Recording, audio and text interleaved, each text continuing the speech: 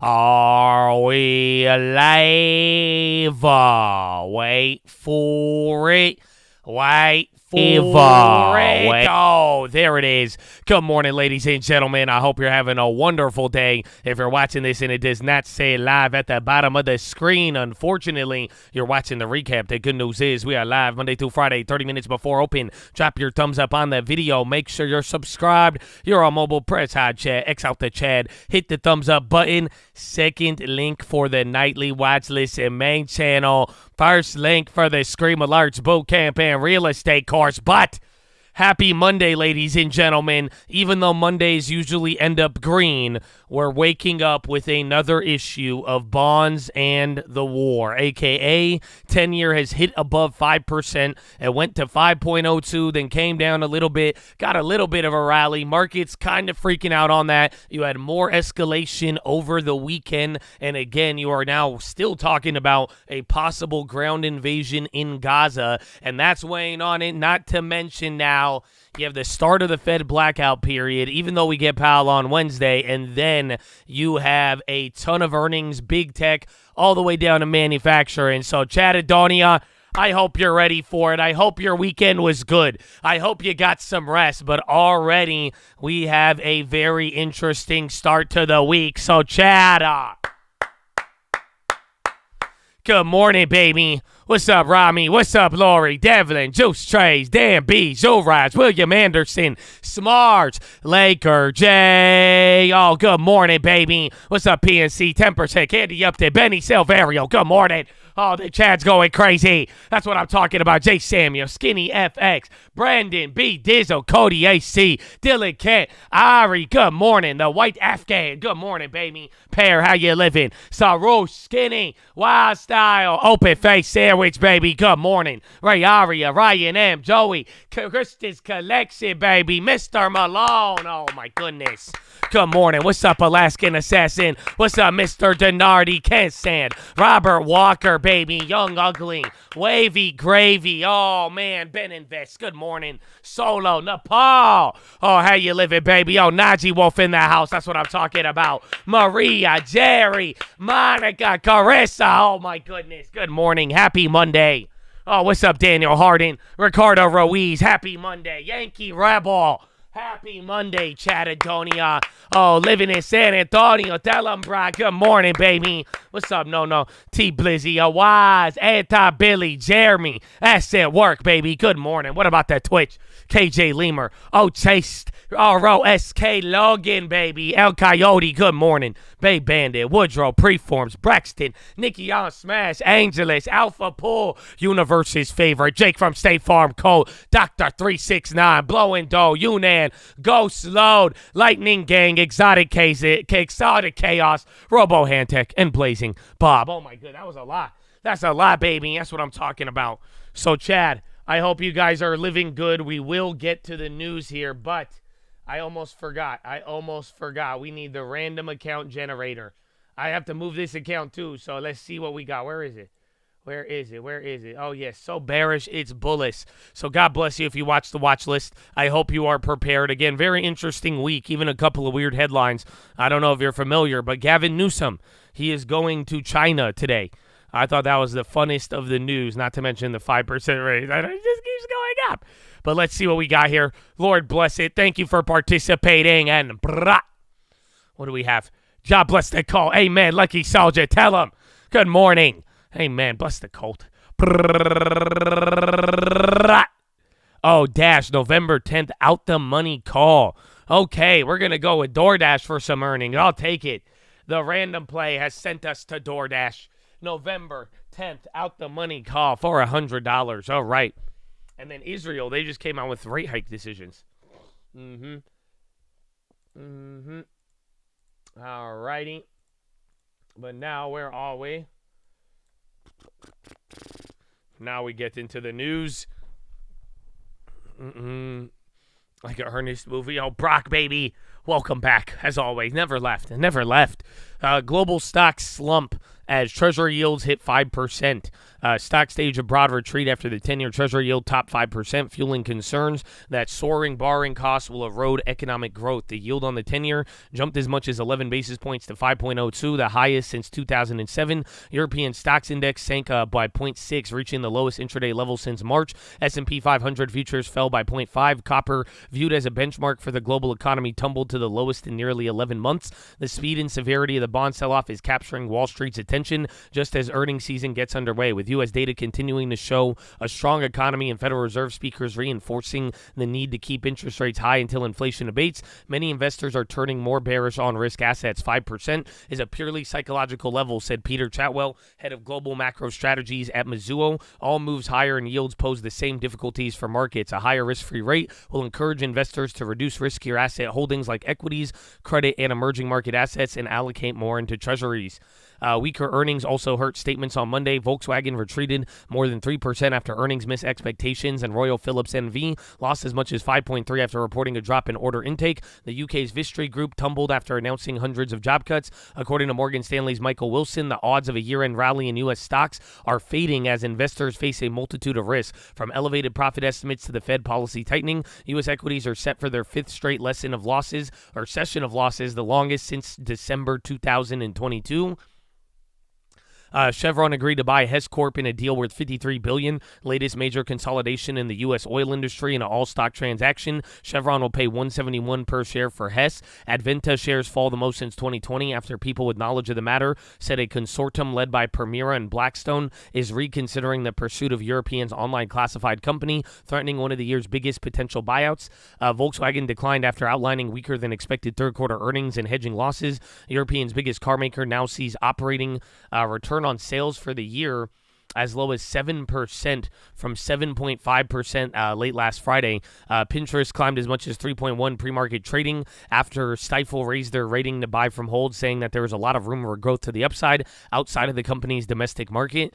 Traders are closely watching developments in the Middle East after Hamas released 2 hostages and aid started to trickle through Egypt's border with Gaza over the weekend. The respite may prove fleeting, with Israel stepping up air raids on Gaza in preparation for the next phase of the conflict with Hamas, while also warning that Hezbollah risk dragging Lebanon into a wider regional war. It's a very volatile situation, said Stuart Cole, head of macroeconomist at brokerage Equity Capital. While we may be seeing some dialing of the hedging trades seen over the weekend, this may not be seen as any pro-risk sentiment emerging. Argentina's assets slumped, with the 20-30 dollar bond dropping the most since early July 2022 after the economy minister Sergio Massa did better than forecast in Sunday's presidential vote, dashing hopes for an outright win by a more market-friendly candidate. Inflation readings in Australia and Japan later this week, as well as economic data in the U.S. and Europe, will offer more clues on the outlook of global interest rates and the Fed. And Fed Chair Powell is due to give remarks at the ECB policy decision on Wednesday.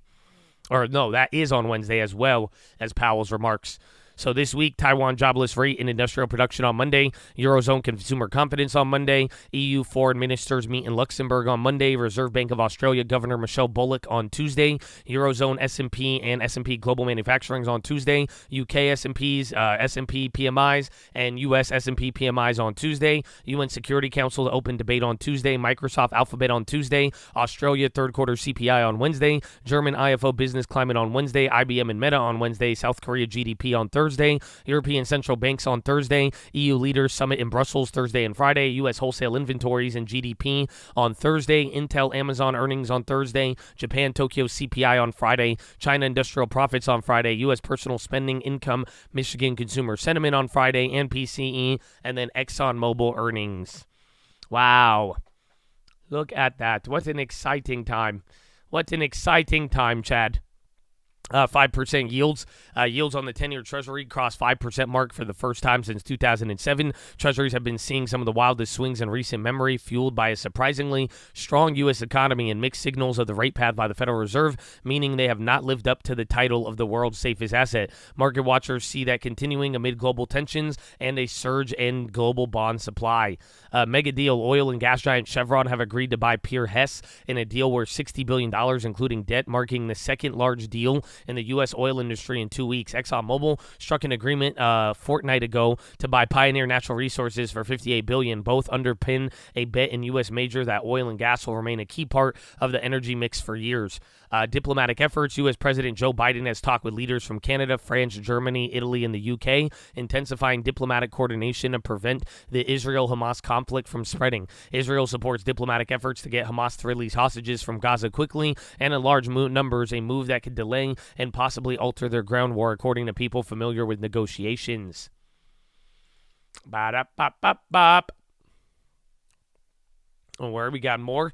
S&P futures are down by 0.3 Monday morning, trading off the worst levels. It comes after U.S. equities sold off last week, with the S&P down nearly 2.5% and closing below the key 200-day moving average. Treasuries are weaker across the curve, with the 10-year yields breaching 5% for the first time since 2007 before pulling back. Dollar slightly lower. Gold is down by 0.1 after gaining more than 2.5 last week. Bitcoin futures are up by 3.9. WTI is off by 0.1, adding to 0.4 last week. More of the same risk appetite dampened by the seemingly unrelenting backdrop in long-term yields. A myriad of factors and a lot of debate flagged for the move, including markets struggling with the repricing of higher for longer Fed, QT, fiscal supply concerns, a dearth of foreign buying, looming BOJ policy tweaks, and rising term premia. Sentiment to hit also by continued escalation of Middle East tensions, which have underpinned oil and fit with the broader deglobalization theme. In addition, earnings season has underwhelmed thus far, with a key beat rate of metrics now softening after last week and falling below their long-term averages. Nothing on the U.S. economic calendar today, and no Fed speak with the start of the blackout period following a barrage of market commentary in recent weeks. Escalation in the Middle East tensions continues to dominate the headlines. Israel is ramping up aerial bombardment of Gaza and preparing for a ground offensive that U.S. is pushing the delay to get more hostages out and aid in the area. 9 House Republicans have announced that their candidacy for Speaker, though still unclear if there are any current path to the 217 votes needed. Multiple reports mention possibility of another Bank of Japan policy tweak at upcoming meeting. Other macro headlines have highlighted lingering sticker shock around food prices, despite some disinflation traction, along with the highest cost of buying versus renting a home since at least 1986, and rising auto delinquencies. Big pickup in earnings activity this week, with 160 S&P 500 companies reporting, including 4 of the Magnificent Seven. Names Hess to be acquired by CVX in all-stock deal, TGH to be acquired by Stonepeak in deal versus $2.1 billion in equity and value of $7.4 billion enterprise value. Apple in the headlines, with Chinese government initiating investigation into Foxconn. The company's key manufacturing partner also reports of Chinese retailers offering deep discounts on the iPhone 15. Weekend Press reporting how Nike is losing share in running and lifestyle seekers to models from Deckers Outdoors and others. Schwab has received a positive cover story in Weekend Press, with focus on end-to-cash sorting and dominant position in online trading. Not bad, Schwab man, not bad, huh? The Schwab man, not too bad. Not too bad for the Schwab man.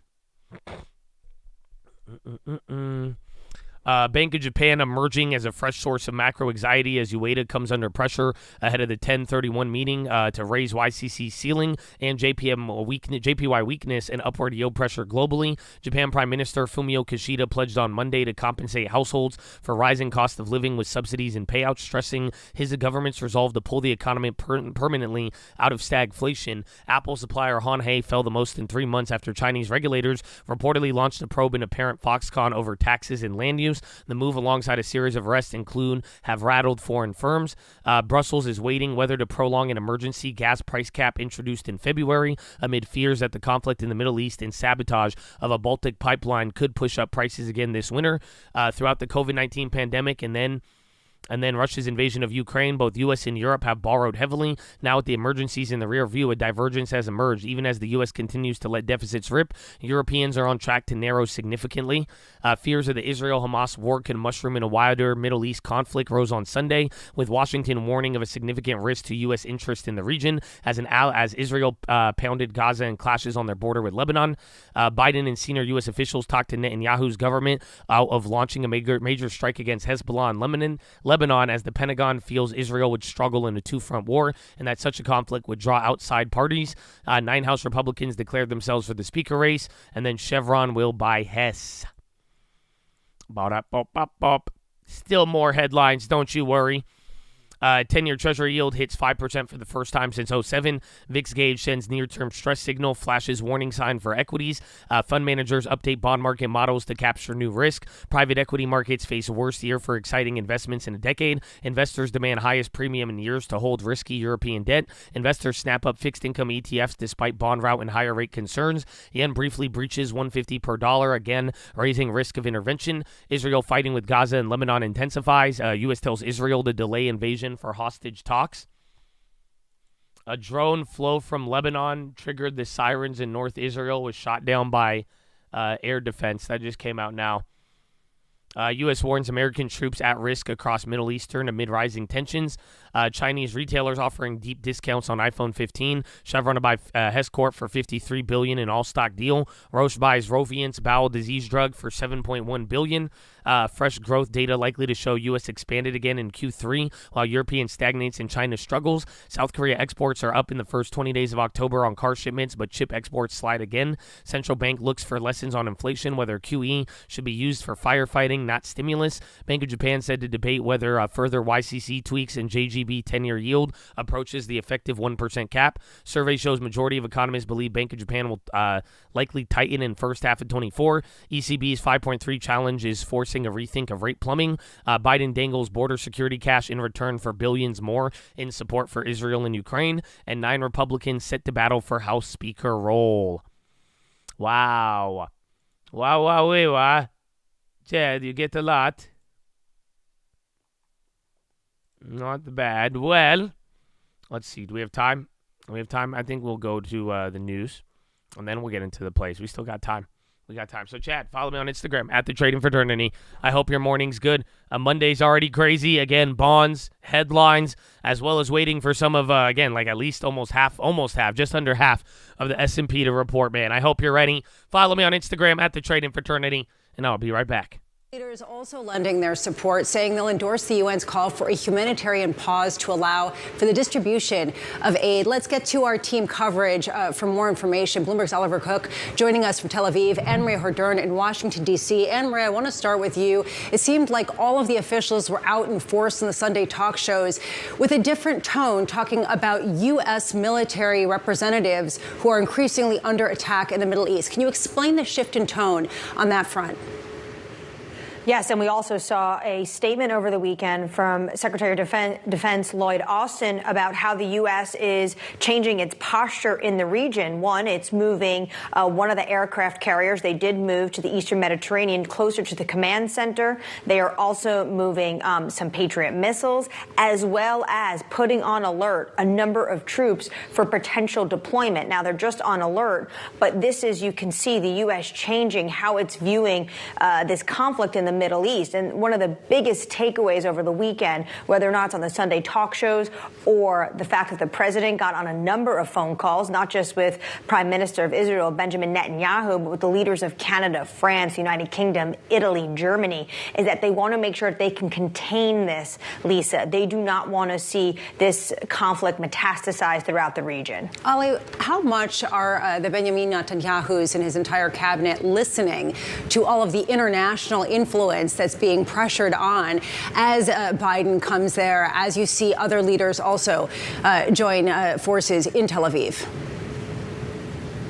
Listen, I think it's difficult to tell. I think, though, it would be naive not to realize the importance that the United States is playing here for Israel as an ally and as a support politically, militarily, and financially. And so as a result, that will certainly get them some influence. It got them certainly in the room in those meetings with the War Cabinet when Biden was here with Antony Blinken, with the National Security Advisors. So I think that certainly he's going to be a part of that conversation. I mean, we had it reported in Israeli media here that we have not confirmed, but that the defense minister, when talking to the Knesset, was saying that we can't very well just tell the Americans, we're not interested. And this was in regard to aid and trying to get aid into Gaza. And we understand today, again, from Egyptian media, something that we've seen, it's been very difficult to track what's going on in Rafah, that there is more aid potentially already now flowing into Gaza, which would be another relief. But again, as we've been talking about, a drop in the bucket for what is really needed right now in the humanitarian situation. A really complicated situation. Ali and Marie, both of of you, thank you so much for the updates. We'll be speaking with you throughout the day and weeks to come. So with us, Caterina Simonetti and Matt Brill, as we try to understand where markets are most vulnerable at a moment of fraught tensions in the Middle East. And I want to start with you, Caterina. How much are you watching? Vulnerable. Oh, my goodness. My goodness. So, Chattadonia, get ready. I mean, again, they're bouncing between war rates depending on which one is moving. Again, we just had a headline there from a drone in Lebanon. They're talking about Lebanon escalation possibly, so we will see what happens. But Chattadonia, let's go over some of the pre-market movers. You got a couple here. WBA, Walgreens, they're up by 3.3. JP Morgan upgrade. Pinterest, they're up by 3.0. Stifle upgrade. TGH up 43%. Stone Peak to acquire for $50 in cash. ESMT up 11.4 to be acquired by Vista Equity for $23 a share in cash.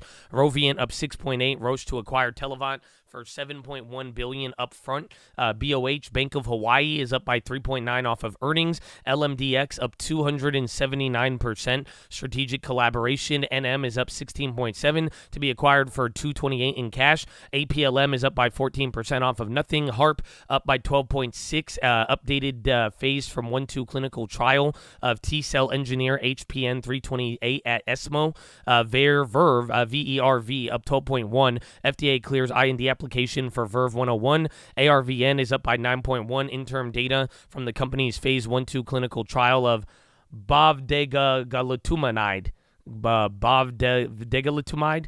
I don't know. I'm trying. Bivy, 7.6 off of nothing. TYGO, 5.0 off of nothing. ORIC up 4.1. Initial data from ORIC 114 phase 1 dose escalation trial. ALLO is up 4.0 off of nothing. Bitcoin crypto stocks up from 6.5 to 2.5%. Okta down another 7.4. Cybersecurity breach from last week. Chevron down 2.6 to acquire Hess Corporation for $171 a share, or $53 billion total. Unity down 2.6. Piper Sandler downgrade. VTRS down 2.4. President Rajiv Malik to retire effective April 24th. MOS down 2.3. FMC guidance sympathy. CRM down 1.6. Piper Sandler downgrade. FANG down 1.5. Citi downgrade. Hess down 0.7. Chevron to acquire for $171 a share. RevMed down by 30%. Clinical activity and safety data from phase 1B trial of RMC 6236. FMC down 13.4 off of guidance. IMSVT down 8.7 off of nothing. ASON down 4.7. Piper Sandler downgrade. AYX down 3.8. Piper Sandler downgrade. And then Ring Rosenblatt Securities downgrade down 2.9. So not bad, Chad. A lot of news. If anything, I'm sensing more buyouts today. Again, I think you have at least 2 big buyouts. The other days, it was individual news. Bank of Hawaii, maybe that calms down some of the regionals. But other than that, it's a pretty interesting day for the plays and movements. And it's a weird continuation of last Friday. And then it's Monday, which is usually green. What's going to happen? But Chad, that being said, we got a couple more minutes here until the bell. We have the time. You're here right now. What is your first play of the day? Take this time. Post it in the chat. Let me know what you got. Let's see what the chat is feeling. I got a couple of plays for you. I got a lot of earnings plays. Let's see. Oh, Okta calls. That's the first one. Wait for it. Okta calls. Tesla on the rebound. 0-day SPY put. Shorting SPY. Red Monday. Sitting on RTX calls. TLT shares. Long-term buys. Watching the SPY. Closing short CVX. November 165. RTX. PayPal shares. Nibble. SPY credit spares. AMD calls. Mara calls. SPY calls. SPY shares. TQQ. First day pledging allegiance, baby. Let's go. QQQ. Patience. LAC leaps. You were on the 90-day. Dash at the money call. Praying on the TLT's downfall. Tell. Shorting NVIDIA 406. SPY call. Bank of America puts. Maps. Warrants. 2026. Holding SPY put. 0-day Tesla puts. SQQ, sitting, buy more Mara, oil dumping, Tesla calls, play in short, DraftKings, UVXY, short Disney, oil dumping, holding octoputs, covering soybean short, scalping scanner plays, chilling till Microsoft earnings, SPY puts, adding to SPY puts, Apple puts, solar puts, short Lucid, closing SPY Condor, Tesla SPY puts, shop puts, Bill, added more Palantir, LMT, Tesla calls, Beam, Hansen, and let's go, Microsoft calls, way too many people, short fossil finance, fossil finance, fossil finance, MOS shares, Tesla puts, Peach calls, LMT, MES price action, Fryer shares, IWM weekly, Meta to 400, Miami, Tesla 300, NVS, Mara puts in the final plays. Amazon calls, Baidu puts, SPXU puts, and ChargePoint. Wow, Chatadonia. Wow, good morning. That one's a little mixed, huh? I feel like, I remember the other day it was like call. That one, I think you got a little bit of a mixed bag there. So welcome to Monday. I'm going to be watching Walgreens. I don't know if I believe it, but they have some good news here. Nice JP Morgan upgrade. Watch if they do the little sell-off halfway, but see if they go up. 3M, but anything related to 3M, I would be looking at, why is Microsoft dying right now? Good morning. Microsoft and Apple, two big red candles. I'm not seeing anything there. Oh, my goodness. But either way, watch out for manufacturing companies. Again, a lot of them are earning. Same thing even with IBM. Then Microsoft, Google, they're going to be the first earnings tomorrow. I had Okta up, but they're already down by 3%. And then watch oil, Chevron, anything related to those plays. I think we'll get some action. Yes, oil pop too. That's a big candle on I'm not seeing a headline on Microsoft yet. So, but you are getting a little bit of move right there. But Chad, any pressing questions? You don't really have that much time. Wait, is today the 23rd? Yes, Microsoft to invest $5 billion. This is like 30 minutes ago. To record investment in Australia, aims to boost cybersecurity. That's all I have there. Very interesting. Very, very interesting. But ladies and gentlemen, you know what's more interesting? The fact that we have the freedoms that we have every day, and that we take it for granted so easily. But here at the Cult, ladies and gentlemen, before we do anything, before we try to chase a dollar, before we try to enrich ourselves, we must pay homage to a very special group of people that has sacrificed more than most of us ever have and ever will. And I am talking about the veterans of the United States of America. So on behalf of the Cult, the people here, the people not here, I want to give a huge special shout out all the active servicemen, past servicemen, even the families, but to anybody who has served this country, has fought for our freedoms, has done it in the past, the future, the present. I hope you know you're appreciated, and thank you for giving us the sacrifice that allows a lot of us to not to have to make sacrifices today in that same respect. So thank you. God bless all of you. Shout out to the veterans, baby, and big shout out to anybody else out there giving back to their local communities, all the doctors, nurses, teachers, firefighters, the police officers, the garbage men, the coaches, the janitors, anybody giving back, volunteering, helping out. I hope you know you keep things running too, and that's what's up, baby. So God bless you and thank you. And ladies and gentlemen, please rise. Place your right hand over your heart. Say it with me. I pledge allegiance to the flag of the United States of America and to the republic for which it stands, one nation, under God, indivisible, with liberty and justice for all, baby. Straight to the Jets!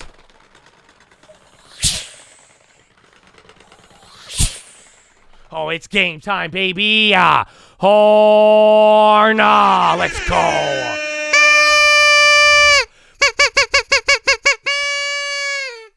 Oh, Chatadonia. Happy Monday. Let's start off the week, baby. Let's start off the week. Earnings, war, rates, earnings again, a little bit of data, not as much Powell. You do get Powell, but not as much. It is supposed to be a Fed blackout period, but we'll see. Why does that hype you up so much? I don't know. I get hyped too, man. You telling me, man? I'm waking up too, bro. They're sending the Jets, baby. So good morning. Like the video. Drop that thumbs up. Make sure you're subscribed. Make sure you're nice to other Chads. Show some love. Let's have good conversation today and make any call-outs. If you have any more questions, let me know. We have about 1 minute and 15 seconds until the bell, baby. Yes, flash manufacturing PMI everywhere. Europe down to America, and then the foreign ones. Again, really the market, all the action Tuesday, Wednesday, Thursday, and then we'll see what that data on Friday ends up doing. But should be fun. Should be fun. Good morning. Good morning. Yes, 3M, they're going to be on Wednesday. Again, IBM and manufacturing, though. The DraftKings did not do good. We didn't really make any. I had one lineup that hit, but I think it was the lineup I made without y'all. I only won like $20. I ended up losing more. So it's good. I think I lost $25. 7 hours with the chat, baby. Best way to spend my birthday. NASA, let's go. Oh, no, my gosh. 30 seconds to the bell, and young JG, he's not that young anymore. Actually, he really is, bro. That's amazing, bro. 23, working at NASA, bro. I'm very, very proud of you. Happy birthday. I hope you're grateful for the years, man, and where God is taking you so far, bro. So keep it up and let's go. I know you got that NASA long term. Take it to the moon. You're the only one who could say that because you work at NASA. 3, 2, 1. Round 1. Fight. Alrighty. Again, keep an eye out on oil too. A lot of the M&A activity there. You should get some movements, but let's see what ends up happening. Airbnb. Again, 3M, they're opening up down. Walgreens is still up, but they're no longer up 3%. DraftKings on the high. Roblo. There's more viral video clips of Roblox over the weekend, but I don't know if that's going to make things go crazy. Netflix going. Netflix, you need to get above, what, 411 or 410? Where was it the high part? Yeah, 410 opens up the door to the 418s and 420s. So if that don't hold, that won't be as good. Again, SPY is down by 0.35, NASDAQ by 0.35, and then the Dow Jones down by 0.4. Amazon's in the red. DraftKings.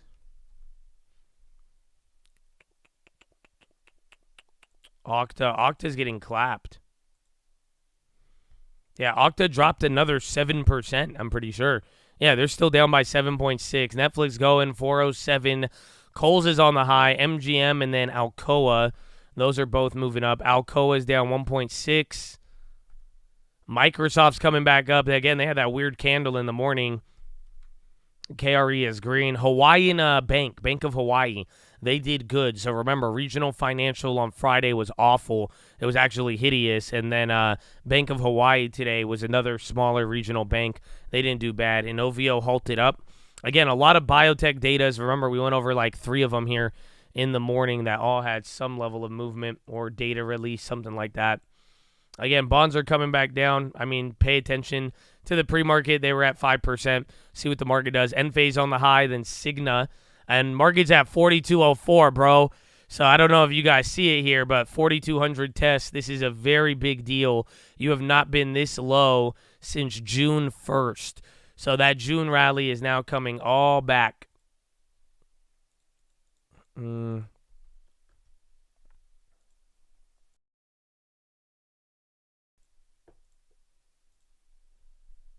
that's not what I need. Where is it? I'm going to see the biotechs.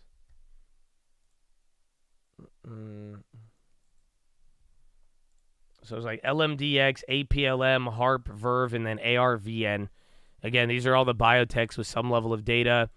Netflix still holding. Again, watch for the 4,200. I think that's a really, really big deal right there. I mean, you're barely above it. So we are hanging at a key level. Amazon's on the high. Again, bonds aren't really liking this so much. I haven't looked at the dollar. Meta's up by 0.5%. Dollar's up barely. Where's Tesla? Tesla's at 208. Yo, Tesla's still dropping. Oh my goodness. Let's see. Banks are holding up barely. JKS, ANET on the low now. ANET decently low candle, down 2%. Starting to drop right here. Yeah, Tesla's getting like 207. Again, that play was at like 222. So, again, watch 200, then the 180 levels, or 193, I think. And then we'll see. Netflix still holding up, but going slower. I don't think XOM is moving up. Watch any of the other oil plays. They're actually all kind of clobbered. Delta's on the high. Let's see if UAL takes a Q, TBT. Bonds going lower. SPY still working its way up.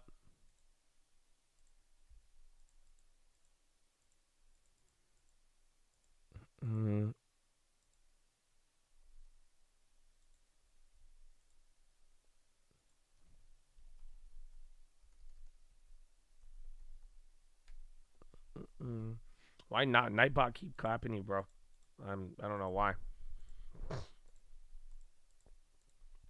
Meta earnings, I think it's going to be very company specific. I don't know if we're going to be able to look at companies this earnings and say just because one did good, the other will do good. But like I was saying on the watch list yesterday, I think it all is going to boil down to like you need to really beat or not. So in that case, I mean, Meta, I don't know. I don't think they're going to be able to profit off of, they didn't spend as much or not. They have to beat everything. So if they could come in and beat on advertising revenue, then yeah. But other than that, I do think Meta will be a little harder. But I do like Meta out of Microsoft and Google. I will say that. And then Amazon, I think they're going to have their thing again with, what was it, Prime Day and all the sales lately. Buy on the high. Again, bonds have gone back. They're almost near where they opened up at.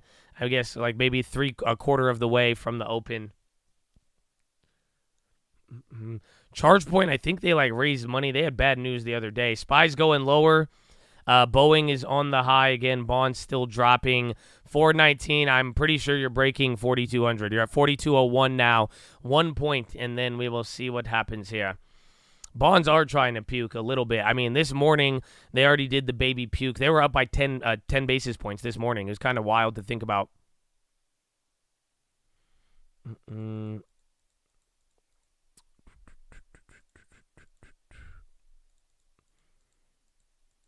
Okta just was cybersecurity breach. We got it on Friday, then it got worse. 4209. So you're literally at 4,200 flat, a little bit higher right now. 1 more point, we will test the level and see what's up.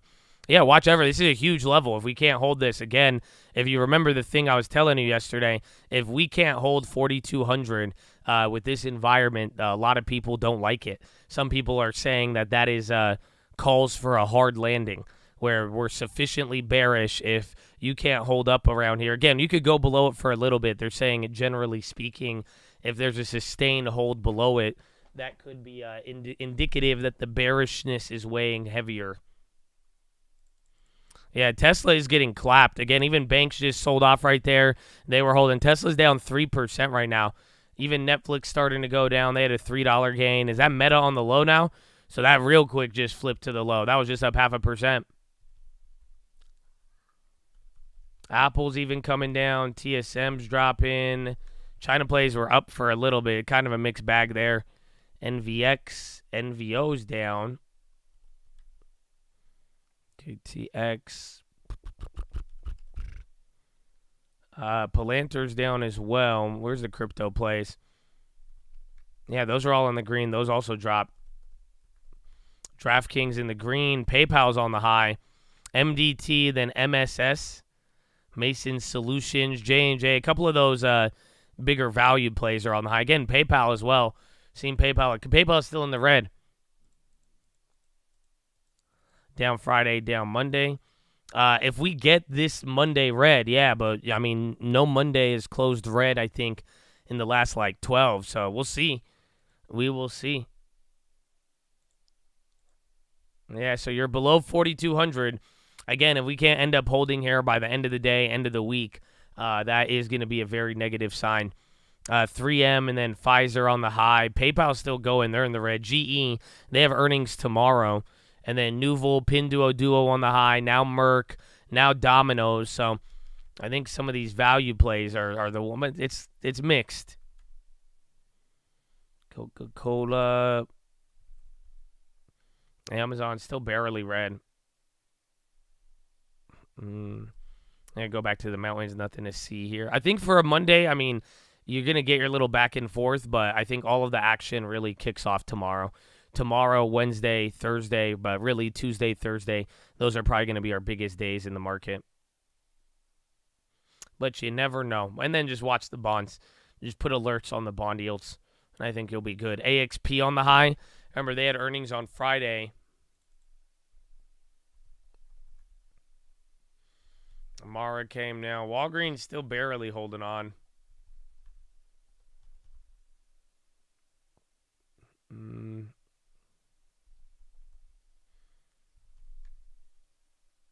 JHG, Cart, Procter Gamble. These are all on the high. Goldman now. Interesting. Again, banks are down by 0.3. NASDAQ down 0.7. SPY down 0.6. And then Dow down 0.57. It's only been 10 minutes. Yeah, a lot of things either opened up good. Like all the crypto plays were doing very good. Then they slipped. Bonds coming into a new low. But then again, I guess that does apply for the SPY. You're at 41.96. So shit, I don't know if you guys next level is 4180. So we are back to all of the levels then. I'm pretty sure all of these levels were drawn out last year. That's the crazy part.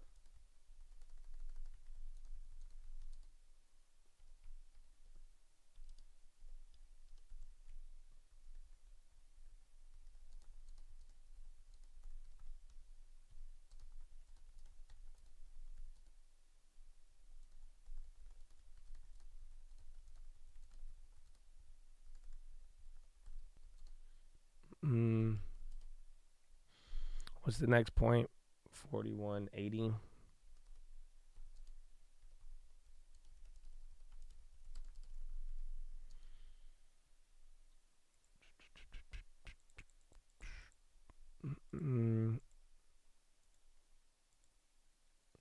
Let's see. Yesterday, 2 pretty 100 million volume days.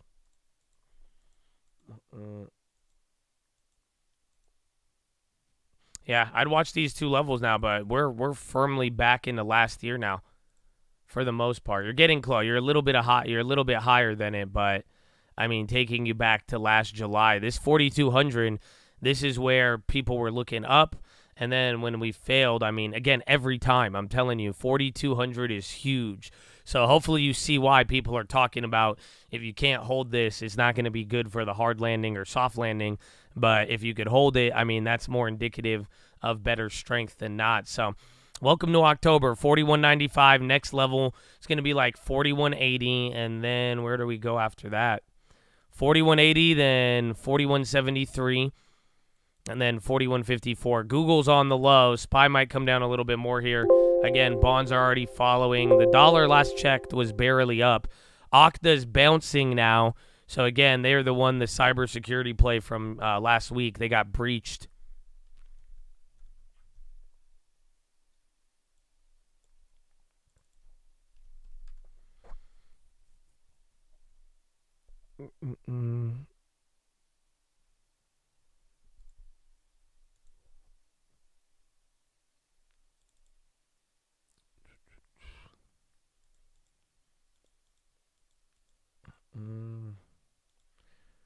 I'm even looking at the Microsoft, Google. Keep in mind what we talked about yesterday. Damn, Google are down 1.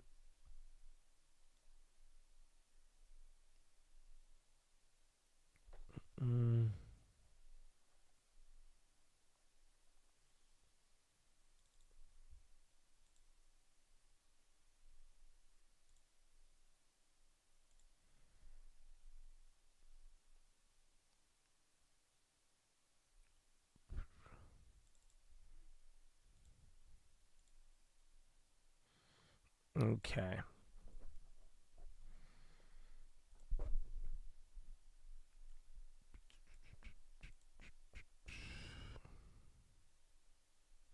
Okay, I made a play. I made an earnings play, actually.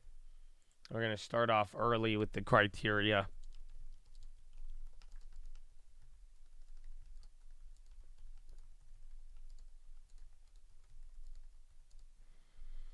Which ones were it?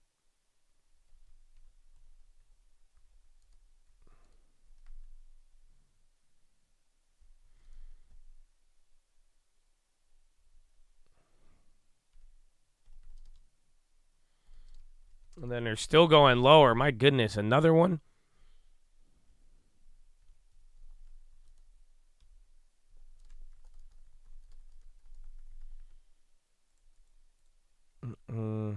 Apple, a lot of things are getting clapped right there. Even gold, actually. Now that I keep that in mind. Bonds flushing one more time. Yo, GLD, they're actually down by 0.4 right now. That one's interesting.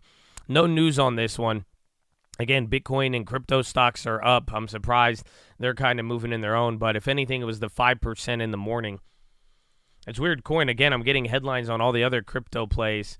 Again, they're not dying as much. Mara and the rest of them. But, like, Coin is getting clapped. So we'll see. But don't trade this. Not a recommendation. You will lose money. I did a weekly Microsoft call and put. So, again, these ones I think clapped last time too, but I was going over the criteria yesterday on the watch list, and I noticed Microsoft just outside of, pretty much a 10% report instead of 5. it puts them at like a nice range there. So it's about $50, $60 both ways. I spent like $100, $120. Yeah, the same criteria from the watch list. Again, GLD getting clapped here. Bonds going lower. I think GLD is an interesting part of the day comparatively. Again, you also have energy, but I think the M&A activity, that's what's getting in the way. Coinbase is selling off. Coinbase is an outlier. The rest of the crypto plays, they may be going down, but they're not red like that. I think even Bitcoin itself is holding up. And Netflix, they're holding up a little better. Again, watch Meta too. They're actually back to green pretty quick.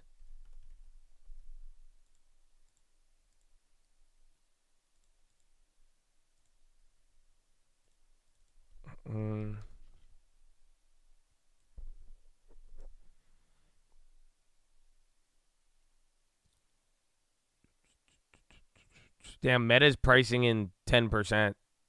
Jeez.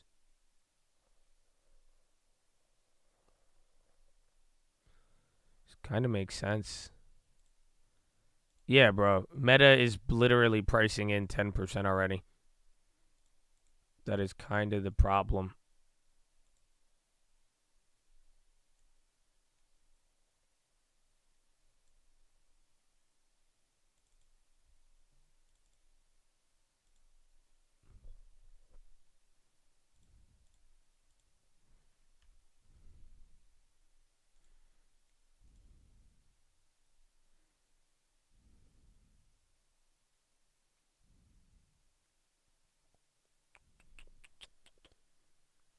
Bill Ackman tweeted he covered his bond short. Oh, no way.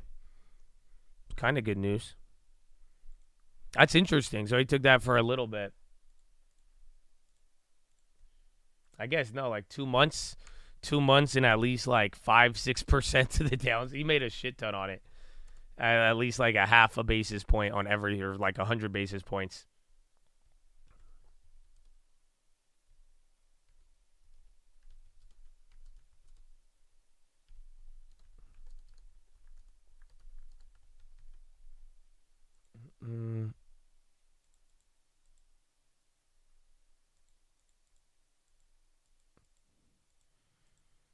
A lot of trends being tested, indeed. I think 4,200 is big, and that's where we're still we're literally dancing around there now. Not to mention the earnings and all that stuff we got to deal with. But like I'm telling you, you chop up the chart anyway. Go pull out and see where this 4,200 is. You'll see it's not. I mean, this isn't something we just got to by accident.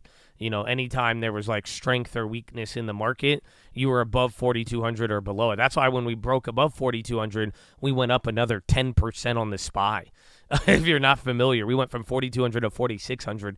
That's 10% just because of the strength we were going through at that moment. So don't trade it. Not a recommendation. I made another option play. I grabbed some Meta calls. I grabbed Meta weekly calls, and these ones are also 2 standard deviations out of the money. Again, going with that same formula. So my idea is I didn't grab puts. I only grabbed calls because they're cheaper. I'm waiting to grab the puts on Meta. We'll see where they're at.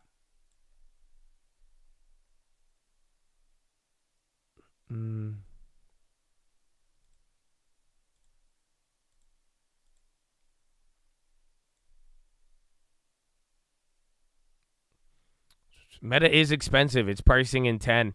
That is the only problem. AXP on the high. Again, SPY's coming up here. Bonds had a little bit of a bounce, but it's so early.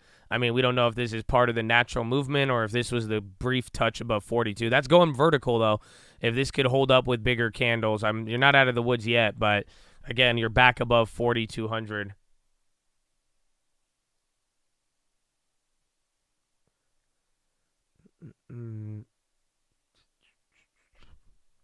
The yen, wait till Friday. We're going to get Japanese data, and then they're going to talk about tweaking YCC or not. I mean, yen is actually running into the close, or like the end of the year now, you know. So you only have a couple more things to hear from them, how it plays, and then people are already forecasting that suspected shift. Snap on the high. So SPY, those are big candles, like I was telling you. That was borderline vertical off the bottom. Why is Snapchat up? So literally, you just shot up, make maybe 15 points. Almost back near the open. We were just below 4,200. Let's see what this does.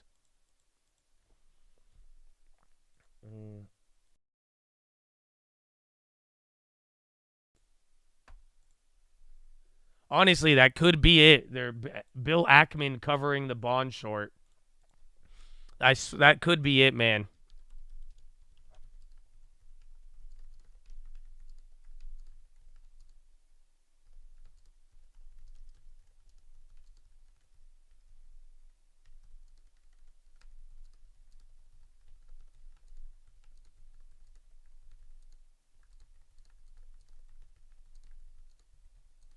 Yeah, watch out that. That could be a driver there because, again, Chad posted that early, and then it's going crazy. Lockheed Martin exits U.S. Air Force mid-air tanker competition. But that could ease a little bit on the whole pressure with bonds and watching that build. Yeah, we covered our bond short. He said there's too much risk in the world to remain short bonds at current long-term rates. So now he's shifting to the world is getting risky. That's kind of weird. But yeah, so he's literally just said the world is getting too risky to be short on bonds. So he covered it. Again, I mean, maybe he was the reason, but he shorted TLT, I believe, I think it was right here, believe it or not, in August. So he got a bag off of that.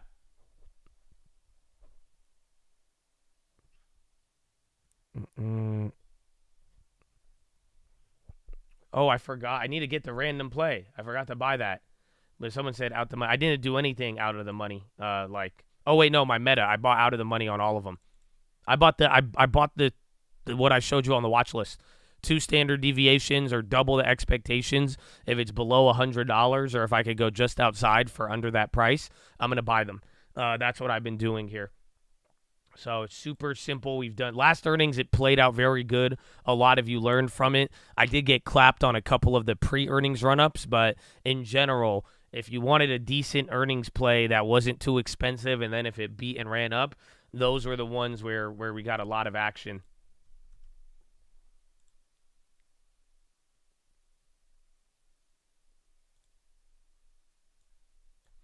Let's see. I forgot the random play was Dash November 10th call.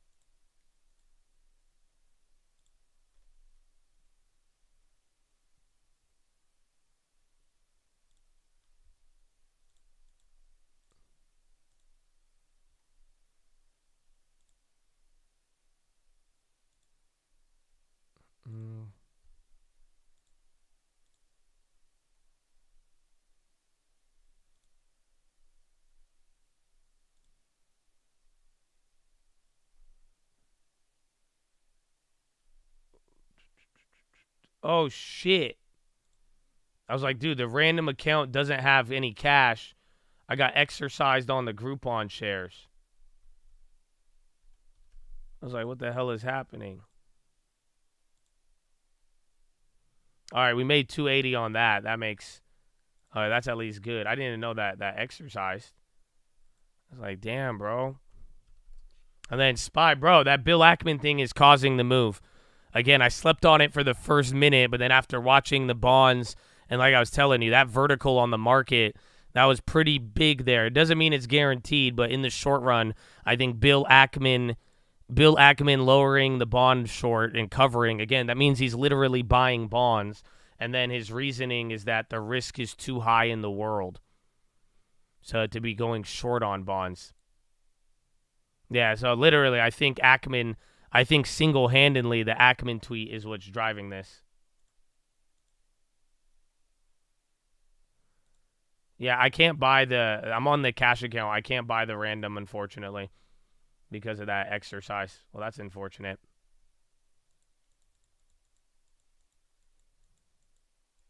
They're scared of the 5-year. Everybody is, but it's very weird that, again, he made a killing off of it. He shorted the shit out of it. Bill, I made a video on it. You know, the first time, remember, it was the same day Bill Ackman came out and said he's shorting the 30-year, and then Warren Buffett said he's buying the short end. It was the curve steepening, but him coming in right now, it's been like about 2 months now of shorting the bonds. Just literally 4 or 5 minutes ago on Twitter, he says he's covering his short. It wasn't really Ackman versus Buff. I think that was the thumbnail, but They both did something that in conjunction created a different strategy, a curve steepener, but he was the one who was already, shorting the bonds. Ackman only got 200 likes. How is that driving the market? It is. It's not. Look at the bonds right now. I don't know if you were looking this morning, but it's because he has a multi-billion-dollar short on the bonds. So quite frankly, it doesn't matter how many people see it because it seems that the more it circulates, you've already gone up. Like, you see what I'm saying? From the time that news came out here till now, you've recovered all of the day's move, and now bonds are hitting a new high. So it's hitting right now, but it doesn't matter how many people saw it. It's the general concept that one of the biggest investors in the world is now switching to buy to cover instead of shorting. I don't know if he's a buyer for the sake of buying, but he's buying now for the sake of everything else. It should be all over everybody in a couple of minutes. I don't know if Bloomberg or CNBC is reporting on it. I think Chad said CNBC was. So I definitely think that's the cost. Again, I put out a stream alert. For the first minute, it didn't seem like much, but afterwards you could tell nothing else is happening in the morning. That's honestly your best piece of news on the day.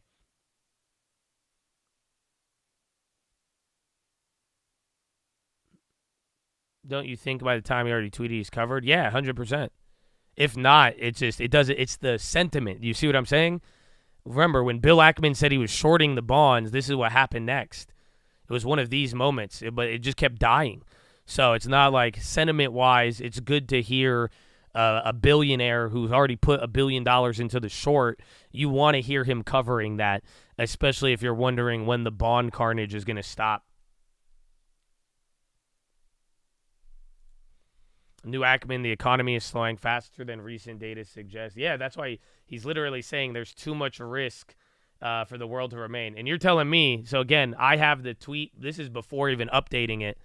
Oh, damn it, it just changed. It was showing me 20,000 views. So we had this before 20,000 people even saw the tweet. But look at this, 10,000 people at a time are watching this tweet. So again, the views and everything are jumping up. But this is, I think, your first little mini catalyst of the day.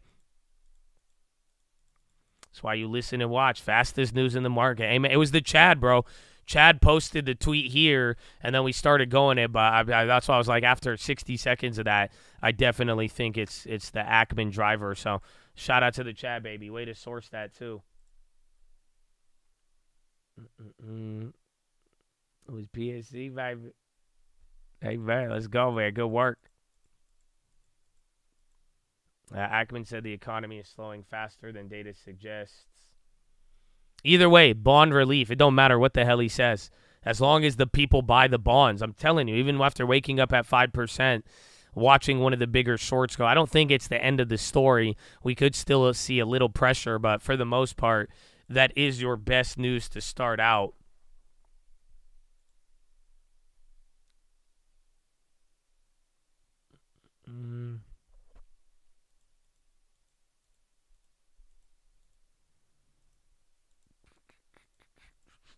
Let's see if we get above. Honestly, 4,200 though. So we were just below the level. You went up 25, 23 points already.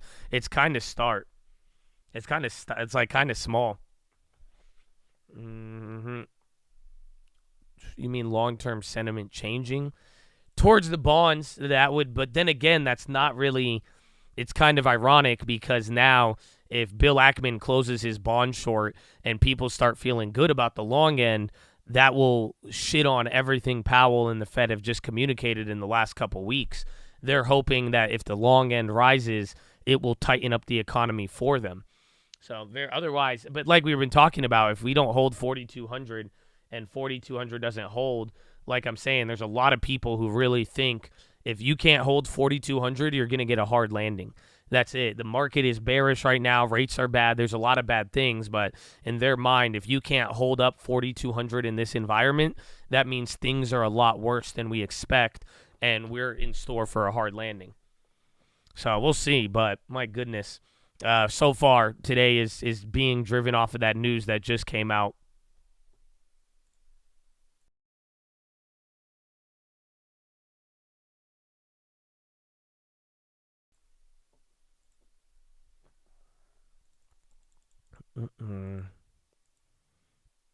Ackman says the there it is. It's starting to hit on like official news wires as a quote. Economy is slowing faster than recent data suggests. So watch out. Round 2 might start hitting. Again, people are just finding out about this. If you were here, you got this very, very early. And I don't know how long it's going to last. But generally speaking, though, everybody still needs to wake up and learn about this right now. So you're getting a lot of rallies in a lot of assets, but especially the bonds. Bonds are green now. They were down by 0.7. We're not out of the danger zone, but I think you're at like 4.91 maybe now. No, 4.94. This is still terrible. So I don't know. Watch out. This is This is the Ackman drop, but this is still terrible. Again, by this morning, you were shooting up 10 basis points anyways. So we're a little lower than the morning, which is good, but honestly, until we get to that point there, it's still not necessarily the best. Why Bill Ackman? Because he's short. He shorted, I think, a couple $100 million or $1 billion short on the bonds. So he was somebody who was not only adding selling pressure to the bonds, he was also talking about it, and he was one of the first people alongside of, Buffett was doing the opposite thing, but he got people, Hugh was telling you to buy TLT. Bill Ackman was saying, we're going to sell the shit out of this, and he has been shorting it. So the fact that now one of the guys who was more bearish on the halfway through this bond blowout, he's flipping, that means he's going to buy naturally to cover, but in general, that the sentiment is easing in terms of, big money just throwing leveraged shorts at bond yields going down or rising, excuse me. He's also saying we're hitting a recession too, 100%. He's at least saying the recession risk is now high enough where he doesn't even want to short a bond.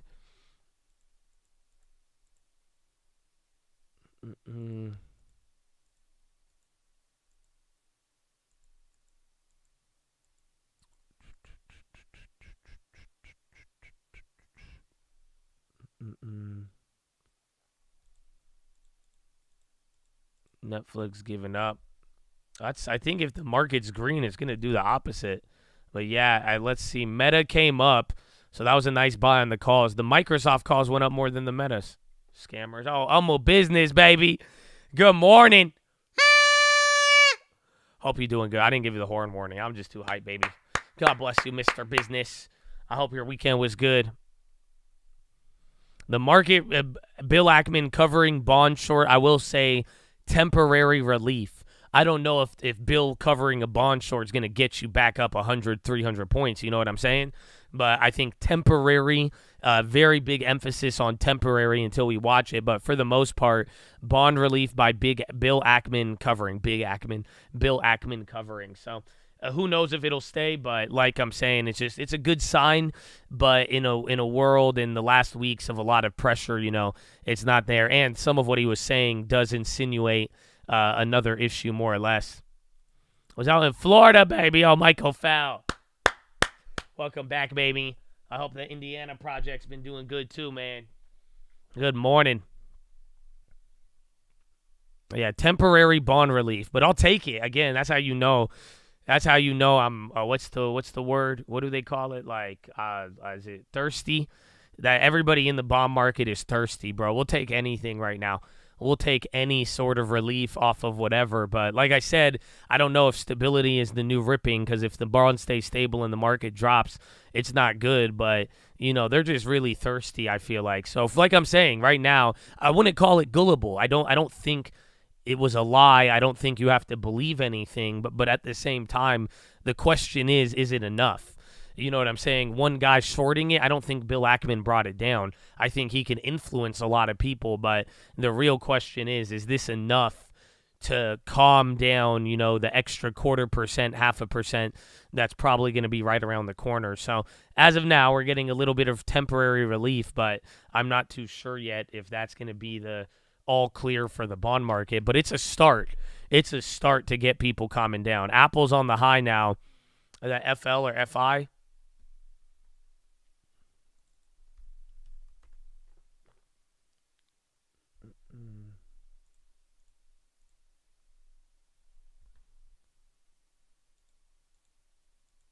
Seemed crazy short. It did. It really did.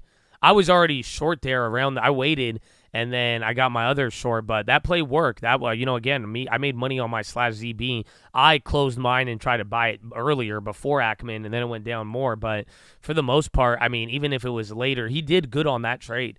He made a lot on it, even if it was at the low. I mean, the fact of the matter, it went substantially lower afterwards.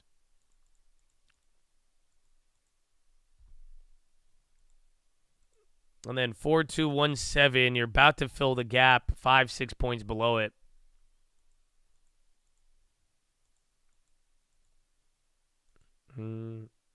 He says that, but he bought calls Friday. I'm sure a lot of people are. You act like he's saying the truth and one thing publicly that is self-interest. Well, again, I mean, I think a man on Wall Street is talking his book? Of course I do. That's their job. You know that, right? This man's job is to make plays and talk to you about them. When you really think about it, again, he's talking to richer people. He's talking to big money. That's why they go on TV. But they are all literally talking your book is a number one thing. So, but like I'm saying, is just notice the change in story. That's all. This is a narrative shift. It will provide some relief. I don't know if it's going to save the bond market, but legitimately it is a shift in terms of the story. It is to benefit him. You know what I'm saying? You should believe that. Anybody on TV, even when Kathy Woods do it, anybody else. But the real thing is just you are watching a noticeable shift just off of the change in that narrative. So we'll see how long it lasts. But at the very least, we had a couple of things to report on today, but slowly but surely, even though we just got the news, the headline today, at least one point throughout the day, you're going to hear about it. Everyone's going to talk about Bill Ackman covering this. So why he did it for his own interest, but it's also implying something else. And now we got to see if this stops everything else.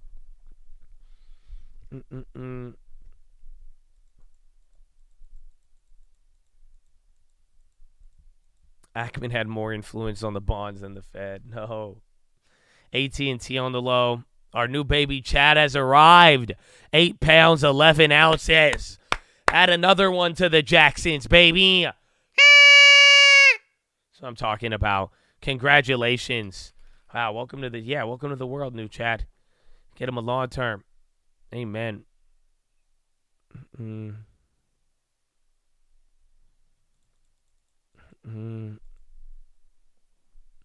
That's amazing. Another one. The Jacksons. Another one. Google's on the high now. That's a big baby. 8 pounds, 11 ounces. There you go. Put in the work. So he needs a big long term. Born in Chattahoochee. Amen.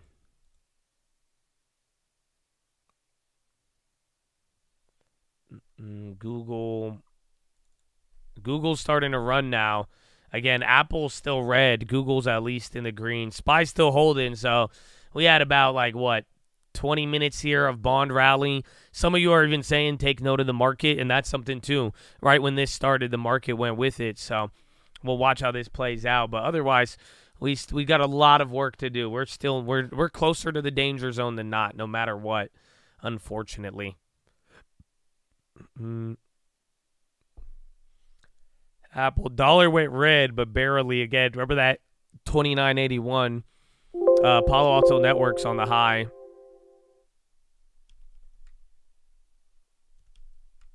CVS, let's see, Walgreens, Philip Morris on the low. Watch out if they get any news headlines. Kind of dropping. NVIDIA, they're actually looking great. Yeah, NVIDIA up 1.2. Remember, Intel, Airbnb's up.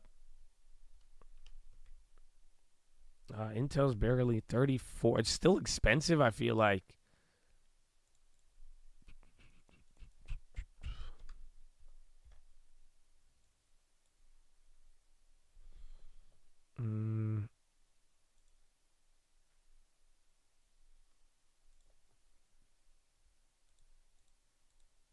Let's see.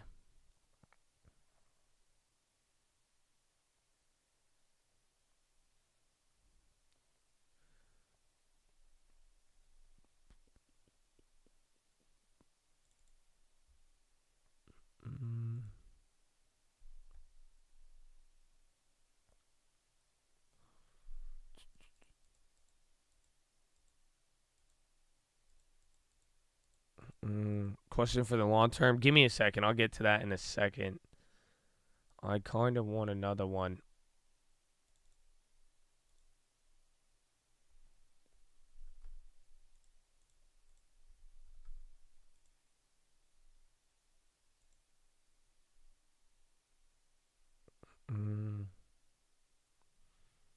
Is the crash cancel? No. We'll see. Let's see what the market does here, and then dealing with the bonds. But no. Oh, did they really just scam me like that? No fucking way.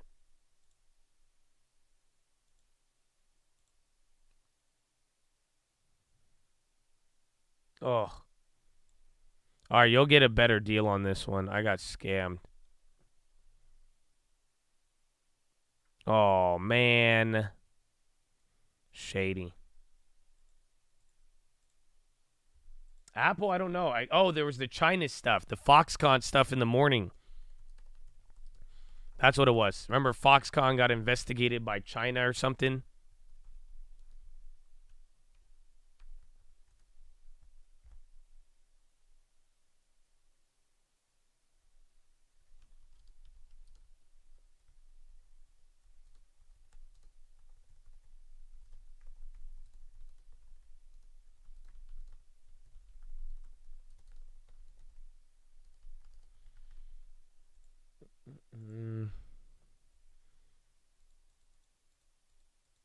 It's beginning off to October.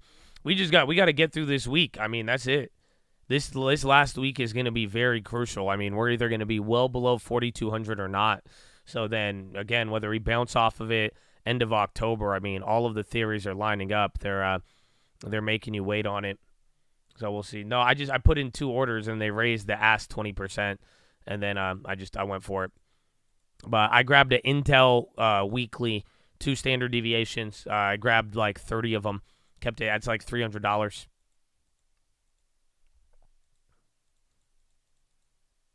And Novio paused due to volatility. Bonds are hitting a high.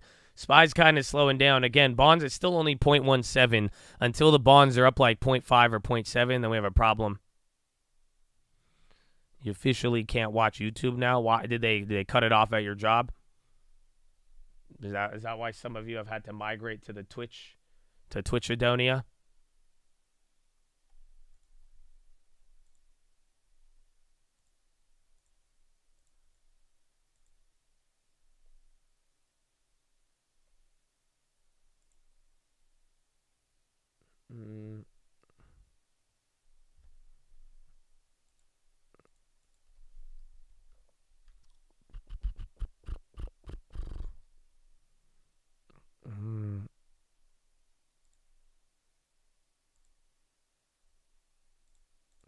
I did find info on the house. I find the other one. There's the other one I didn't. But the first one you sent me, that one I have the owner's name now. I didn't want to contact them over the weekend, but I figured out the scenario. So I think it's the old guy. I think he may have passed away, but he's old. He bought the house in 1999, and then but he does have an heir to it. So I think he has a daughter. So generally now the next stage, I'm still going to try to contact him, and then we're going to see if we could get the daughter on the phone to see if we could actually get it from her. But essentially, though, there is relatives, so you can't necessarily just go in and start fixing up the house more or less.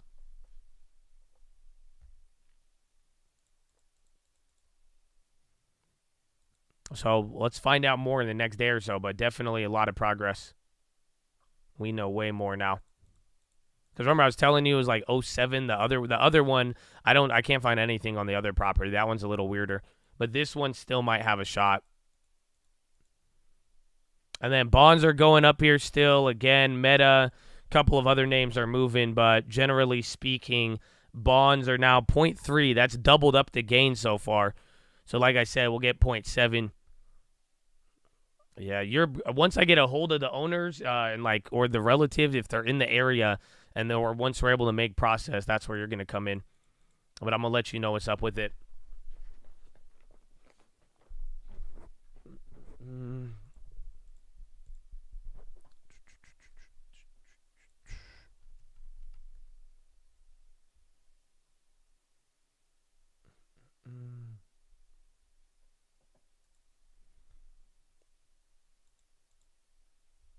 Spotify on the high. Bond's still going again. Microsoft. Spotify has earnings this week, too.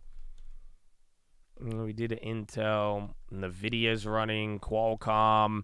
All the chip makers. Again, we were talking about NVIDIA earlier. AMD's actually still in the red, and then Netflix went red. Actually barely green. Turkey sends Sweden's NATO membership bid to Parliament. Amazon's at the high. Bonds are going up now, still 0.37. I'll be happy at like 0.75. Actually, I won't be now that I think of it. It's still going to be low. I don't think there's any way I get happy with the bond. I like this Bill Ackman thing, but for the most part, I need it to really, really hold up.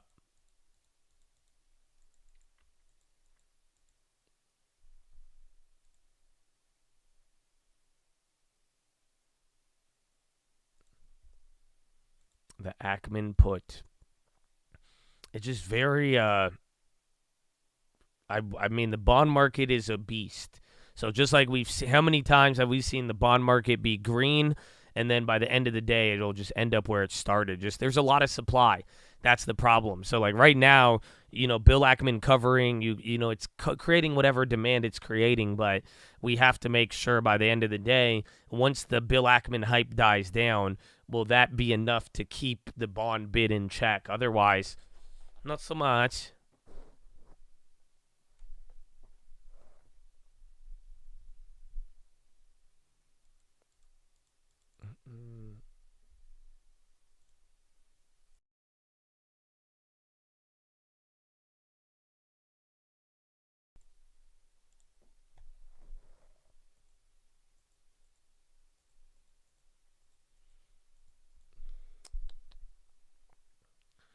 Remember, Bill Ackman bought hotels after he said they were collapsing.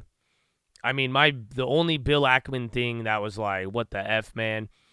It was when he bought the dip on Netflix and then sold it out 1 quarter later for like a $2 billion loss or something. That just blew my mind. I've never seen somebody buy the dip with that much money and then sell out of the dip at a loss like that. Hims popping off article, Viagra can reduce risk of Alzheimer's? No way. It is moving up a little. Remember Hims, they got clobbered since that. Dude, their earnings were good too. I remember I wanted to play Hims and then it got clapped.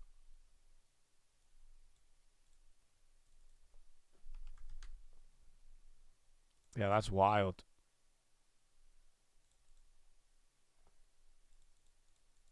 That sounds interesting. Hims, though, that could be an interesting one. SPY's still holding. Again, bonds slowly creeping up. Dollar's barely down, but low-key for the last 2 weeks, the dollar ain't really moved, man. Dollar's just been holding at the pressure point of just being strong. So remember, anything below 29.81, we did good. The markets were doing better below 29.81 on the dollar, but right now, I mean, you have a way bigger correlation between these two. And again, I still think the bonds are the story.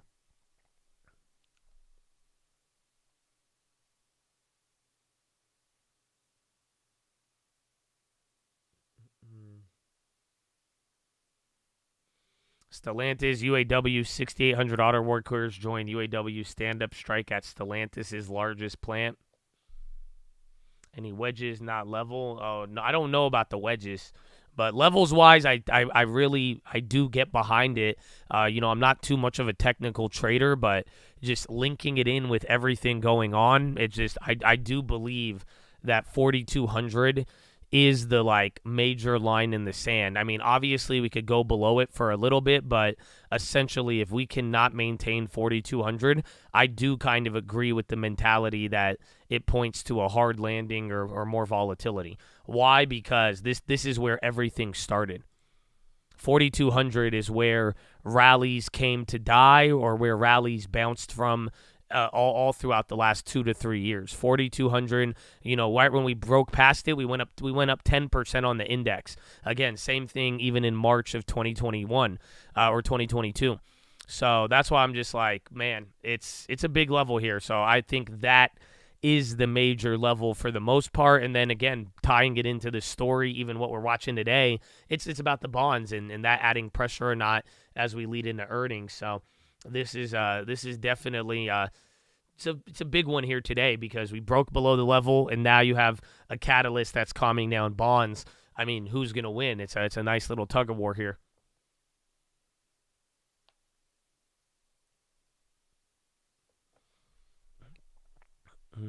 Yeah, UAW expanded strike Monday morning. 6,800 workers at Stellantis Sterling Heights assembly plant joined the strike.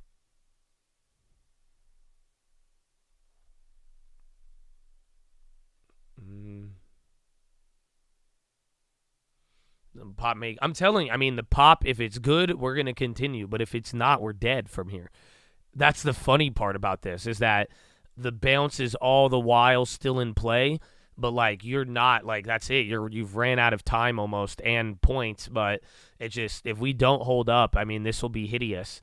So I think it's something in the hands of the bond market, earnings, and then geopolitics. But we are going to find out. As of now, though, today was looking different. Literally, it looks like you hit a wall today, and that was the random news update by Mr. Ackman.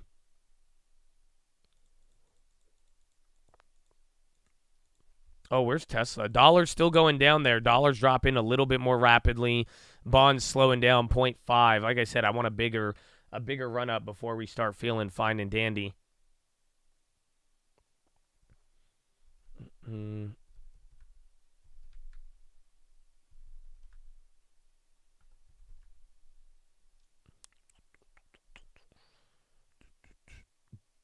Hamas to release 50 detainees with foreign and dual passports.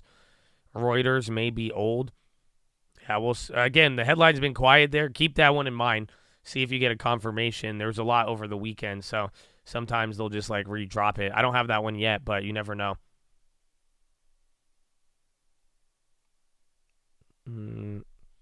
Slow news day. I mean, there was a couple of things, a lot of M&A activity in the morning, but I mean, I definitely think that Bill Ackman news it woke people up for a little bit and got them excited.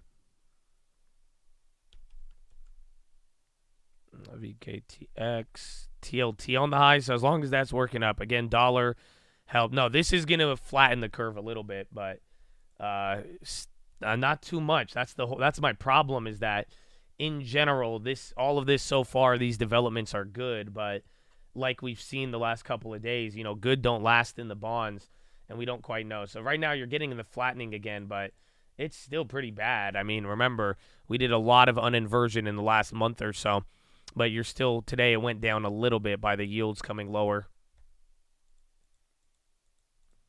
Netflix below 400, Nvidia at the high, NVO's trying to come back up. Netflix at 401, 400.01. Meta, Snap, Intel. Yeah, dollar's doing a lot better.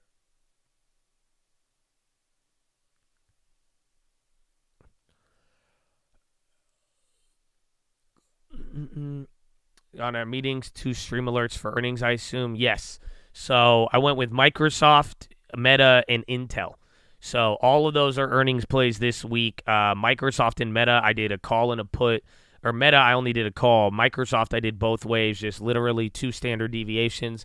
That's the whole logic of the play. And then Intel only went with the call side. It's 2 standard deviations out the money. So I'm just going with that, throwing smaller amounts there, giving us some exposure as we lead into the run-up. And, again, off of that good news here with Bill Ackman in the bonds. That's what brought us up. And SPY and NASDAQ are going green. Russell has already gone green. This is literally right now. SPY is now green. NASDAQ green. Dow is the only one red, about to go green. Again, everything's working. Dollar, a bigger drop. Bonds are up ever since Bill Ackman, and here we are. Is it safe to assume that Bill Ackman is him? I let you know in 48 hours, Habibi. 48 hours. 48 hours, bonds rally. He caused the bond bottom. I say that is the man. That is the GOAT. This guy is like a LeBron James, Bryant, Kobe, Jordan. He is so good. He is him. That is the man. He is him, man. Say it with your chest. I tell him, but if bond go down today, he look like a fraud man, Look like Dennis Fraudman to say it. He talk his book, So we'll find out. We'll find out, Habibi. We'll find out.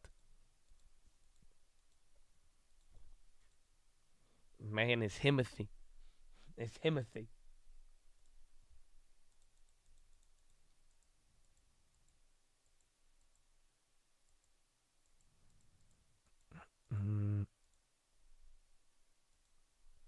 All right, man. SPY's going up. We're back to green. That made the downside look less scary. Again, you hit 42. You went below 4,200 by almost 10 points today, 11. And now we filled the gap. You're back up. But it's like, dude, we have so much work to do. So unless the bonds are really good, that's what makes me all like, let's see, man. Because so far it's been like an hour straight up now. And then we'll see if that actually, we have 6 more hours to go.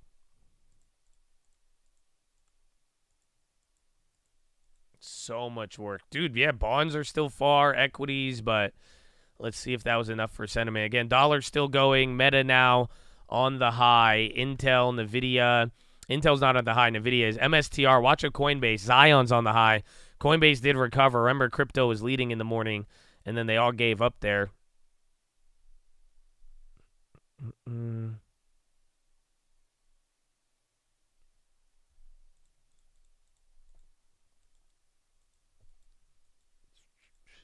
10-year 4.89. Damn. That's better. Oh, yeah. So there it is. Like I said, this is all from Bill Ackman's tweet. This is insane. This was in the morning off of damn nothing. So it's like this is a big move, but also don't forget the bond market has been going insane. But now you got to wipe out like half of last week off of that move. So we got to get pretty much, you got to get below 4.87, get below the recent highs, 4.87, 4.86. If bond yields can hold below that, markets will like that. Otherwise, it's it might just start get a little sputtery. Oh, we'll see. Isn't that funny, though? It literally all happened at the 4,200. We were just, right as the news was coming out, we're talking about how important 4,200 is. And then Bill Ackman comes in with the tweet that, made sure 4,200 got a little bit more support there. Yeah, there's probably a lot of support there as well, just even in the market. I think it unleashed a little flurry there of a lot of different factors.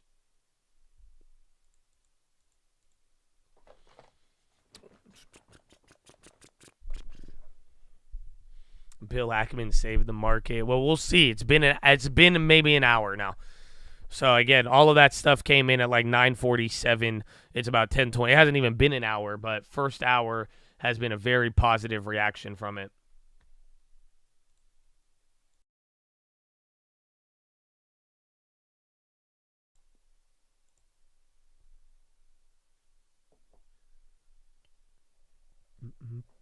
Ackman said he's covering his bond short.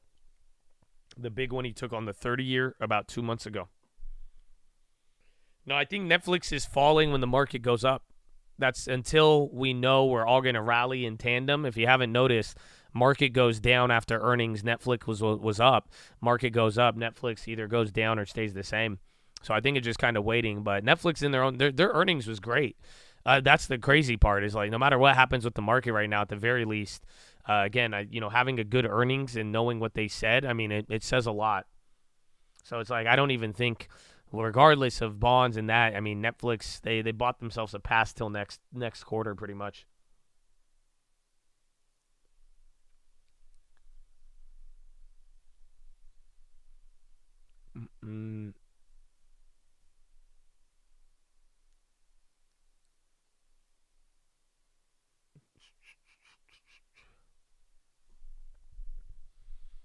On Bill, is there anything negatively that affects it? Unless there's a rate cut.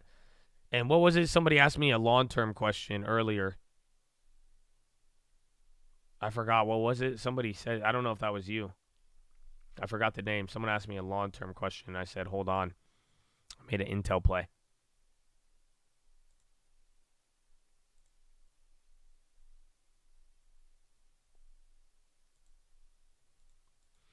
Netflix has a little bit of safety for now, but we'll see. Especially if bonds calm down too, though, and then none of these earnings are bad, we'll find out. But so far, at the end of last week, the earnings shifted heavy.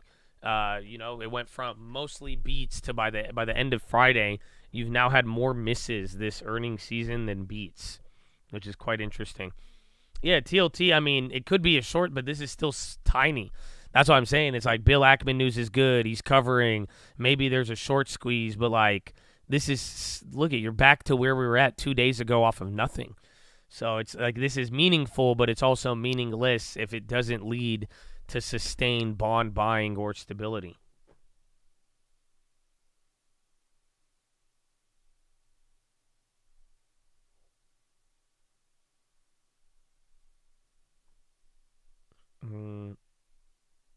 You could still get your October dump. I mean, just 4,200 needs to not hold. And again, that bond volatility returns.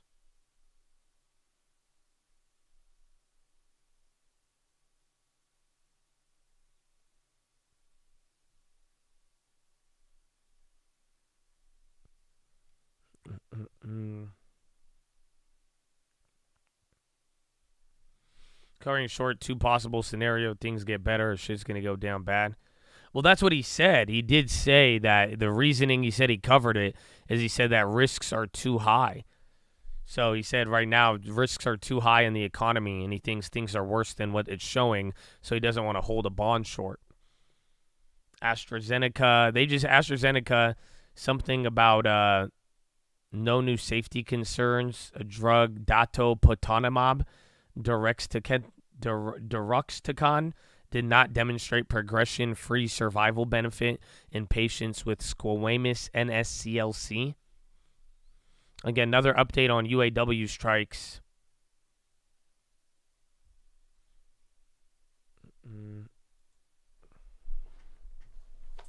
All right, I need to go to the bathroom. Follow me on Instagram at the Trading Fraternity.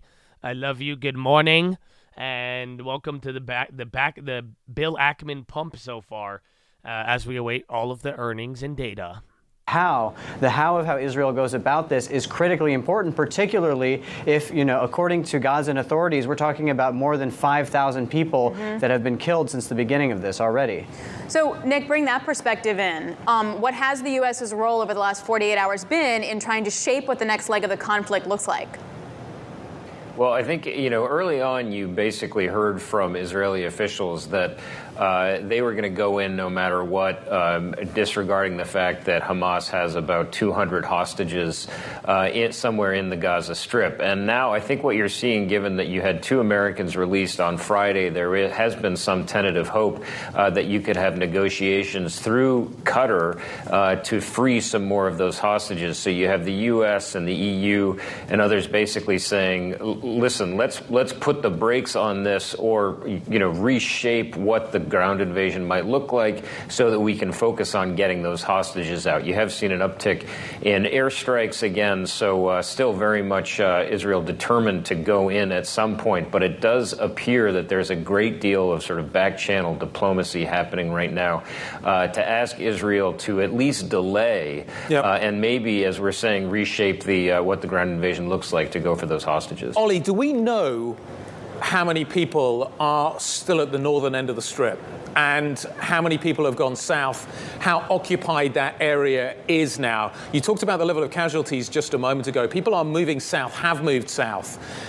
Is that process continuing? Is the northern end of the Gaza Strip continuing to empty out? So I think it's very difficult to get accurate figures on this. I mean, I've seen, between 600,000 and 700,000 that have moved down. Again, you have other people reporting even larger numbers of how many people have been displaced. I think it's very hard to tell. And again, amid that, the reports that Hamas is preventing people also from moving. But certainly, they've begun to set up some camps in the southern bit. In the southern bit, Guy, is where the aid is coming through. And we understand, again, it's very hard to know what's going on at the Rafah border crossing. There is Egyptian media reporting now, sort of in the last couple hours, that there is another convoy of aid that is moving in. But again, this is sort of aid that we're talking about a drop in the ocean. 20 trucks on Saturday. The UN is really looking for more like 100 trucks a day in order for there to be meaningful progress. And there were a lot of sticking points, fuel being meaningful progress. J&J Rybrevant Losternemib resulted in 30% cut in progression risk. We just heard from AstraZeneca. Theirs didn't sound good. And what do I mean by risk is too high? Oh, for Bill Ackman. So what he means by saying the risk is too high, that's why he's covering his bond short. He's saying that the economy is weaker. And so if the economy gets weak and things get bad and literally he's borderline saying that there's a reason for rates to come down in the future, or if any unexpected event happens and the Fed needs to cut rates or this or that, you don't want to be short on those bonds. That's why he's saying it's too big of a risk, and he's pretty much attaching it to the market and the economy not being as good. J&J didn't move on that NCL on the high. Oh, I thought that was RCL.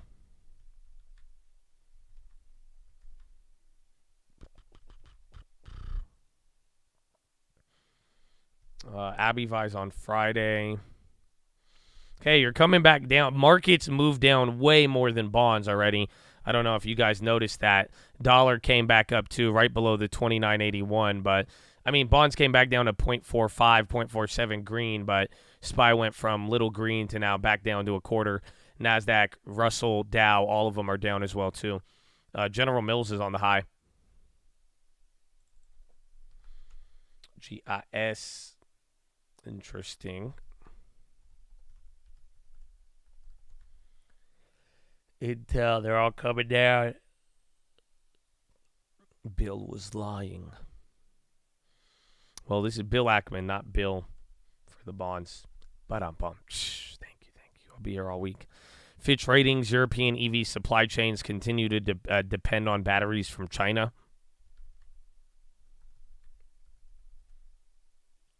Where's Tessie? Tessie came back. Tesla was down 1.4 at one point. That was crazy. Or Tesla was down 3.5. They're down 1.4 now.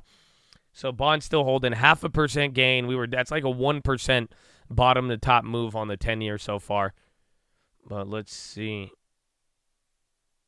Zim is tied to the Israel stuff, and it's tied to oil and shipping, and they cut that dividend. It's hard to say. It was one thing about when people were getting excited on oil, and then it's still flushed, but I'm not too sure on Zim, again, because it is based out of Israel. Energy's dropping. Hold on. Is oil coming down? That could be some of this little drop we're getting. 87, 80, still kind of, I bet you it's still at the pin. Oil still holding the war pin.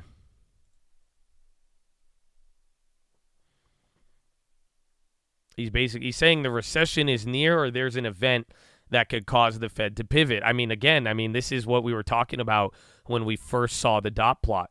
Remember when the first time we saw the updated dot plot 3 months ago, this is what we were talking about, where just those dots, it looks like either it's saying they're about to go ape shit on the rates, or they're about to have an immediate cut. But in a weird way, the markets move, but we don't really have any clarity on which is which. Other people are saying stuff, people are doing stuff, but all you've watched is bonds blow out, currencies and global issues, but for the most part, no real downfall catalyst has emerged yet, which, again, has only led to higher rates until something gets bad.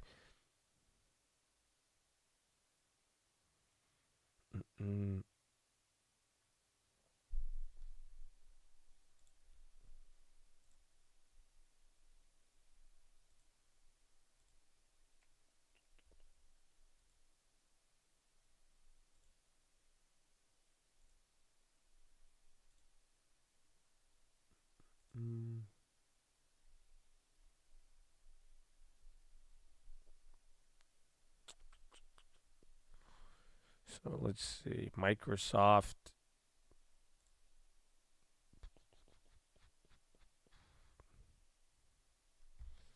Intel. XOM off the bottom. Tesla's going. Coinbase.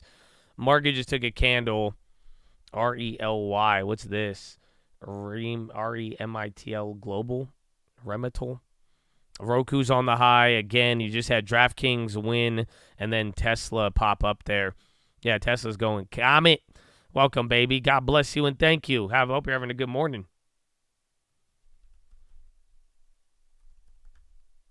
Microsoft still holding again. NVS, NVO now.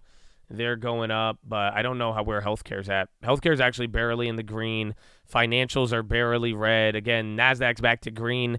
SPY barely red. Bonds 0.66 in the green. NVIDIA pump almost 10. EVTX, SHCO. A lot is running. Let's get a market check right now. What do we have? Green Monday streak. I mean, maybe. We're still red. I mean, we got a lot of fighting to do. We'll see. Dollar and bonds still making their voice heard. So right now on the Dow Jones, you have 14 names in the red, 16 names in the green. NASDAQ 100, 62 names in the red, 39 names in the green. And then S&P 500, 323 red, 179 green. So, yeah, a lot more is red than not. It's still like 60-40, maybe 70-30. But except for the Dow, there's more names red today still. So there's a lot of juice if things want to go green from red or if they come back down. I mean, you'll feel that pressure. Coinbase is still going up. Again, they were down. Should have been up in the morning. Then they underperformed, and now it looks like they're catching up with the rest of crypto. Riots on the high, too. Even NVIDIA. MSTR, yeah, they're all going. MGM's on the high now, too. Damn, 3.3. ARC.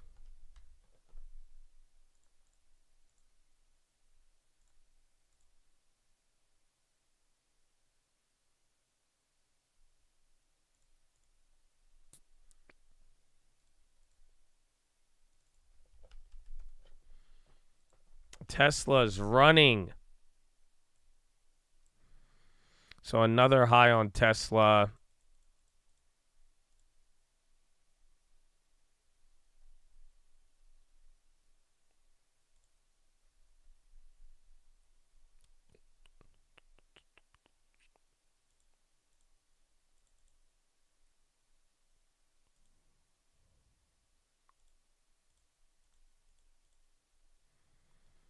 Let's see.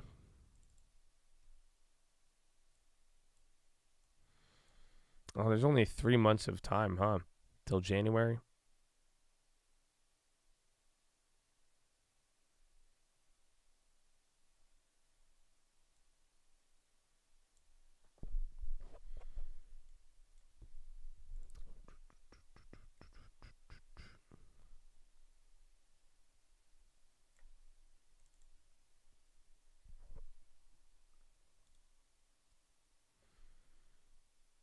Tesla's running. Yeah, Tesla's about to go green. They were down 3.5 at one point. Swedish PM on social media says we're looking forward to being a NATO member. Sunak, UK, announcing further aid to Gaza, an additional 20 million pounds of support.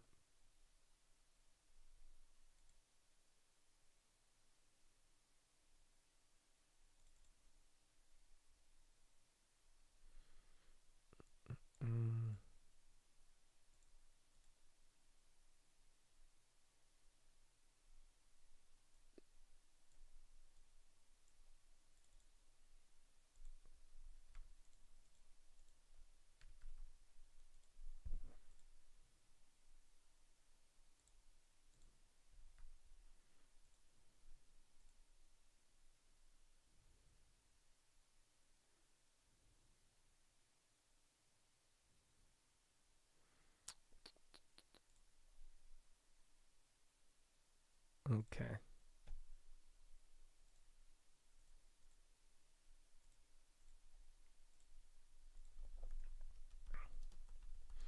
SPY's going up.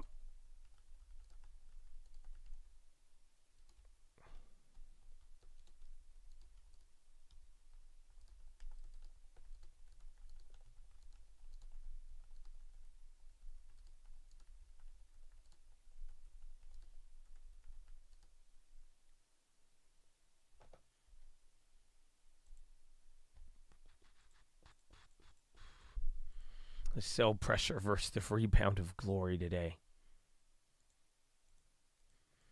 That's a very interesting one. So far, I mean, we got to see if this actually holds up, but in general, I mean, and this week of October, almost half of the S&P is also reporting here. So we are going to get a lot. So I think the rise or the death is still in play. So we'll see. And then on that note, I did make a weird play. You should know about this play, and I think it's a pseudo rate hike play or rate cut play in conjunction with everything going. Very weird play. You're going to be blown away at what play I just made. So don't trade it. Not a recommendation. You will lose money. I bought ARK for January. I grabbed calls. Again, at this point, too, I've had a lot of shares, but I want to make sure I limit the downside on some of these. But at the same time, too, it's like later stage here. If we are going to get a pop or anything related to rates, I do want some of that. So, again, ARK, I view it as a bond play. Like I've told you, with rates up, again, go look at ARK, go look at yields. I mean, it looks like a weird TLT. So that's why I'm keeping it in mind here. We've talked about this, but they are at like a key breaking point. So I grabbed January contracts. They're out of the money. They're cheap. I spent like $300.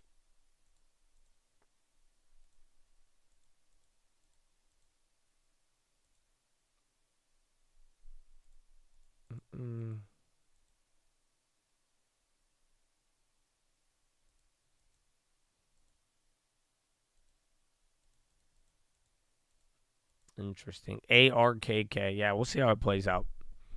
We'll see how it plays out.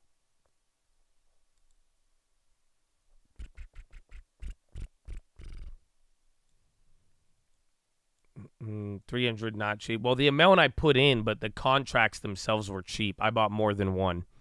That's why. So the grand total was $300. Strikes, don't ask me for the strike. You guys should know.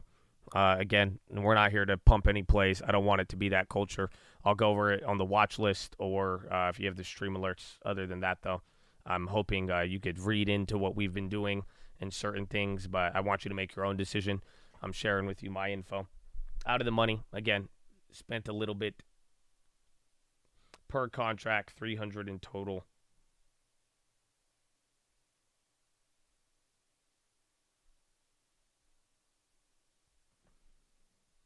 Of UEC? Oh, is that utilities or is that one uranium? But a lot of people have been talking the uranium, but I don't know. What's it called? Oh, uranium, not Iranian. But I don't have any uranium place. We liked the UUU a while ago. That was about it.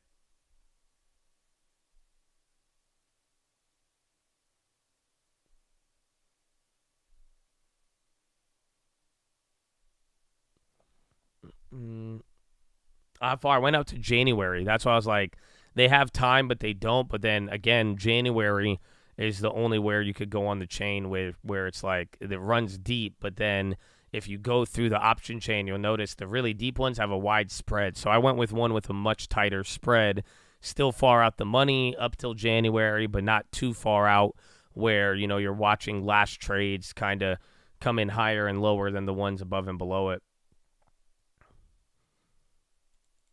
Yes, ARKK.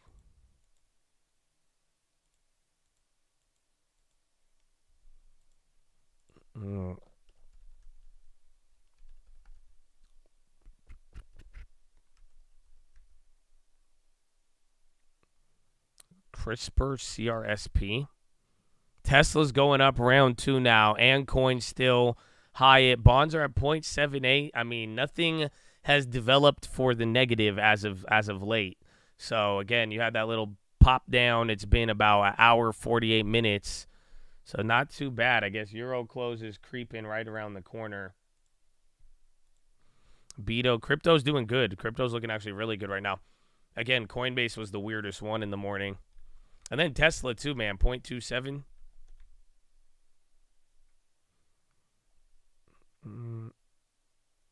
Where was it? Healthcare red, materials red, XLU trying to come back up. Hilton, again, Hilton or Hyatt? Which one is this? Hyatt, they're still going up. Again, MGM, a couple of the travel plays, I feel like. Yeah, Tesla's very impressive right now, but also it's kind of scary in the morning. It was hitting, you know, almost 200 flat.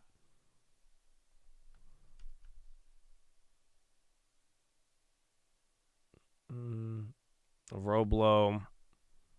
Walgreens still going. Again, JP Morgan upgrade in the morning on them turning around their value. But we'll see if that holds.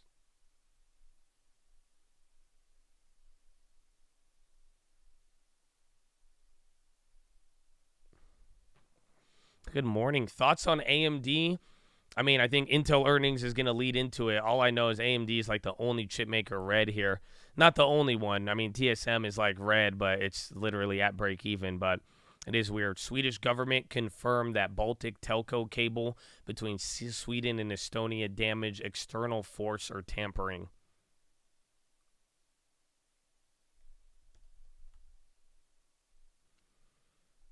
TSCO tractor supply, they're up 1.7.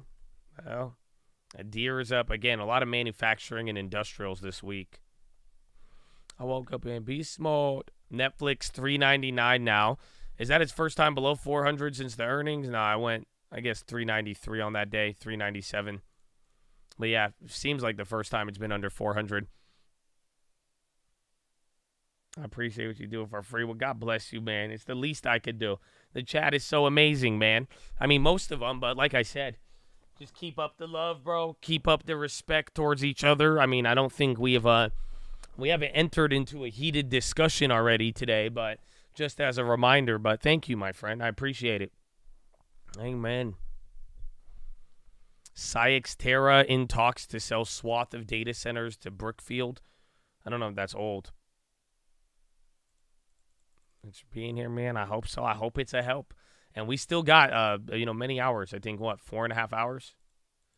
Or a little bit longer than that.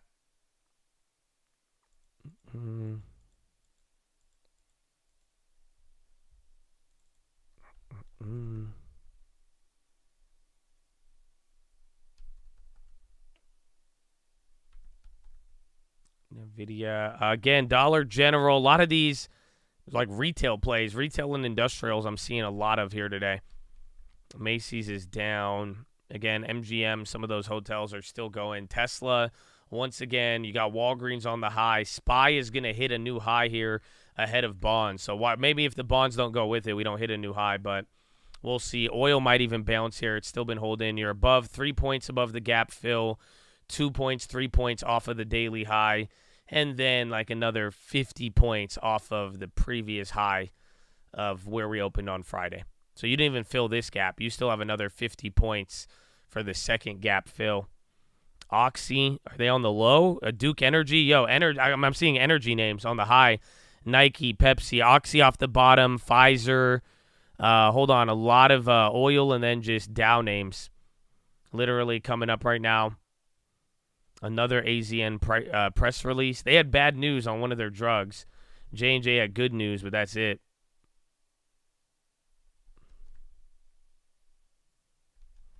You have a donation link. I don't want to give Twitch money. I do not, but it's okay. You know, this is the thought that counts, baby. I love you. I appreciate it. Everybody got to eat. Eating is good. Don't eat too much. Watch the appetite. Boeing back on the high. Yeah, it's still 181. My goodness. Intel slowly working its way up. Meta is in the green right now. A couple of names. I mean, literally last 10 minutes there, you kind of had a nice little rally, at least individually on certain names. But NASDAQ is the only thing green right here. SPY, Russell, Dow, all red, but barely.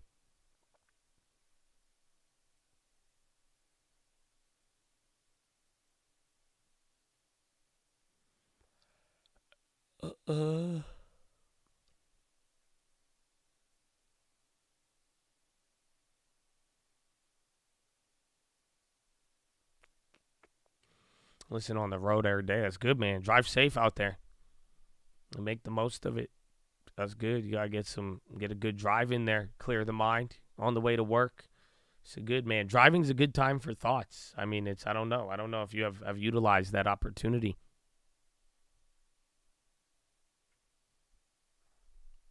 SYF, AYX on the low. Yeah, Synchrony's running up. That's good, I feel like, for regionals. Regionals are up 1. XLF is now up by 0.8. Goldman up by 0.6. JP Morgan barely green. DraftKings is good. DraftKings, I think it's maybe every week of NFL. California thing since you sit in traffic for an hour. Amen, bro. Amen. It's awful.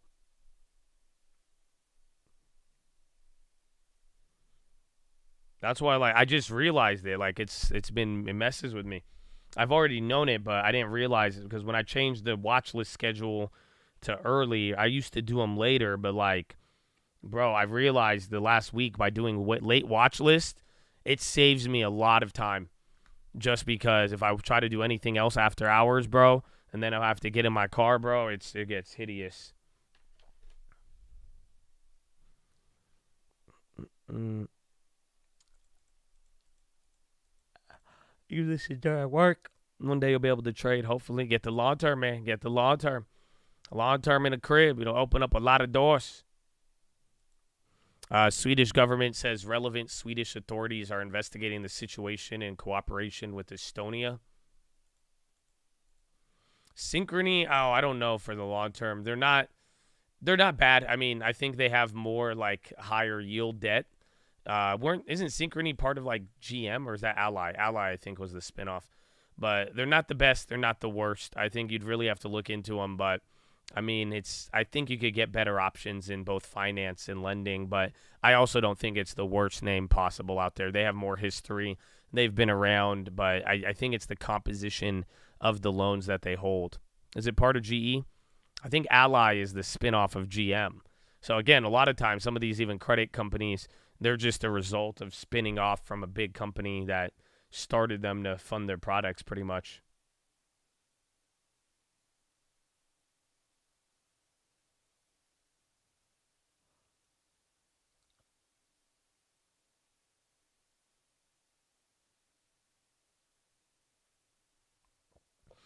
Okta crashing big again. BNTX on the high. Bonds are holding up. Honestly, that's the good part. Still looks matched up with a SPY. Yeah, Okta's coming back down 9.6. So remember, it's the same news from last week on Friday, but then they just woke up again with the bad news still weighing on them. Para M&A in Hollywood is revving up. Paramount is open to deal. Some Paramount executives are hoping for a suitor like Amazon, Alphabet, or Apple. You got a news article kind of insinuating a para buyout. Just one of those opinions. Okta had another breach? No way. I thought that headline was just in regards to like a breach of what happened on Friday. No way. They got hacked again this morning? Oh, that makes sense. I was like, damn, market really wanted to dump them off the first one. Pfft, no way. There's two?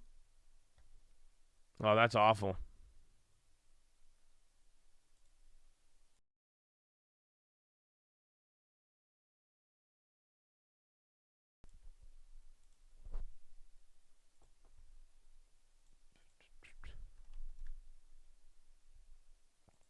Let's see. Yeah, yet another data breach. It's confirmed.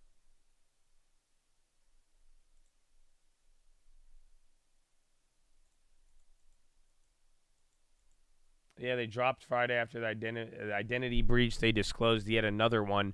The breach is officially described as Okta involving adversarial activity that leveraged access to stolen credential to access Okta's support case management system using the stolen credentials.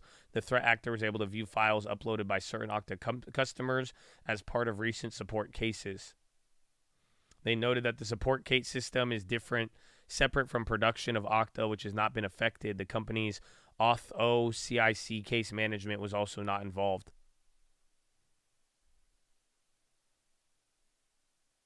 So where the story gets interesting, it's that one of the affected customers, Beyond Trust Corp, has come forward and disclosed this experience, and it's not a good look for Okta. The company said it had detected an identity-centric attack on in-house Okta administration account October 2nd, but after alerting Okta the same day and following it up, it had no response for over a week. We raised our concerns breach to Okta on October 2nd, Beyond Trust Rights, having received no acknowledgement.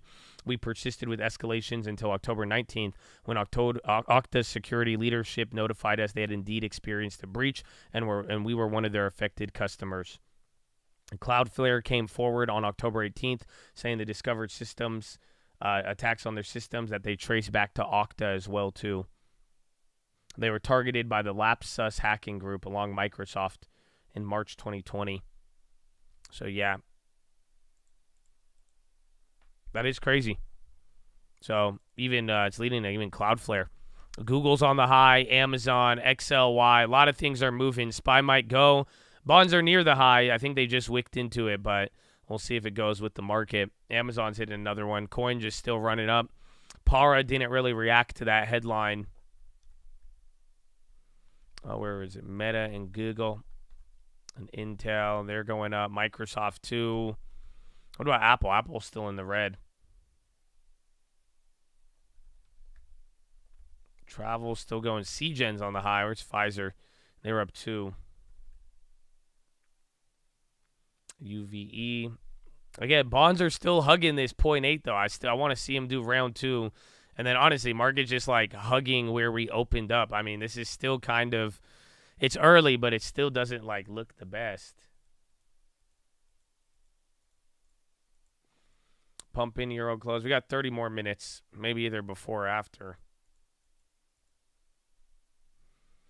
U.S. Treasury Nyman state contingent debt instrument can play helpful role when a country creditors disagree on future prospects. He's talking Sri Lanka.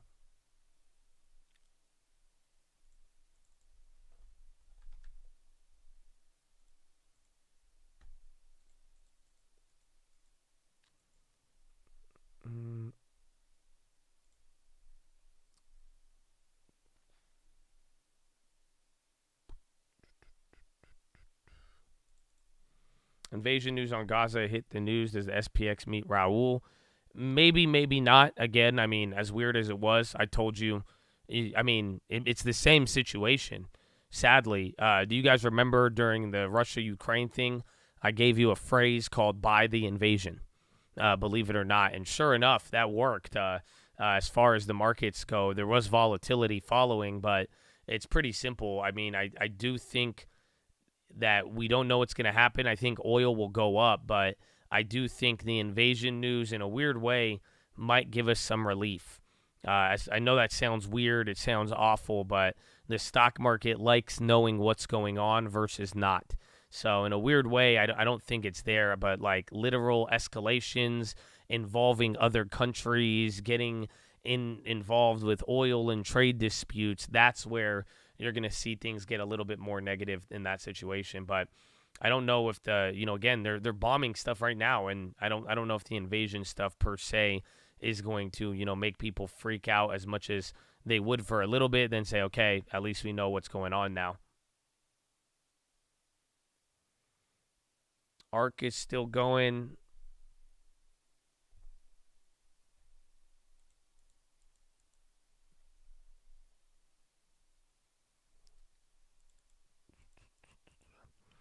Tesla. EU closes in a little bit, still about 28 minutes, but you got enough. You have enough time to make either the pre-game move or move right after. So, however it sets up, I mean, I'm firmly watching bonds though after this little Bill Ackman thing. It's been like that every day, but we want to see if we could get out of this gulag. You filled one gap, you still got like 50 points to fill another. Bonds are up now, maybe like 1.7 on the day. Market is up now. Dow is still red, and then Russell's still red too. But everything is still right at the margins for the most part. Presidential staffers claiming Biden's war hungry. Where did you get that headline?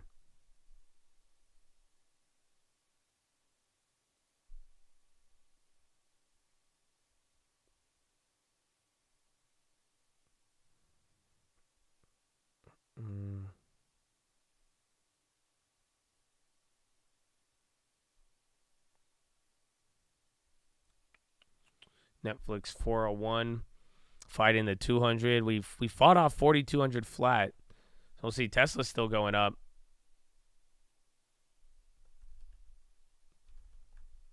Where is it? Netflix. Gold, I mean, gold is finally down. It came back up a little bit, but I'm not really the biggest fan of gold right now. Although I think gold is showing a nice fear gauge, but it doesn't make sense with bonds and the dollar right now. That's why until either rates come down, but actually rates are the only factor I need, or then I'll buy gold. But for now, I'm just chilling.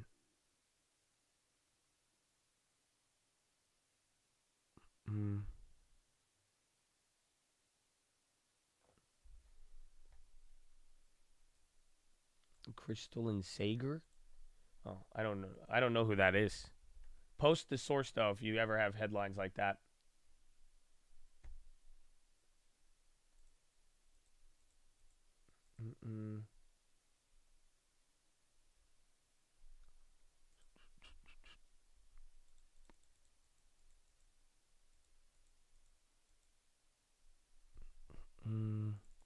Yeah, gold was down, what, like a quarter in the morning? We're moving up, though.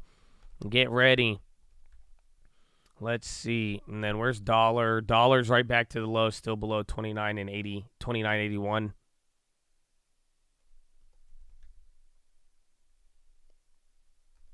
There's Okta, DLR's on the high. NetEase, Coinbase again. A lot of names on the high ticker still going.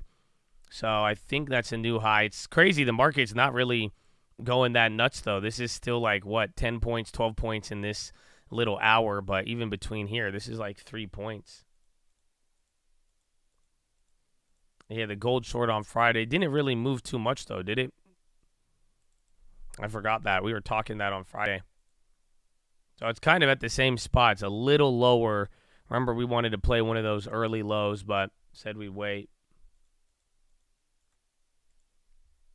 Yeah, Tesla, Dina, a lot of names are on the high. Again, the general feedback loop of the bonds cooling down. It's holding for now. I mean, at least bonds are up. They're not going down anymore. SPY's now China inch ahead. Dollar's working in its favor, and then all of the earnings this week, they're already running. So, again, Tesla's in the green. They already reported, but Meta's green. Amazon's up. Google is up 4.45. Microsoft, they're up 0.5. So all of the earnings, big tech, they're even making a move here.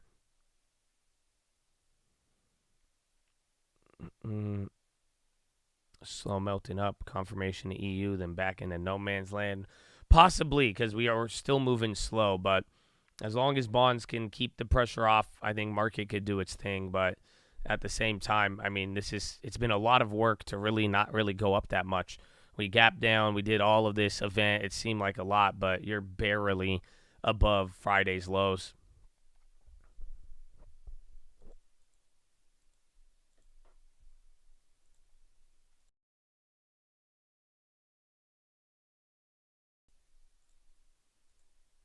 You could stop if it feels like fear-mongering. I'm just relaying news to the chat. No, not at all.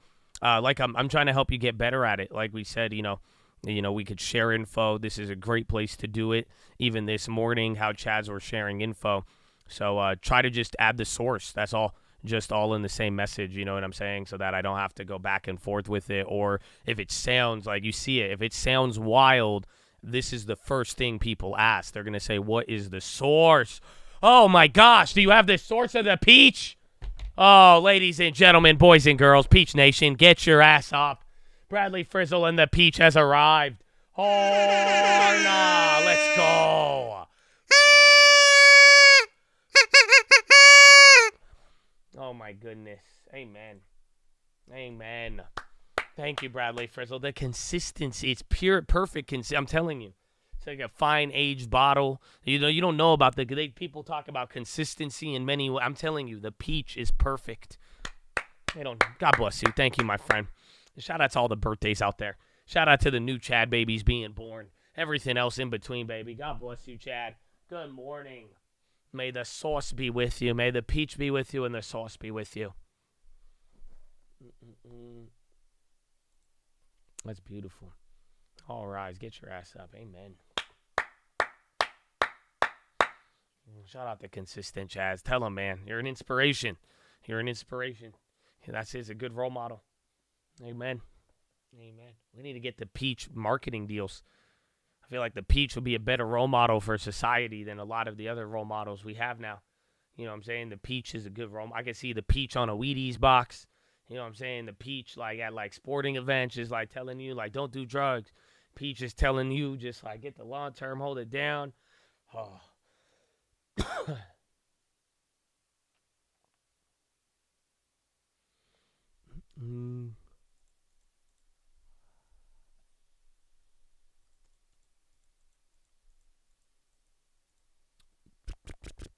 Cigna on the low. I think healthcare was in the green. That's interesting. Rename Forbes to Peaches. I'm down. I agree. Calling it out for the chat. IMAX earnings plays. They'll blow up. I'm playing calls and shares. Announces Wednesday. Why do you think it's going to blow up? Is it the Taylor Swift reasoning? Because they have sold out. You know, like Taylor Swift, because like she's not the only one to do it, but like other artists have done the movie launch. But like the biggest up until Taylor was Justin Bieber, and I think in the first week or two, Taylor did. I think she did 3 times as much as Justin Bieber's record. So I mean, all of the theaters they got some stuff coming their way with the Taylor stuff. Why do you think I got a Jesus peach? What?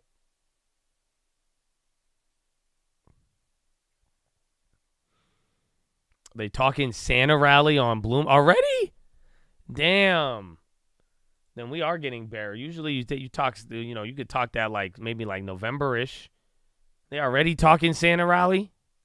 Oh man. Even Santa's getting ahead. Santa, yeah, you gotta tell Santa to buy his gifts before Christmas because the supply chain. Yeah, you remember that? Asshole. You all bought your gifts 2 years ago, like 5 months ahead. Oh, yeah, they got you. You were worried about the supply chain. You were buying a bunch of fucking shit you didn't need. Yeah, you forgot about that, huh? Now what? Fuck it. Anyways.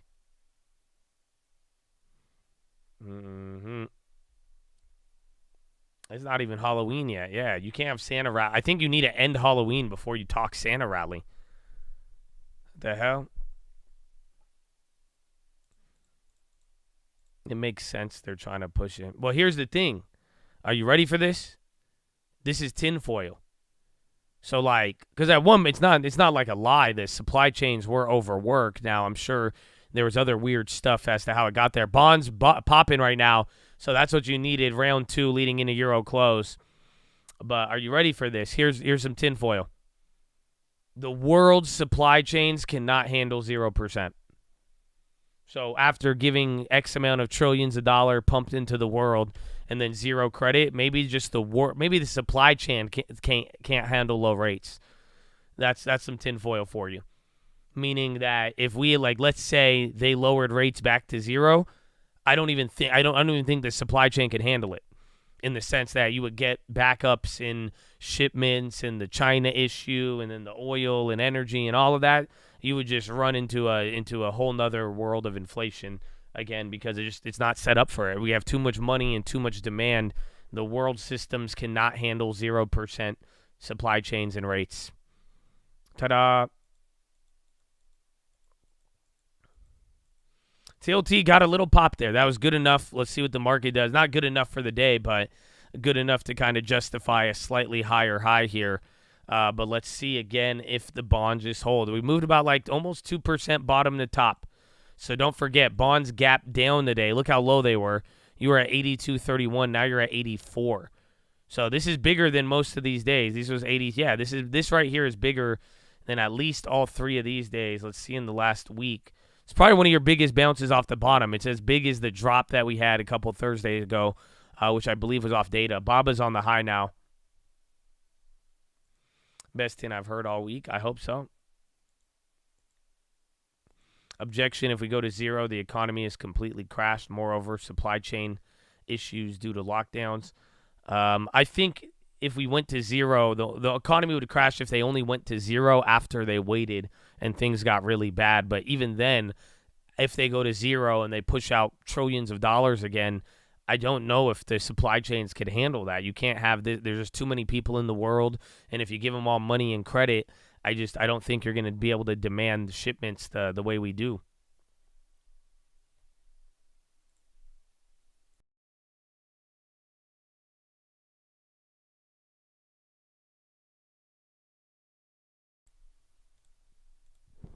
Yield below 488. That's very good. Let me double check. Yeah, this is where you need it. This is that level, 488 and then 485. If we get below here and stay below, that green lights the rest of the day. Again, at the very least, if we could hold that level and go below previous bond highs, That's a great start to bonds dying down. You don't want them to breach their high and then hold up. If it could go past the other one and runs into issues, we'll be looking good.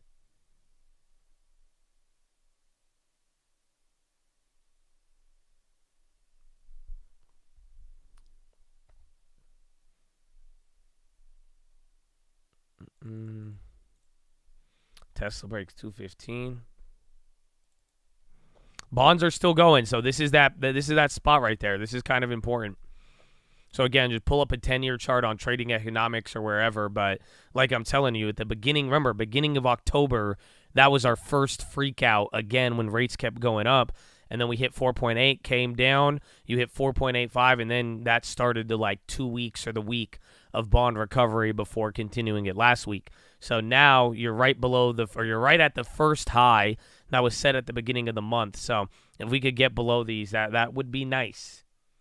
So TLT is still trying to work its way up. SPY's starting to go. It looks a little bit more straight up than not, but we're making move from here. Again, 10 points now from filling the gap, and then you're at one of the first lows of Friday that we hit around Euro close. The NBA starts tomorrow. Bro, y'all been seeing Wembanyama? Oh, my goodness. That's it. Wembanyama might be the new Kareem, dog. They don't know how to act. Defense, offense. It was weird, bro. It's getting weird. He's very good. That's it. We were worried about his size. I was really hyped on him in the beginning. Then I started getting worried. I was like, he looked like a twig, dude. He looked like a twig. But nah, bro, he's ill. He is ill. We haven't, honestly, I'm so excited to watch basketball because we haven't had a player like this in a long time, bro. He puts the end to the whole Kobe, LeBron, Michael Jordan era. This is the last this is like Wilt Chamberlain, Kareem Abdul-Jabbar type beat. We haven't seen anybody like him in a while. So yeah, the only worry is he's gonna get injured probably. He's built like my girlfriend, dog. I don't know how to explain it, but he's not. He's way too skinny. He's small. He don't look like he playing NBA center, but we'll see what happens, man. We'll see. I'll throw him a protein shake or something. Yeah, like him and my girlfriend, I both see their collarbones. You know what I'm saying? He got the Barbie build. You know that. He got them Ozempic shoulders, bro. I'm telling you. He's good, though. He's very, very good. I'm just worried about his size and holding up. That's it. He looks like he's going, he looks fragile. But, he's ill, dude. He's ill. It's crazy.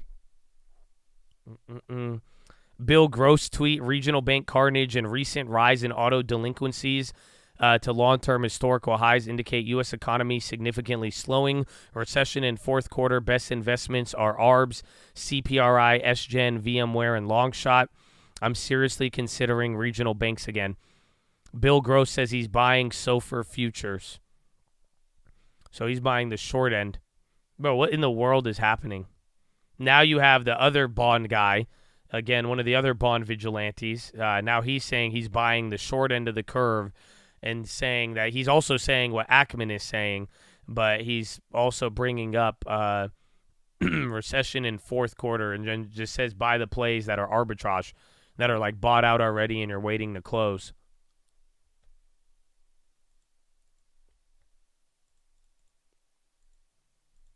I don't know why they're all called Bill. There's Bill like Bill for bonds, and then there's Bill Ackman, and now there's Bill Gross. I don't know. What about Bill Gates? Why is Bill such a common name? All right, bonds still holding. SPY getting a shoot. SPY's hitting a high before bonds. Bonds are just chilling up here. They look pinned at 1.0. Again, 2% bottom to top move there.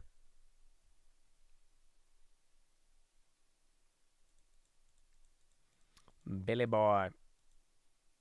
Qatar Airways bought Mohammed Al-Miar to succeed him as CEO.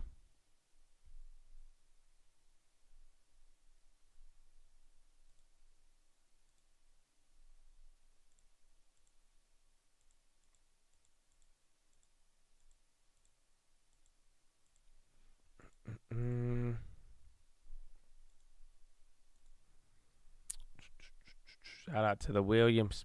GM on the high.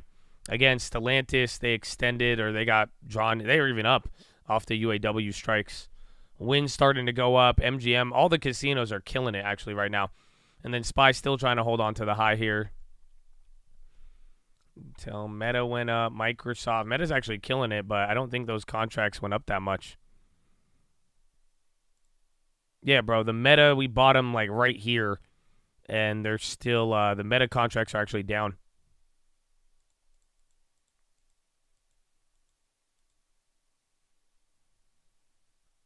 U.S. troops in Syria attacked by drones. No injuries reported, officials tell source Reuters. How are they down? I mean, I couldn't tell you. I could, but I mean, just the IV, how it moved up. It's moved up slow. It's still not going up enough, but those contracts did drop. Even the Microsoft ones are in the green, though. We bought that one at the low. Puts went down, calls went up.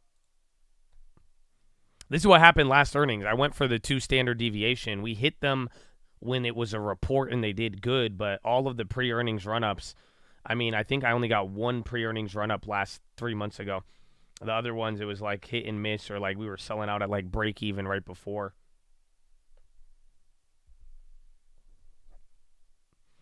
ASRT on the high. SPY still working now.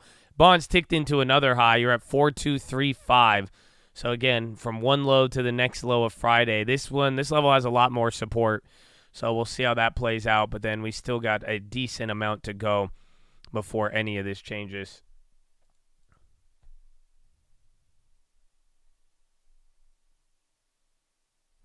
The Intel contracts went up, and then so did the ARC ones. So buying Meta at the bottom, that one didn't work. Microsoft a little, but then like literally the later Meta and ARC, those actually hit. Or not Meta and ARC, Intel and ARC. I thought I even overpaid for Intel. So that's going up. Palantir on the high now. They were in the red earlier in the day. Devon Energy, a couple of energy names. XLE still down on the day, but trying to come up. SPY with another one now. So we're still going. Lululemon. Look at the high ticker. 50 or 30 second, 1 minute, 5 minute, all gassing. 42.37 now. Still much into the lows of Friday. So again, all of this effort today to really be at an area that literally 12 hours ago, or taking it back to Friday, you wouldn't have been too happy on that.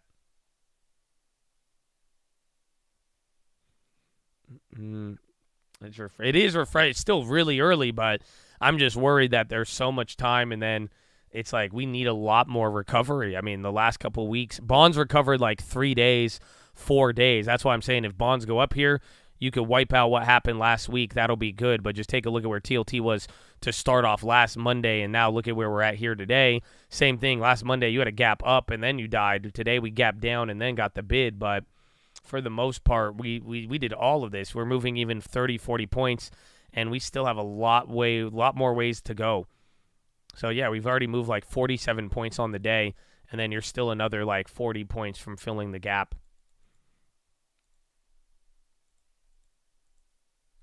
Again, you have that Bill Gross tweet on rates and buying bonds. Maybe end of October. It might just boil down to the last 4 days, 2 days of the month. We're probably just going to make 2 either really big up or down moves, and then that'll finalize October.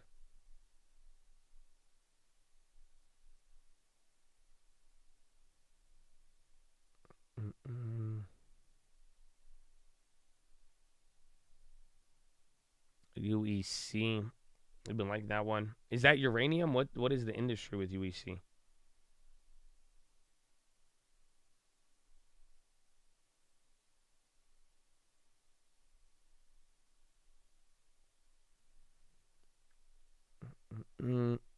Uranium, yeah.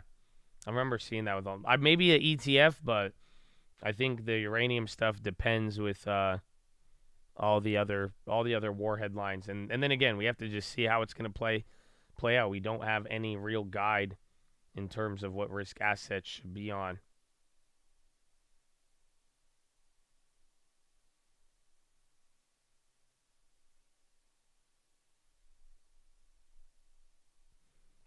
When the dollar bounces, Yeah, dollars all CCL on the high. RCL, what's going on with that? RCL and CCL. Cruise lines are popping. They've already been up on the day, so I don't know if that's news or not, but you're getting a little bit of movements there near the highs.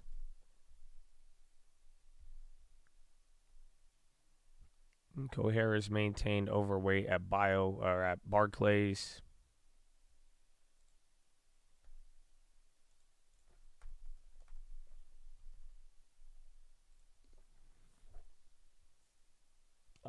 I see Director Weisenberg buys 100,000 shares.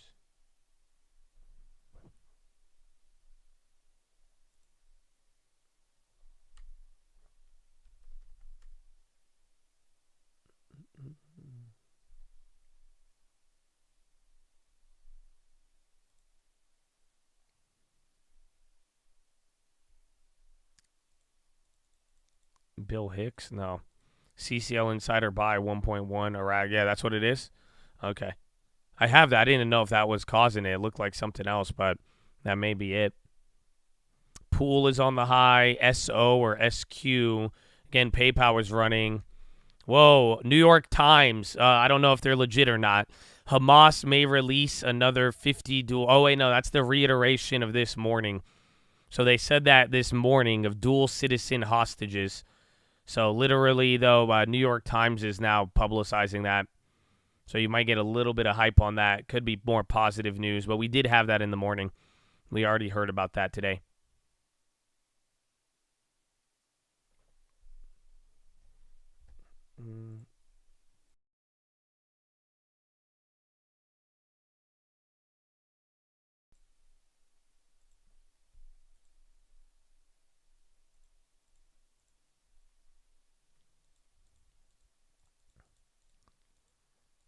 Coming down a little more.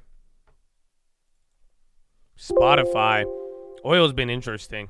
Again, Spotify earnings, I think people are getting hyped on it, bro. Because Spotify's actually like holding up pretty decent considering it's still up over 100% on the year. So again, keep in mind they do report here. Bonds went a little higher, but SPY starting to cool down. We got 3 minutes till there. Is confirmation green? Not quite yet, but it's for the most part. As long as this bond stuff holds, I think we're going to be good. But like I was saying earlier in the morning, you don't have enough cushion to get out of the gulag right now. So you're only up by 0.5 on the NASDAQ, and that's outperforming. But look at this SPY, Russell, and Dow. You're only up a quarter. Dow is about to go red again if we go down in 2 minutes. So it's just like you could really give up a lot. If anything, there's more cushion on the bonds. That's what I was waiting for. At 0.4, 0.5, 0.7, it wasn't enough. Now we have a little bit more cushion, so we'll see. But for the most part, there is a clear relaxation in bond yields that is kind of driving us up. Not to mention the dollar coming down, but I still think it's way too early to say, yes, it's green, yes, it's going to be red. I think we have to wait until we get towards like maybe middle of the day and see that nothing unwinds, get through Euro close, and if the bonds hold and dollar doesn't go back up, I'm assuming it should stay green, but you never know with this type of volatility everybody's been talking about and witnessing. The world looking pre-Euro close, great question. Right now you got Europe down by 0.3 on the FTSE 100, up by 0.38 on Euro Stocks 50. Germany down by 0.08. France is up by 0.4, and then Switzerland is down by 0.17. Asia Pacific, SSE Composite down 1.4. Hang Seng break even. Nikkei down by 0.10. Australia is down by 0.84, and Korea down 0.75. But Korea had like a gap up and slip. So really a mixed bag all across the world. Some green, some red, barely green or barely red, and that's it. So honestly, I think America's maybe we set the tone here, especially if Billy Boy is covering bonds. Tesla's going up now again. Baba on the high, as well as Spotify still, and then bonds too. TLT.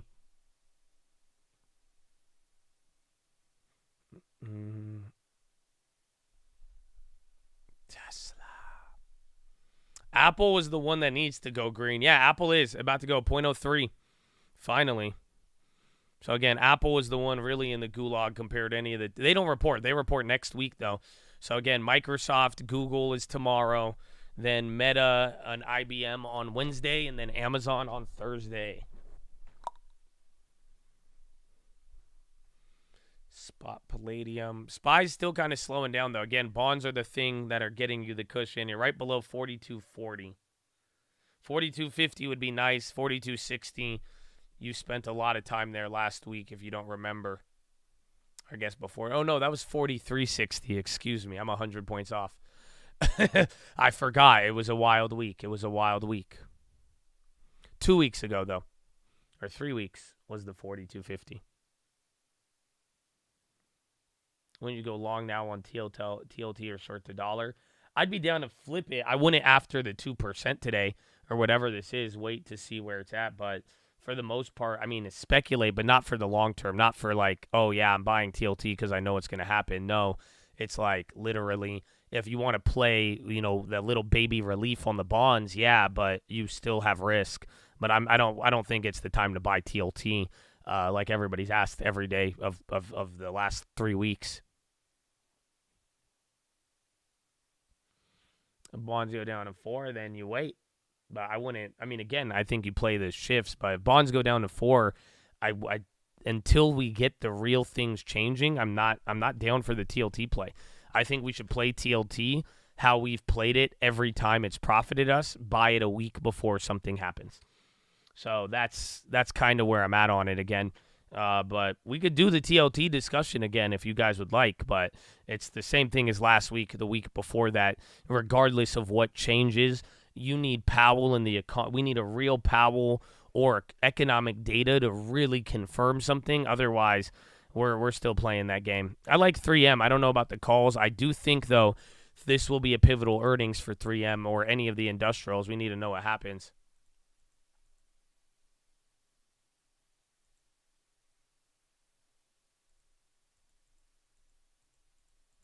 I like big bonds, and I cannot lie. Them other brothers can't deny. When the yield curve inverts and the plays right there, make them. No, yeah, we can work with it. We can work with it. Baby, I want to buy long term and get your long term. Those bond vigilantes boring because everything Bill Ackman feels so scammy. Ooh, Rumpelstiltskin. You say you know Bill Gross? Well, you no, okay. I have not recanted that song in so long.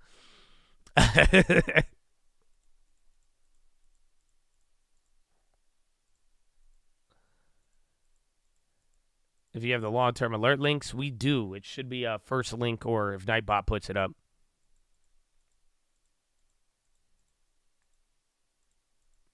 You were vibing a little bit. The words weren't coming to my mouth as fast as I was thinking them. So, but otherwise, there's potential there.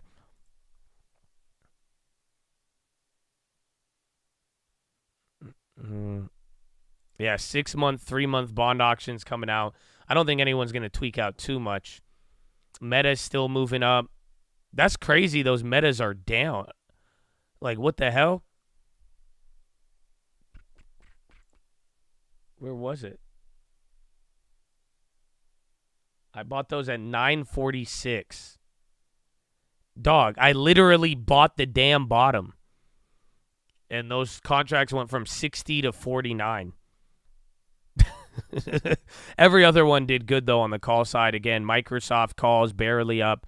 Puts got clobbered. Then Intel, that one. Actually, no, Intel came back down. And then ARC was the only one holding. Yeah, that one literally, I bought earnings call at the bottom. That's like literally almost the bottom of the last 2 weeks. And then you got a, what? A $7 bounce, and then calls are negative. I think high IV, but they were pricing in the most. Meta was pricing in 10%. Microsoft was only 5%.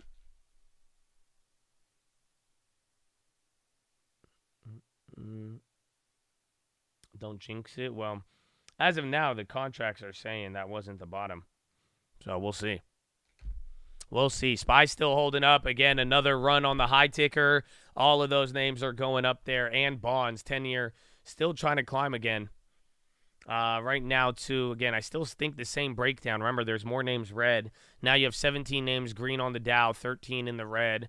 NASDAQ 100, 34 names red, 65 green. So NASDAQ is flipped. More names are green than red now. And then S&P 500, 207 versus 295. Still almost half of the names red, but now you have more names green on the S&P once again. TLT to 77. We don't know where it will go. I mean, maybe it's done, maybe it's not. But the whole point is that bonds, the story nobody knows. It's been now 3 months. Please do not mistake what I'm telling you. It has been 3 months of the bond story not ending. I hope you realize how massive this is. Your interest rates on a 10-year bond in the last 90 days have gone up 50%. Do you understand that? Bond yields were at 3.3 to 3.4, maybe 3.5. You are now at 4.8, and that's after good news. You are just at 5.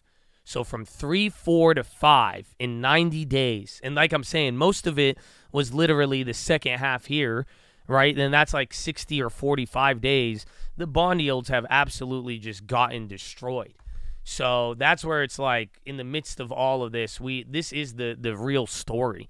This is all that matters right here, of like where we're going to go from, how the market's going to play out. So it's like the story hasn't stopped. Your 1 month the yields go high, then they calm down, then they go high, then they recover, but then they go higher, then recover, then go higher, then recover, then go way higher, kind of recover. Now you don't even believe it. It doesn't recover, it goes up high. It's like you're playing this game.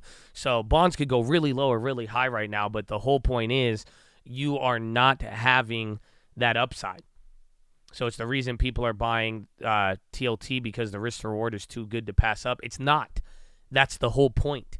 It is a lie. There is no risk to reward. You can't tell me the risk to reward is good if you don't tell me how low it could go to. So right now, theoretically, with the way we've been seeing things, TLT could go to $10. Like I said, TLT, if it kept up this pace 90 days at a time, TLT is going to be at 0 by the time you're even having a new president. You know what I'm saying? Way before any of that. The whole point is, the risk does exist, and the market has just gotten a crash course in the last 30 days on what happens if you think bonds have a good risk to reward. The only way the bonds risk to reward makes sense is if you want to buy bonds for your portfolio and hold them to the duration of the bond you are buying. So the only way it makes sense is if you're going to hold for 30 years, then you're right. Then there's a good risk to reward. Otherwise, in the next year or so, you could still take a lot of other risks. Otherwise, I'd be buying 3-month, 2-year bonds. That seems to be the best area. But for the most part, you are dealing with the dynamic that it's not really like we're getting too worried of. It's not like we're buying for the risk to reward. You should be worried that there is downside on the bonds. That is why the last 3 years in a row have played out how they have played out.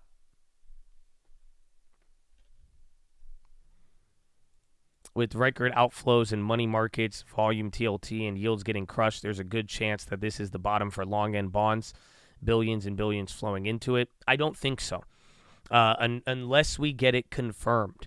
That's all. The point is, we've played this game every day saying this, and every day it goes lower.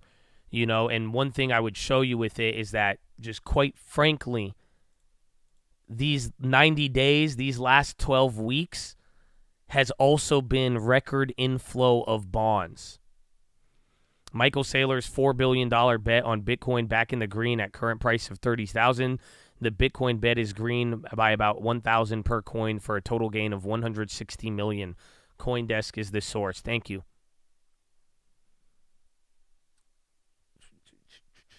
But do you guys get that? The last 90 days, record inflow has came into bonds. So that means every week over the last 90 days, 12 weeks, however you want to put it, there has been record inflow. People are buying bonds. It's not that they're not. Like I'm saying, if you are buying a bond to hold it to the duration that it is sold at, then people are buying those left and right. There's a record amount of money going into short-term bonds because people want to hold those. So do you see what I'm saying? It doesn't matter how many people are buying it. Don't underestimate, the biggest seller in the world is the government. So the government can keep dumping, and then if there's not that much buyers still holding up, we could go as low as we want until Powell or the economy is satisfied until that's enough. So until the towel is thrown in, the bonds can go up very, very high, aka TLT can go very low.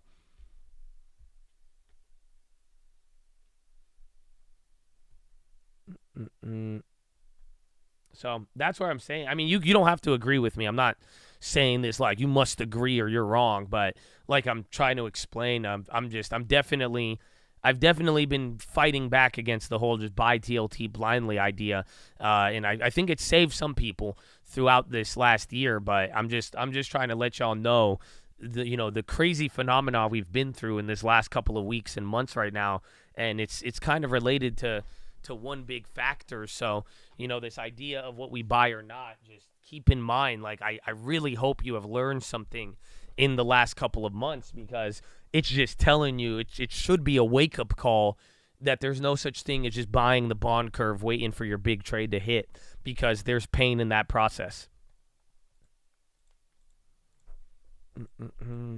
It's pension funds buying. It's good. It could be. But like I'm saying, every reason everybody has given me, all of these are nothing compared to the government. So don't forget that. Powell is on a mission to add at least $2 billion of supply every month to the bonds. And not to mention Janet Yellen and, Jigglypuff and the whole gang. They want to fund every war and every conflict right around the corner. So I don't doubt the inflows in the setup for the inflows are there. But unfortunately, I've watched 12 weeks of inflows and got one of the worst bond moves I've seen in a long, long time. So we just got to keep our head on the swivel. I'm saying kind of like the Israel-Palestine stuff. We do not know. So just don't think there is a bottom on TLT. And that being said, if you want to buy the rates, buy the duration you believe in. Buy the short end, buy the 2-year. Go to a time frame where you have less risk on it instead of going for more reward.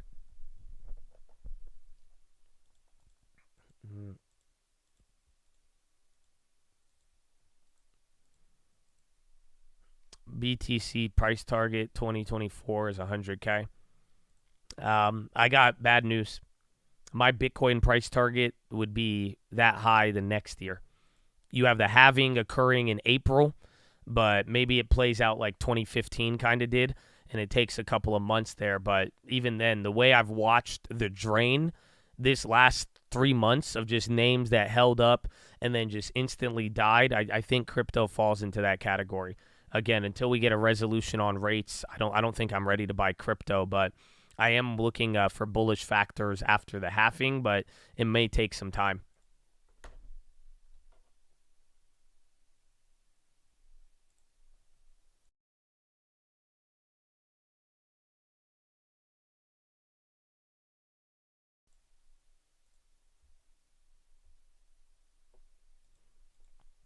Sold my TLT shares. I think TLT will head to 50.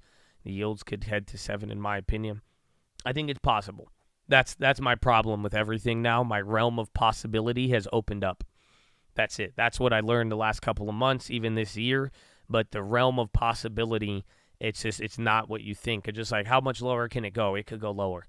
You know what I'm saying? How much higher can rates go? They could go a lot higher. And then at the same respect, Powell could change his mind tomorrow and we run into a brick wall, and then there you go. But either way, it's along those lines. The realm of possibility, it's much broader.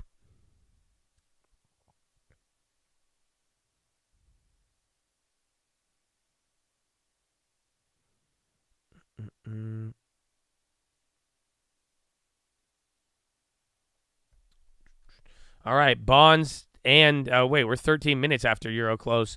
Bonds and stocks chilling out. I guess Euro close gave us a little bit of juice. A little bit. You got the little. Hopefully we don't flip here. Anytime Euro close pops and then we sell off heavy, it's done.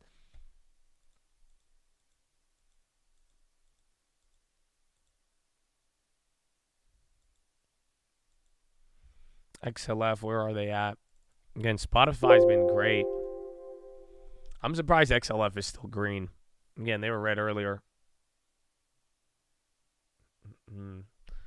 The stock course, is that the boot camp? That's just like a $5 little boot camp intro. We've had it for like 5-6 years when I started out here. I think a lot of them are on the YouTube channel or not, but I mean, it's I forgot that the Chad, the Nightbot, puts it up there. Thoughts on the Puit's crash window? Not familiar with it. What is it?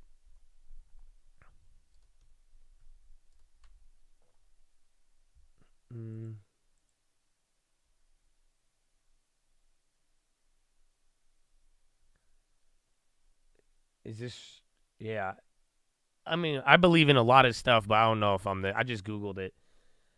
It's the first full moon following a solar eclipse, saying many stock market crashes have occurred in proximity of a lunar eclipse close to a solar eclipse. Yeah, I've never really looked into that with serious thought.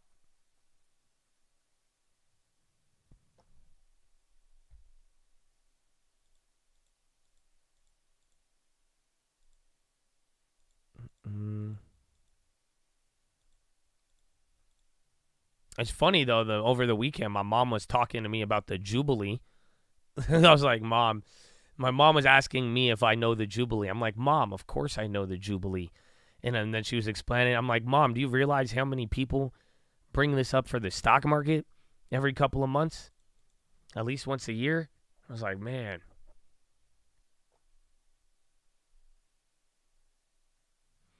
You tore up the carpet to put in the hardwood. So much pee from the dog. So it wasn't even the cat. It was just the old dog piss.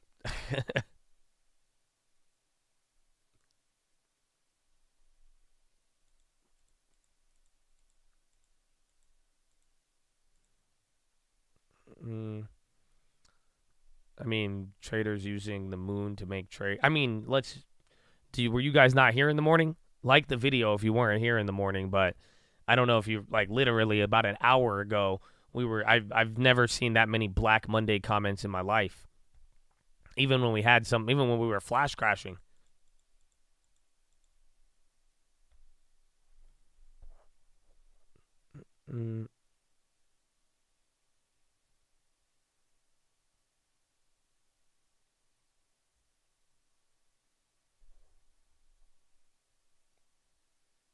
U.S. has not seen a direct order from Iran for its proxies to increase attacks against U.S. troops in the Middle East. The Dow is still red. I mean, like I told you, the bond cushion is good. It's came down a little bit, but hopefully the market doesn't, because it's only up a quarter. NASDAQ's doing a little better, and they flip, but like half of the SPY's almost like 50-50 on the day.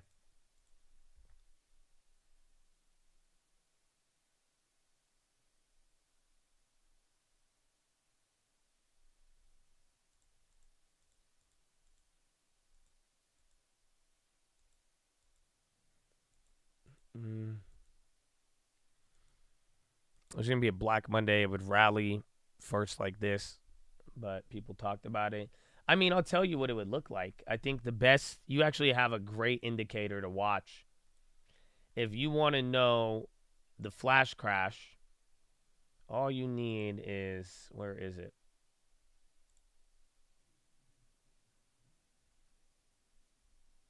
You just need a day. This is like the closest we got. The UK gilts.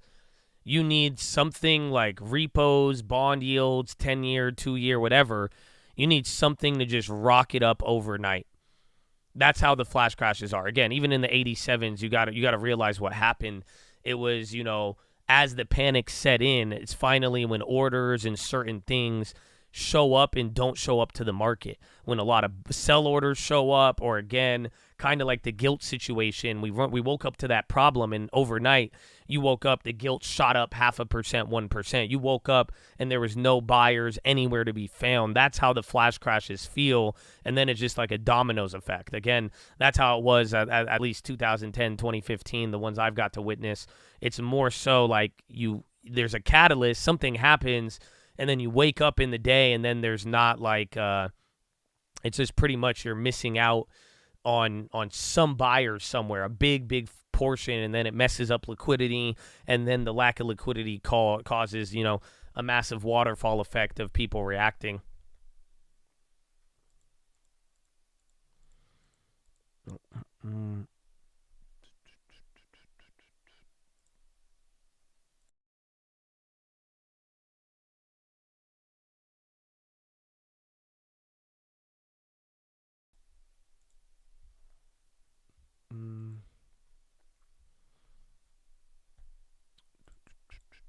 Four, 2, 3, 4. You can't subscribe. Wife got you. I need some time. It's okay. Don't worry, baby. Don't worry. You subscribe to the channel. You like the video. You got good vibes. You treat the chads with respect. It's way better than $4.99, my friend. $5.99. I don't know if they inflationed you or not. Yeah, and everything's been good since Ackman, unfortunately. Even Euro close, it don't even feel like we have anything in the way, but that's still the story, not to mention just the little bits of minor escalation over the weekend, earnings, a couple of good regionals, and then, again, back to Bill Ackman.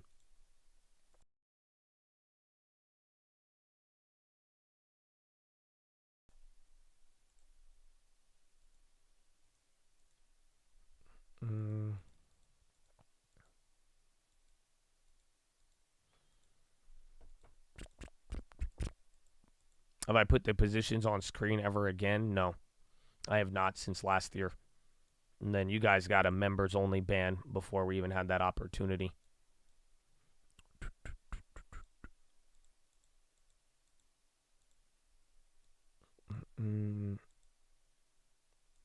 This Monday, Ackman talking at Open. Last Monday, we had BlackRock. Last time we gapped up, though.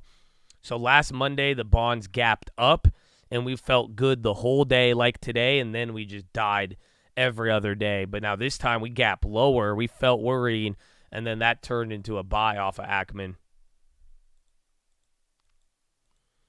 I don't know if Michael Burry closed it. He's still in it.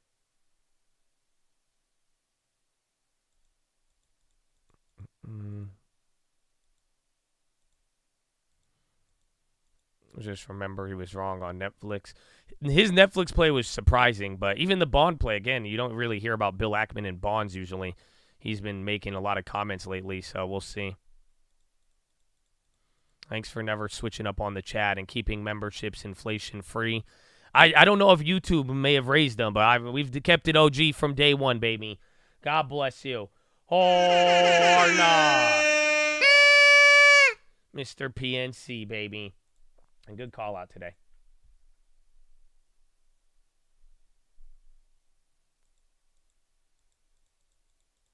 They raised them. I think it was $4.99. They went it to like $6.99. I think that's what some people said, but I don't know. We've never made the switch because I do. You know, people out there, they be charging like $20, $50 for these YouTube memberships. YouTube be trying to tell me to add more plans and like start charging y'all. I'm like, I'm good, man. I'm good. You still got $4.99. Your luck. Just because somebody took profit does not mean the rodeo is over. I agree, 100%. That's why, like, I'll take it, but I'm still very skeptical because that's a long path. There is a long way moving forward. God bless, baby.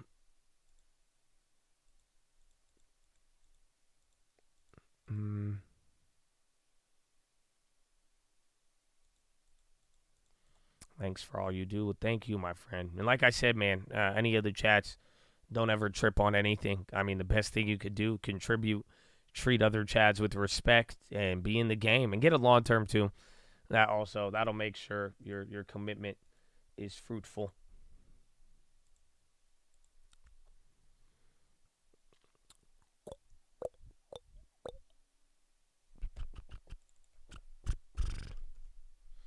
Intel still holding. Airbnb. God bless Chatatonia.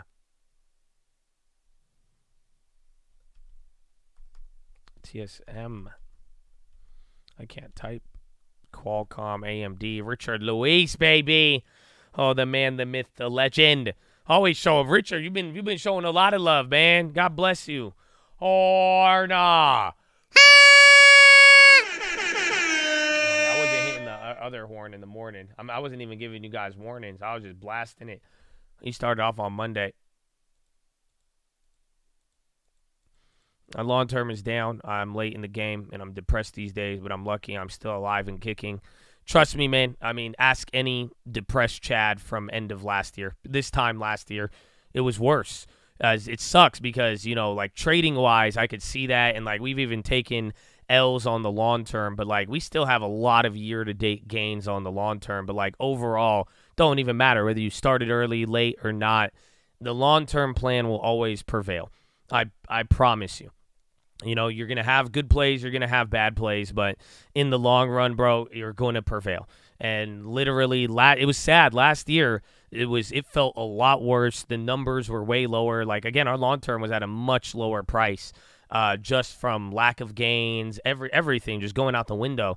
But it was just, I saw people selling out. People said the same thing, but it was like, it's crazy to think just a couple months later, it's not going to be good. So there's a time to cry, and there's a time for joyfulness. There's a time to plant. There's a time to harvest. So don't ever forget that. But I'm telling you, the time is of the essence. So the longer you hold, the less risky it will become. So use that to your advantage. People were selling their LT. Yeah. I don't know, bro. I had people, it was very sad, and it got to the point. I said, do what you have to do. I said, if that's what you want to do, go ahead. I said, I can't stop you guys at this point. You know what I'm saying? Because if you're losing your money, it's going down, and you're going to feel scared about it, and it's this, I cannot stop you. I'm telling you my plan, what I plan on doing, but I understand everybody goes through certain stuff, but if you do not need to sell that long term, I would never sell it. But it's at the same time, a lot of people at the lows of last year got really, really panicked. You know what I'm saying? Like that's just what it was.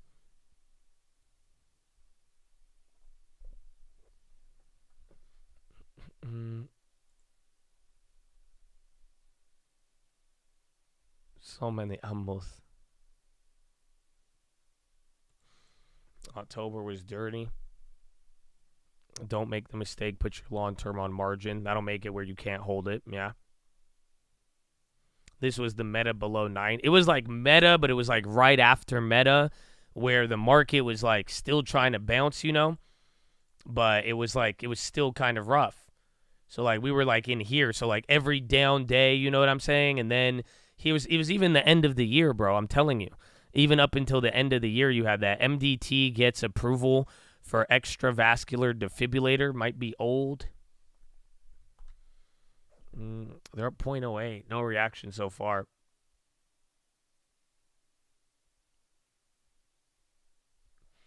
I agree, but at some point, isn't the longer holding worse because the biggest companies in the world don't exist? No. I mean, again, Amazon, Eli Lilly, that's so for every one name that's gone, but I am not I'm not here to go over whether or not you believe in the long term or to play the weird little devil's advocate game. It's simple. You own assets or you don't. You hold for 10 years minimum or you don't. If you want to try to, like we said, if you want to try to navigate the market and do it in a way where you use all of your genius to figure it out, you can. But the dead guys are the ones who outperform. Buy, set, and forget. Have one set for assets. Do all the timing shit and sell and buy and sell and high. Do that for trading. But at the end of the day, I mean, there's many ways with examples and counter examples, but I hope at this point you just look at the fact that most of the wealth in the world, the largest wealth, has been created from holding stocks. Again, and it is the names, and a lot of the names you see every day, they've been around and in families for 50 and 100 years now at this point. Warren Buffett, he sold some of his stuff, but no, never fully. Again, man has assets that you've held. I mean, one day, this is the goal for all of you. Try to have at least something that you've held for 10 years minimum. That's all. Until you could do that in a weird way, you're still kind of a puppy. But you got to really think of that. What have you held for 10 years of your life? Until you do that, then there's no that is the game changer, and that's the whole concept when you go and see these assets and hold for that amount of time. That's where the wealth is generated from. But most people never make it to that point. Most people never get to that point because they either manage their broader finances and sell out, or they sell out trying to time the market, do all of that type of stuff. Just treat it like a savings. If you don't believe in the LT, then you just have a bank. I guess getting bonds true. But like I'm saying, though, just don't overcomplicate the simplest strategy in the world.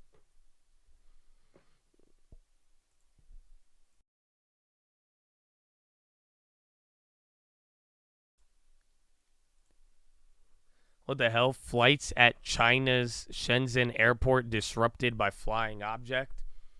That's weird. Again, Gavin Newsom is going to China today.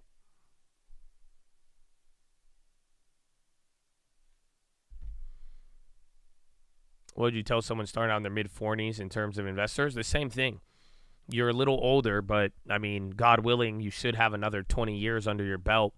And again, a lot of people even start late too, but even then, we've had a lot of Chads share their stories about, kind of getting in the game later, but like savings, a budget, getting in the long term. I mean, those things are all life changers, but you still have more than enough time to build a very good financial future.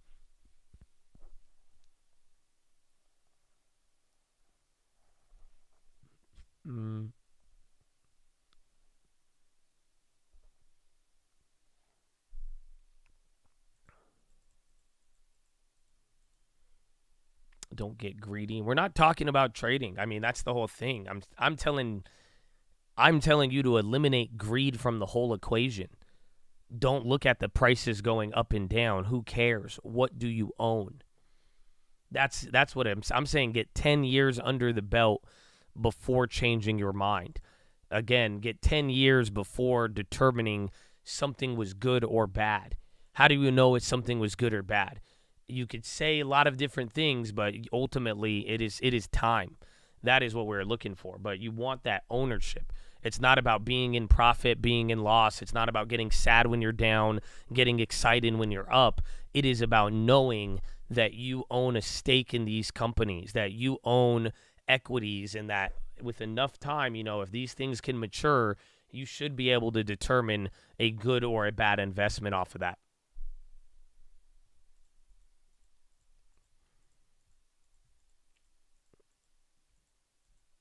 Well, yeah, that's why I'm saying I'm not telling you to focus on money. I'm telling you to focus on walking away 10 years from now, owning a set of companies that are all quality, that are good companies, that are a part of it. Do not get caught up with how much money you are making or not. This is why they say you should want an adequate gain. I just want a company that's going to do what they say they're going to do and then do it for 10 years at a rate of that allows them to keep in the game and still doing it. But we are talking about long-term portfolios and holding to that point. Again, pretty much how this conversation started and as we go through is that even from last year, there's a lot. Do you guys not realize there is so many opportunities to take you out of holding for 10 years? I think you've already experienced it. Yes or no? Right? Every drop, every event now, inflation, you watch one company up, you make some bad plays, you want to get the good ones. It's like every day you are tempted with an opportunity to get you to part with your stocks. So it's like that's why the whole general idea, what we need to accomplish is being able to hold. Wells Fargo ousted from Texi Mooney deals on energy policy. Shenzhen Airport says flights are back to normal.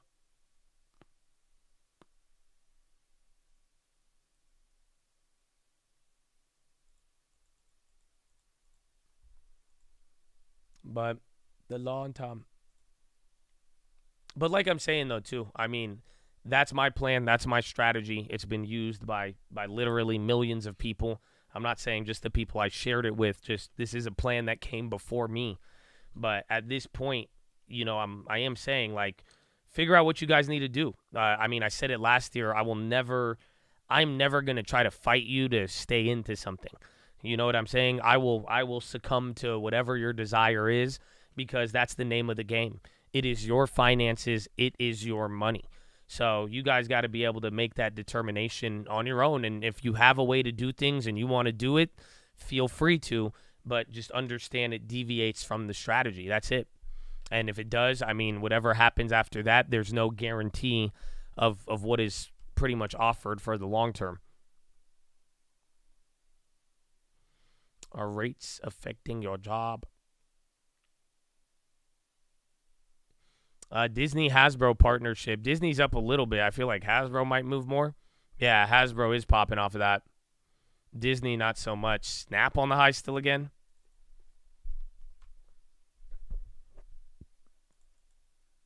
Snap is back to the guidance level. Again, they have earnings. Wait, isn't Snapchat tomorrow?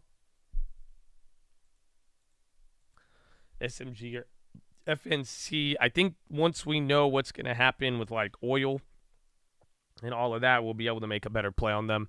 For now, I'd kind of wait. It's like your second year. Only buy it home, baby. Let's go. Snap.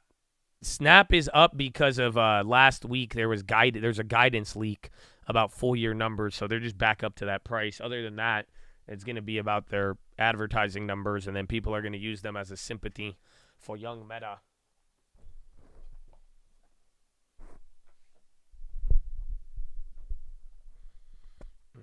Fun fact, most of the vapes and juices all come from Shenzhen. Wow.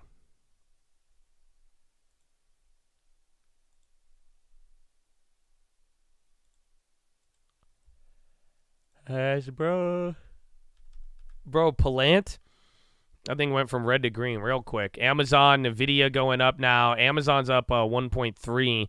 Nvidia's up 3.5. And then SPY's working its way up. It's been about 36 minutes since Euro close. We went a couple points higher, couple points lower, and now you're back to like 1-2 points within the high of the day. 1.2 now. So let's see.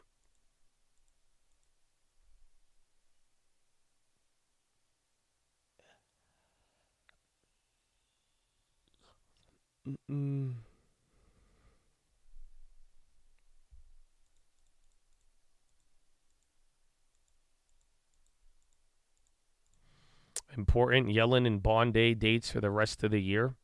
Oh, yeah, you guys should save these. So 10-year auction November 1st and then November 8th. 20-year auction November 16th, November 20th. And then 30-year auction November 1st, November 9th. So are those all, that's for the end of the year? There's nothing else December?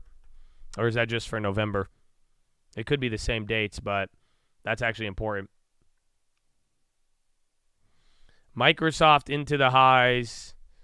The Intels, those are going up. Yeah, the Intel earnings play actually went up. Bro, we would have got 40%. I had to pay 12, but I should have got it at 10. They were little scammers. Yeah, 30 or the 20. The 20-year was the one that really fucked us last time. And then, but again, I think even just surprising because the last 20-year bond auction, the other bond auctions were bad, but it was just kind of the overall trend and then mixed in with everything else. So we'll see, but still, the name of the game is gently and slowly. We got to get to the point of having the bonds actually showing us they're not going to die every week. Dow, 2 standard deviation. Let's see. Do they report this week? Assuming they report this week, 48.67. 17, I'd say 189 minus 30. So 150, about $3 top and bottom. So 45. Yeah, these are cheap. All of them are meeting. Every earnings I've met has met this criteria, so be careful now. And then 51 the call. But yeah, I don't think they move a lot. I think that's why it's so cheap. But 2 standard deviations are like $20, $15.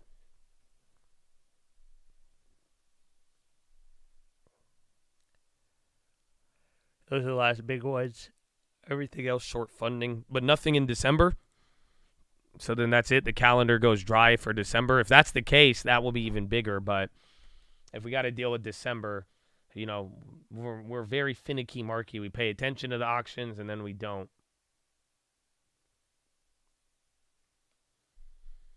Amazon.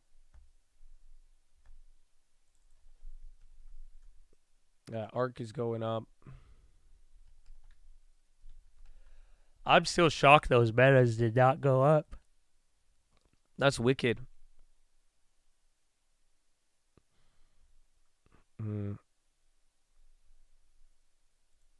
then 12:09 Eastern. 9:09, not bad. We're getting through the day. AIRE halted, and then Inovio unhalted. Volume, 38 million by hour, less than hour number 3. You're actually not doing that bad. Am I sitting with my chest to the sun? I am. I had to even adjust my microphone because, like, I'm trying to make sure I keep my chin higher. So I had to, like, push my microphone back. Amen. We didn't do push-ups yet, did we, huh? We'll wait 20 minutes, but get ready. I'm ready to do some shoulder stretches. This is ghetto standard deviation, so I'm extrapolating. So usually, almost every time, whatever is priced in on the option chain is usually one standard deviation. So by doubling it up and going out, I'm doing a rough estimate, but I have calculated the math before. You come in pretty close. But it's all extrapolation. So usually what's priced in is one standard deviation. You double it, give it to the next person. If it's below $50, $60, it's usually a good deal.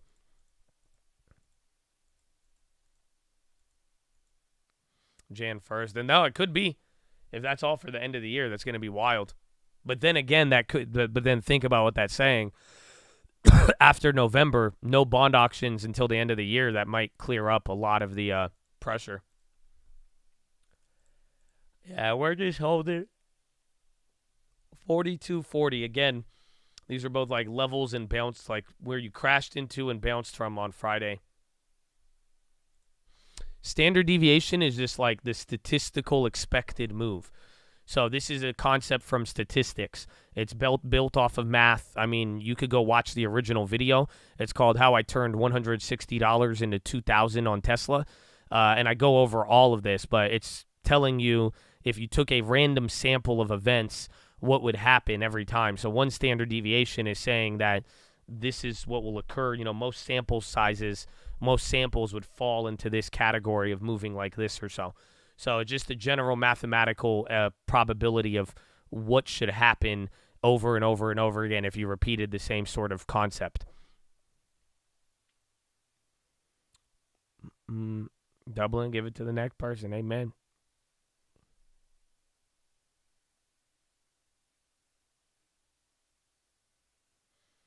But we saw this come up a lot last earnings, literally a couple months ago, and even this month. You know, we made some big plays on it. We had a couple thousand percenters. Even some of you, even if I didn't play it, you used what I showed you, and you made a good move off of it. So it's just something to help give you an idea of looking at the contracts and what you think they're worth and all that.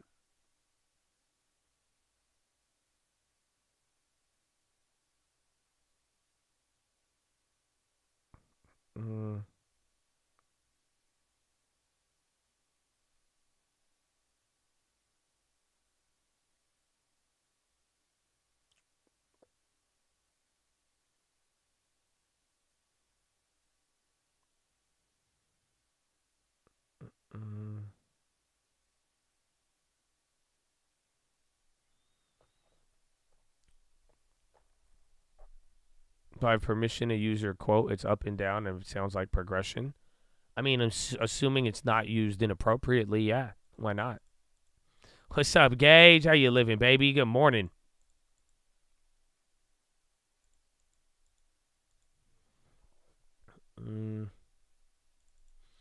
Hey, yo, Duolingo. Remember they had bad news on Friday or Thursday. They came up. 10-year, what? Marvel's Spider-Man 2 video game breaks 24-hour PlayStation Studio selling record. Why? Why is everybody buying Spider-Man?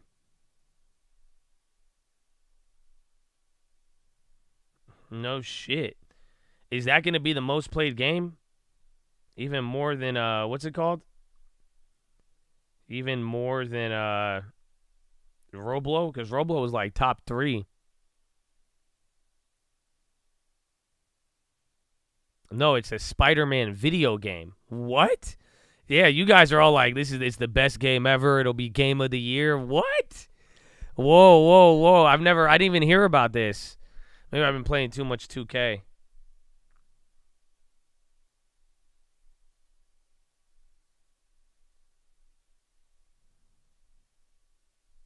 Dang, bro, that's crazy. I kind of want to see this now.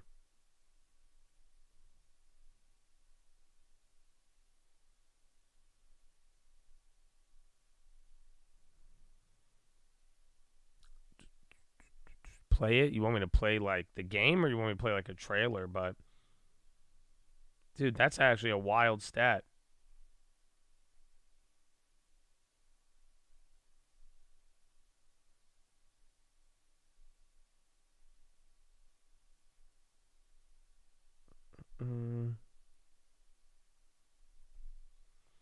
The first Spider-Man. No, they're talking about the game, bro. The game, not the movie, which is weird. I'm interested, and I bought one game in the last 5. No way. Why? You can't have your big man playing Spider-Man. Oh, I'm the big man now, huh?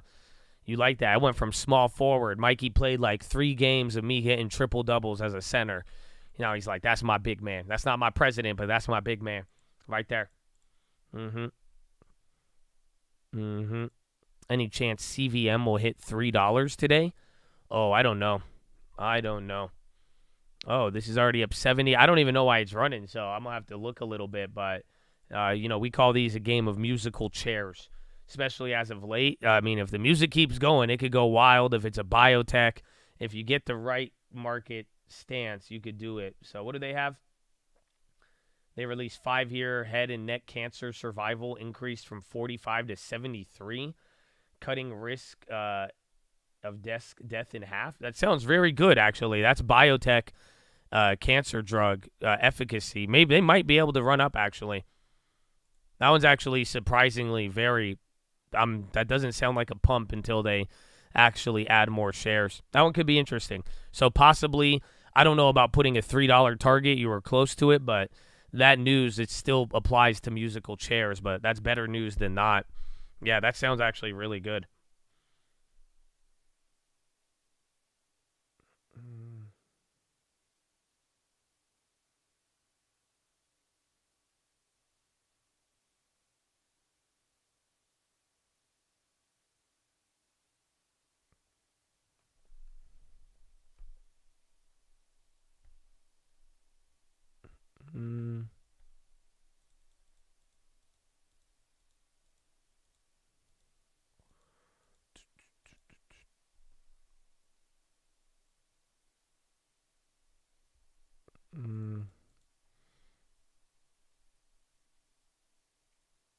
And NVIDIA's coming up still. Stocks out.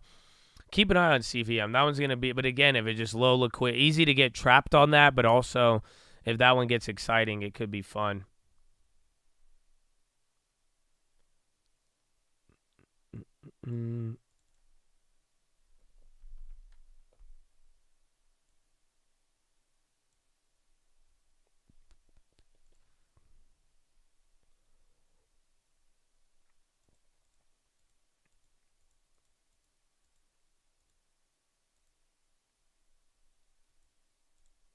Let's see.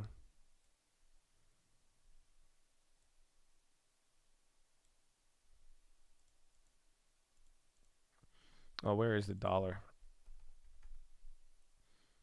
Dollar is still down, 29.74. That's better than not, but bonds and the market are calming down here a little bit, starting to chill out.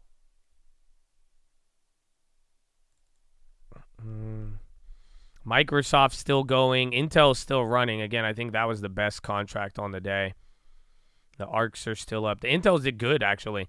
Bro, the Intels are up for 30% already. So the Intel contracts actually worked. Everything else was kind of borderline. Microsoft's up, but you lost more on the puts.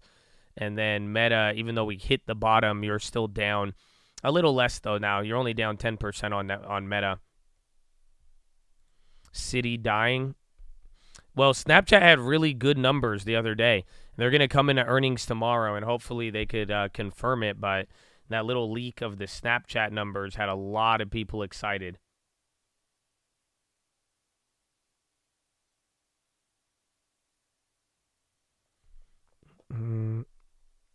GOCT.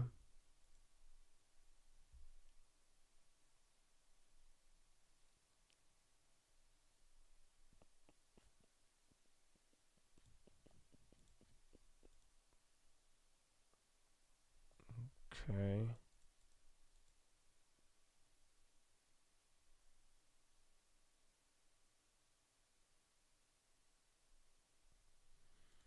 $210 puts on what? Tessie? I can't believe how Tesla even moved today. That was already wild.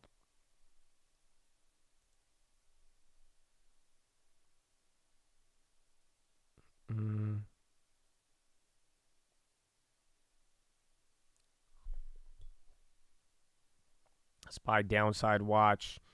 Yeah, Citi, I have it here. I mean, watch all the other banks. If they're all coming down, yeah, this is no good. So maybe this is what it upsets the bond market here. So essentially, if we have an issue with any of those regionals, again, Bill Gross was saying some stuff too, how that plays out could be very interesting.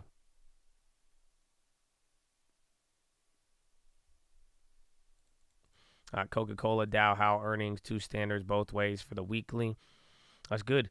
As long keep it in check, we're gonna see. But there's a lot of opportunities, and then even after tomorrow's earnings, they're gonna run up. But so far, I mean, what we learned today, kind of a little awkward. Again, Intel earnings play did good. Every other one, even if we bottom ticked it, that volatility kind of got in the way of it.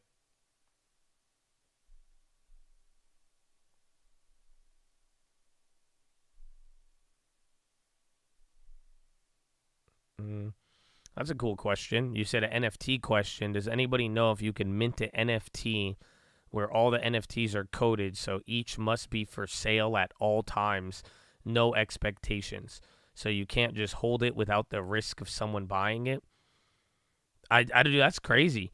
Seems very interesting, but I don't think there's any asset in the world that you're forced to sell. If that makes so, that's what it sounds like. So you're saying that it has to all be up there. Panera IPO. That's the crazy part. Are you ready?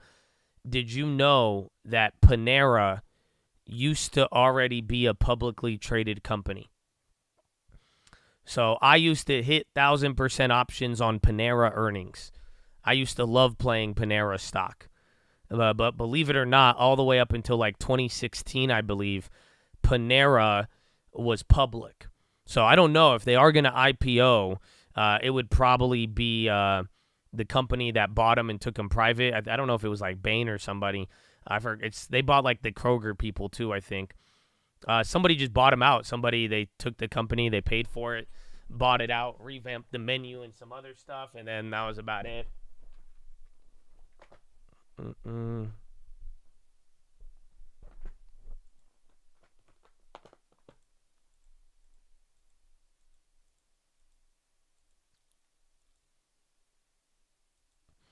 Used to be. All right, do you want me to tell you then?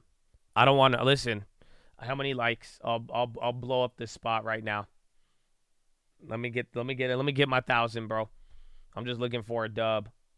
You know, just 1,000. Give me a stick. What other slang terminology can I use to explain 1,000 likes? Do you lose money if they go public to private? Not unless you get compensated good for it. Usually, I think they did. They just get bought out, kind of like Twitter. Everybody got paid shares, and then Elon owns it now, and it's no longer public, and then he could sell it whenever he wants. AMD is the FPGA solution provider for IBM's AI interface platform, providing new growth drivers for 2024. Chinese source need confirmation. See if this stock actually moving. AMD is kind of moving on that. So that headline, El Coyote says needs confirmation on that.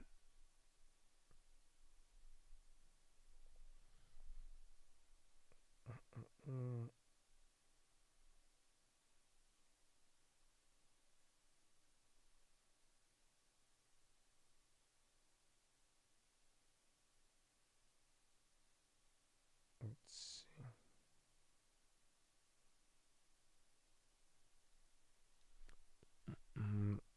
AMD. And then SPY got a little bit. MasterCard too. Remember they had earnings last week. I see a Ryzen press release. That's a couple days ago. I'm not seeing that yet, but we'll see. And then NATO Stoltenberg looking forward to welcoming Sweden.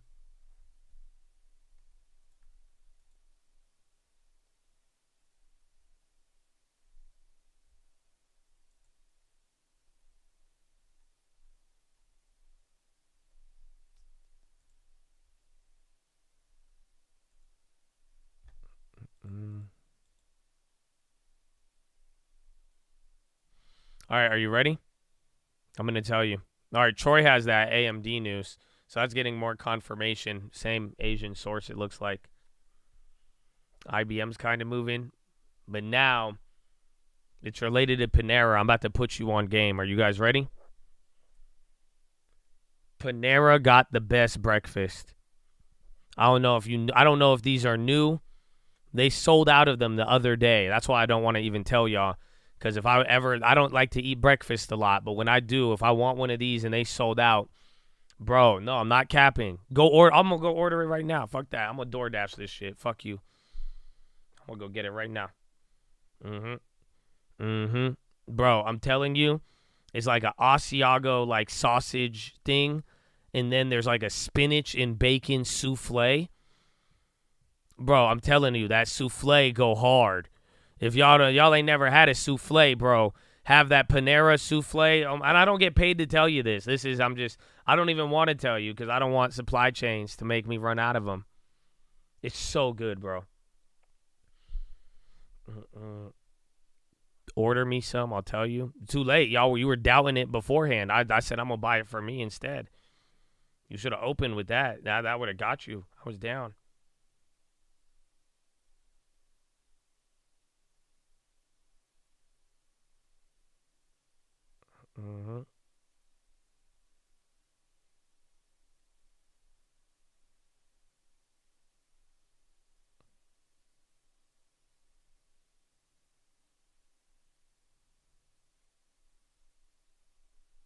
Okay, I just ordered it. That's going to be my post-PHILO lunch. I'm down. Oh, I do need to make a call, though, today. I have to, call TD Ameritrade during hours. So maybe that'll be press secretary.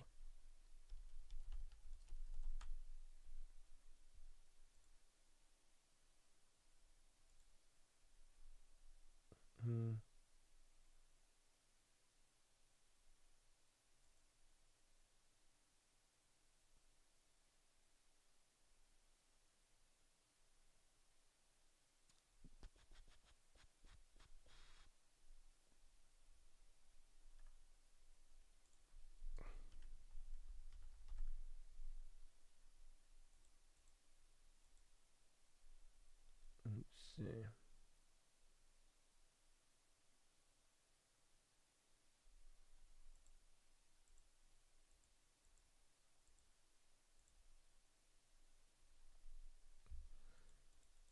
That Putin news, which one? There's a couple things in the morning, but I don't think Putin is not. Sadly, Bill Ackman is more important than Putin today.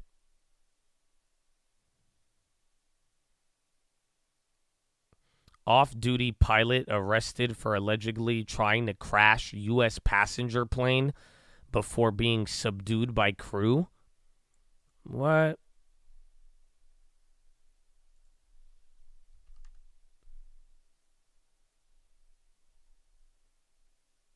Is this old? Or did that just happen? Or is this like an update on... Because I can't find that one, but... Putin reportedly found on cardiac arrest. Yeah, I don't have even a slight word on that, but we could see. Because usually you'll hear headlines, but I don't know if that Putin news is true. World Court to hold public hearings on legal consequences arising from Israel occupation of Palestine territory in February 2024.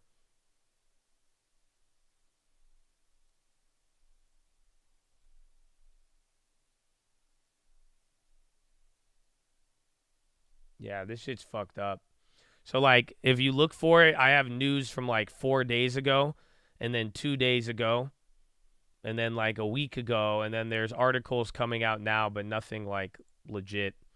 Like, no official news sources, just, like, articles about it. But, so there's people talking about Putin cardiac arrest thing, but I don't know if it's, like, it still seems kind of meh. And now it's the 30, baby. Let's get it. It's push-up time. I need to get me some good stretches. But ladies and gentlemen, boys and girls, we are live Monday through Friday, 30 minutes before open. Drop your thumbs up on that video. Make sure you're subscribed. You're on mobile. Press hide chat. X out the chat. Hit the thumbs up button. Second link for the nightly watch list and main channel. First for the Scream Alerts boot camp and real estate course. But, ladies and gentlemen, you've been here for about, what, 2.5, 3.5 hours? We got 3.5 hours left to go. Sitting is the new smoking. I need you to get beside your desk and do 10 push-ups. Can't do 10, you do 5. Can't do 5, you do 4. Can't do 4, you do 2. Can't do 2, you do 1. Can't do 1, get on your knees, do a push-up, plank the worm. Anything but get the body moving. Then, optometrist recommendations. Stare at the object 10, 20, 30 feet away. Go blink, blink, blink, blink, blink, blink, blink, blink, blink. Blink, blink, blink, blink, blink, blink, blink, blink, blink, blink, blink, blink, blink. Oh, feels good, huh? Wow. That's what you got to do. Then chest to the sun, flex the core, tuck the hips in, legs in front of you. The market's going up. The bonds are going up. Your chest should be going up to the sun now. Have that good posture. Stop mangling your spine. Then relax the jaw. Go. Now breathe in really deep. Go. Breathe out with your tongue out. Do the dragon breath and go.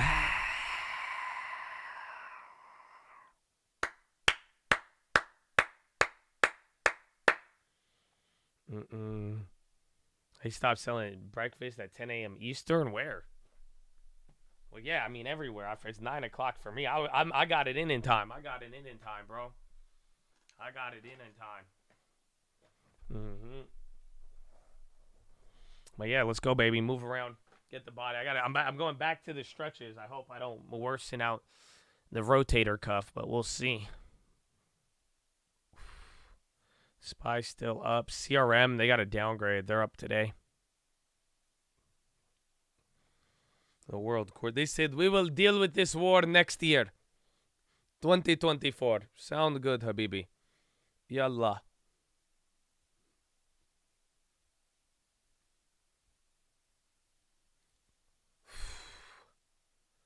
There you go. We're doing good.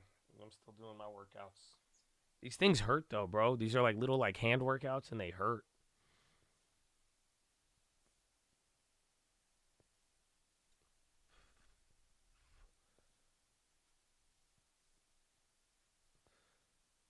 Don't worry. You're good.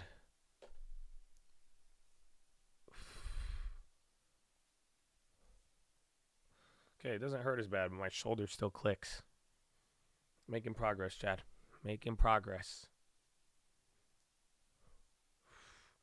Okay, what's the other one? Oh, I got to do the back touching thing. That one's hard.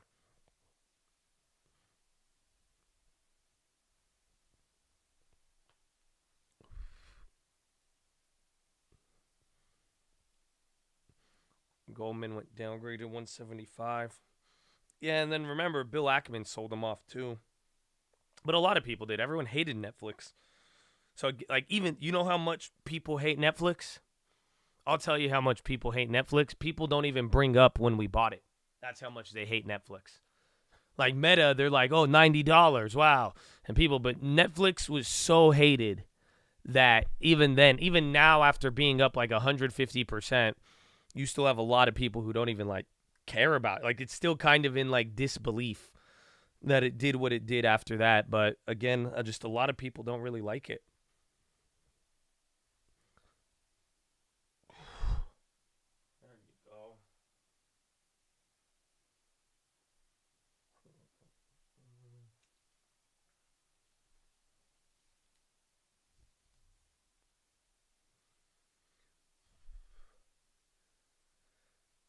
Man, one more set and we'll be done. Hopefully you got good push-ups in. Nice Monday. I mean, we're halfway through the day almost, so, I mean, time is flying. TLT is doing good. It's up 1.5 now. That's about 2.5%, I would say, on the day, bottom to top, but it's, man, A lot of work. So we still have to deal with just pull it out again. We're below the highs on the bonds, which is good. Again, you are now falling. Is this the gilt? 4.8. Let's see. So, yeah, now you're below. You're at the second high. If we could go below this one, get below those 2 points, that's better than not, but you could see how we kind of hugged into it leading into this week.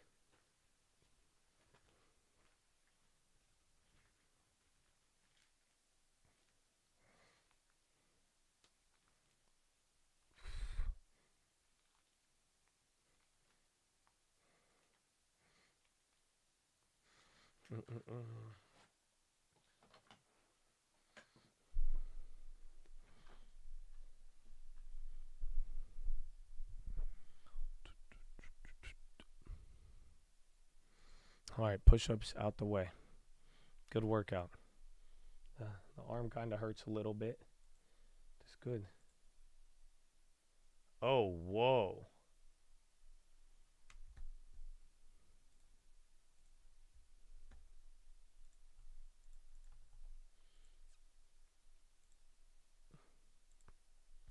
Okay.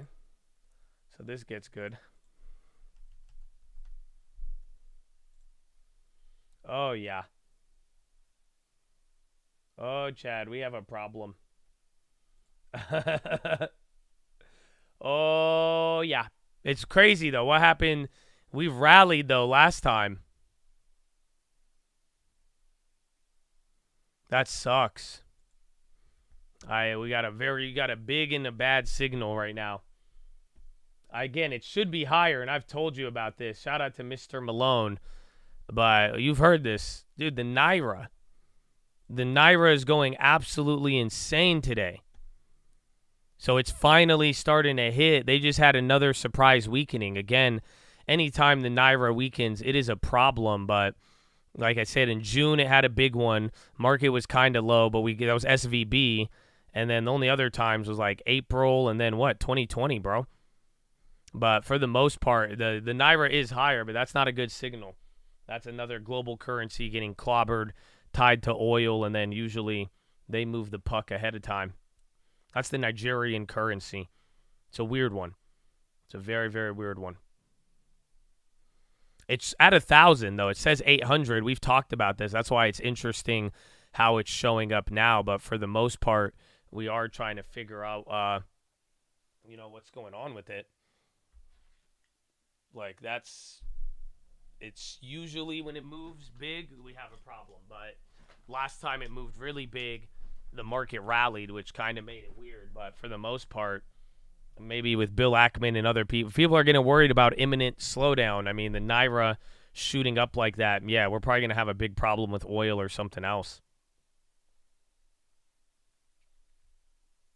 I do not have Bloomberg, no. They have, I don't know if they banned me, that's what I like to say, but they've refused to renew my contract. So, borderline banned. Oil new lows. SPY's even working its way up. Bonds are going up. Like I'm telling you, any higher from here on TLT or lower on the bond yields, we're going to fall below the October levels there. Is it oil instability? Usually it is. That's it. Naira, they have a lot of other problems that are leading to the currency. Like it could be that, again, the protest and all of that. But for the most part, usually when they move the currency, it's just based off oil, 99 times out of 10.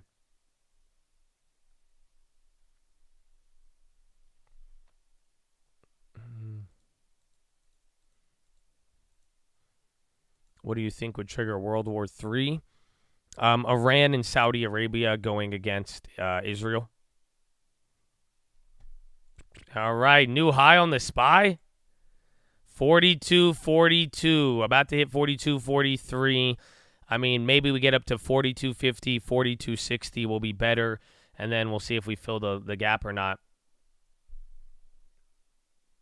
Alaska pilot just shut down plane engines mid-flight. So is that legit?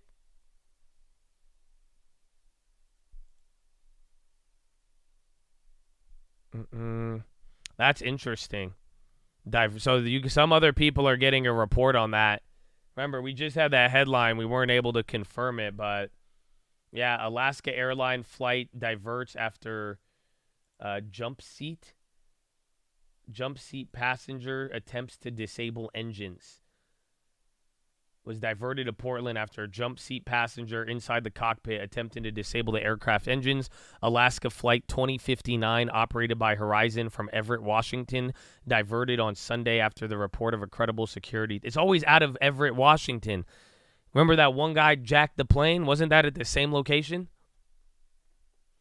The Federal Aviation Administration told airlines in a notice seen by Reuters, an individual sought to disable the engines on the Embraer 175 regional jet by deploying the fire suppression system, and added the crew was able to subdue the individual and remove him from the flight deck. I'll just give you a heads up. We got a guy that tried to shut the engines down on the cockpit. The pilot told FAA Air Traffic Control. It doesn't sound like he's causing an issue at the back. I think he's subdued. We want law enforcement as soon as we get on the ground and parked. A 44-year-old man was booked on 83 counts of attempted murder and endangering an airplane, according to Multnomah County Sheriff. The Seattle Times identified the passenger as an off-duty American Airlines pilot. Yeah, so that one was legit. You flew out of Seattle yesterday on Alaska? That could have been you, dog.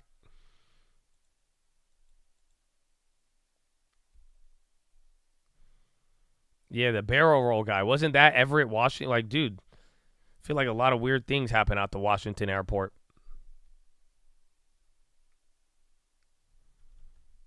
Yeah, is the jump seat in the cockpit, or is it the one, like, right next to it?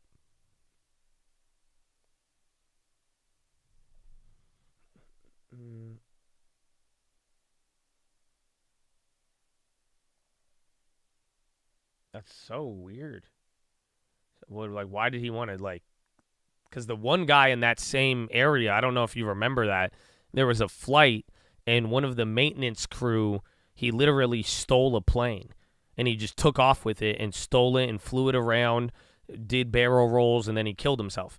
It was, like, literally he just was talking about things in life and all of that, but, you know, usually it's like, in this case, I wonder what his goal was. I mean, that's very weird.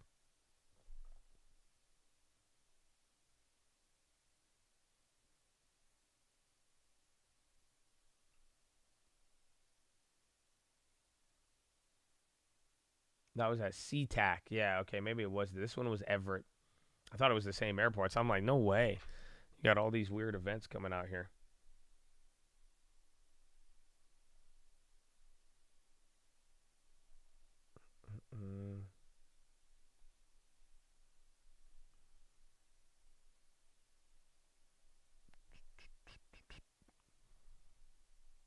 It's 30 minutes north of SeaTac and the Boeing headquarters, too. Interesting.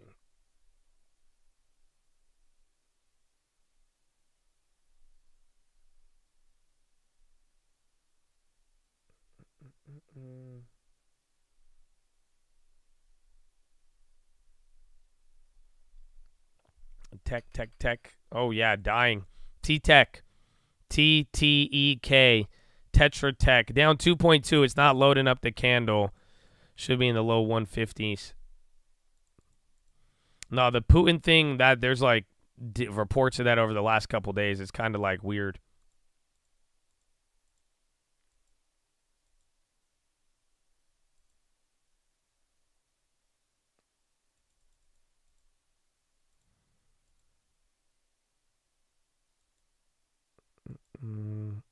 Bitcoin broke 31. Again, there was that news that your boy Michael Saylor is back up on his position now.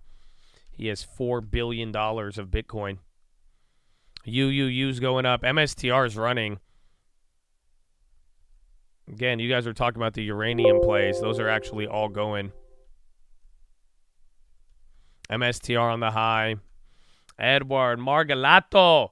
What's up, baby? How's your Monday going? Hopefully good. We still have half the day left. The bonds are literally only reacting to Mr. Bill Ackman today. But we still had an interesting day on our hands. It looks green. Dow barely went green right now, but my goodness. What today, Chad? What today?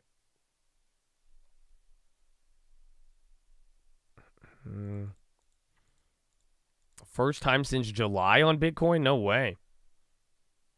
I thought, why did I always think it was up there? Did it just stay like pinned? Then SPY at 42.40 still. Bitcoin's up 5%. Yeah, Bitcoin's just back. It's lagging behind. Now this makes sense. Bitcoin and the SPY, they're matched up. I mean, remember, these are all the highs of like April and whatnot.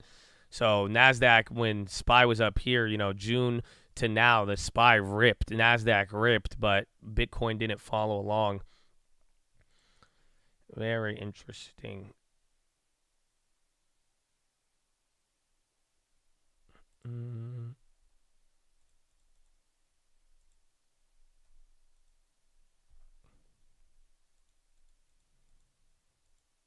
How do you see where the Fed is running off assets? The balance sheet. If you go through securities held, the change month over month, and then on treasuries, it'll highlight that.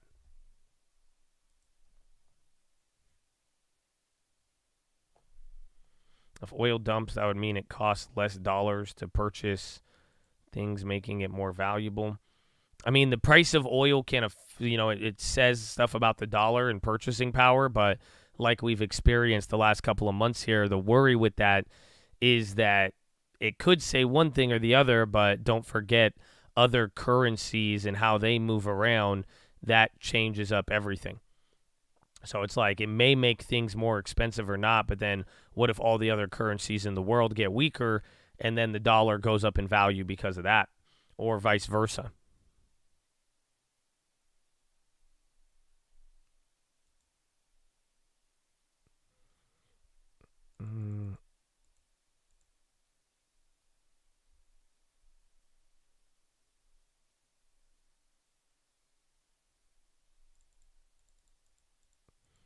Yeah, Bitcoin's weird.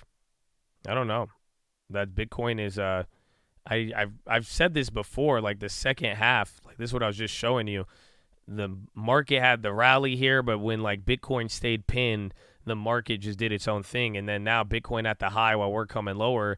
If anything, it just looks like Bitcoin and the market are now matching up to either die together or rise together.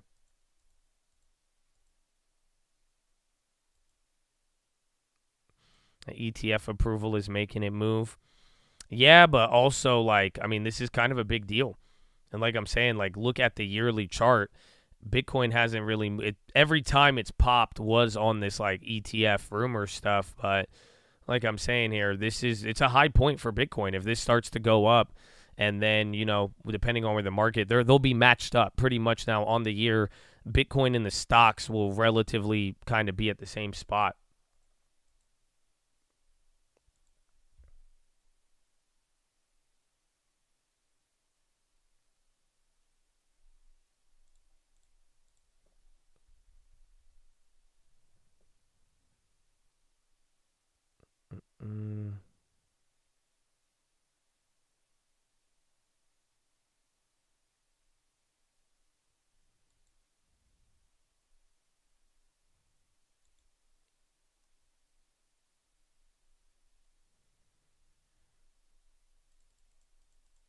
I don't think people realize how big the ETF approval is. I think they do. I mean, that's why it's moved really crazy. But at the same time, too, I'm very concerned with crypto. I don't think that's why the last 3 months have been weird. I mean, that just no any way you want to cut it. Even the last 6 months, not only did they have their little rally, but look at how stable Bitcoin has moved with the rest of the world doing God knows what. But at the same time, I think the relationship between Bitcoin and stocks is more telling than what's actually happening. The biggest news, though, for Bitcoin, it will be the Bitcoin halving in a year or so, or a couple months actually now.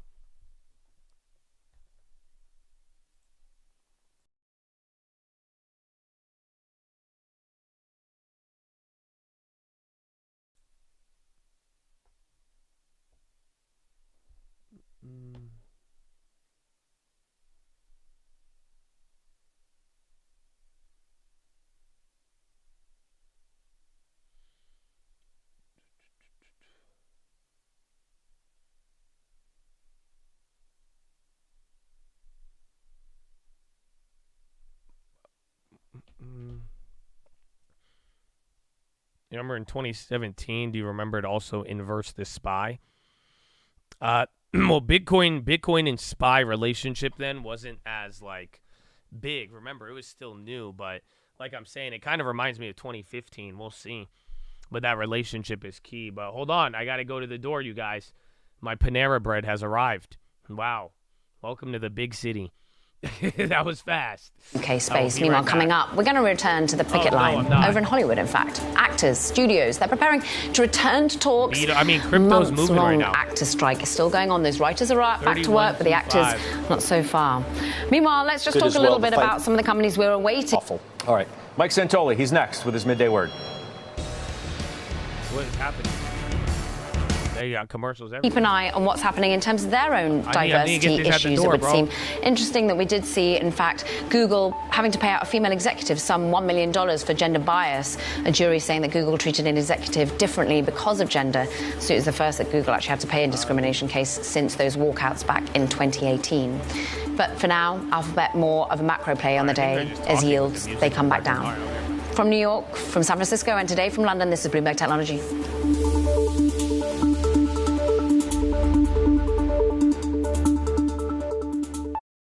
Faith's Flowers wasn't living up to its name.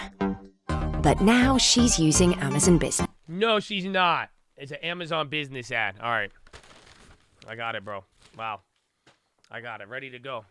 Ready to go. Don't worry. I'll mute if I chew or something. I know some people might. And market's going up. Baba's on the high. Again, China plays. Chevron down. Bond's still going too. It's been very, very big. You want a bagel cam? I mean, is there a way? I'll post it on my Instagram, bro. I'll post it on my Instagram. You know what I'm saying? They got to know. You guys got to know what's up with it. Oh, my goodness, bro. Oh, my goodness. I'm going to kill the value. I mean, today was a weird one with options. I made earnings option plays, but it's kind of weird how they all showed up. Again, Meta, we literally bottom ticked it, and that play went down. So, we'll see.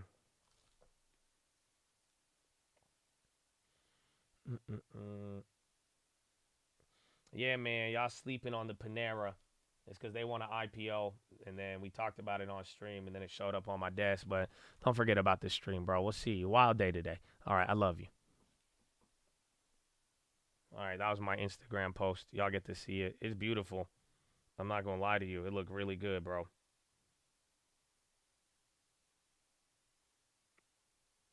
Mm-hmm.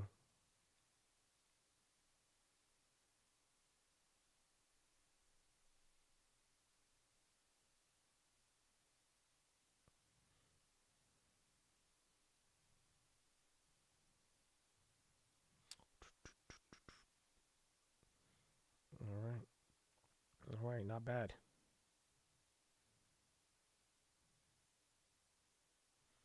All right, I got. You want to see? I got it. I Asiago one, bro. It look good, bro. It look good. It look good.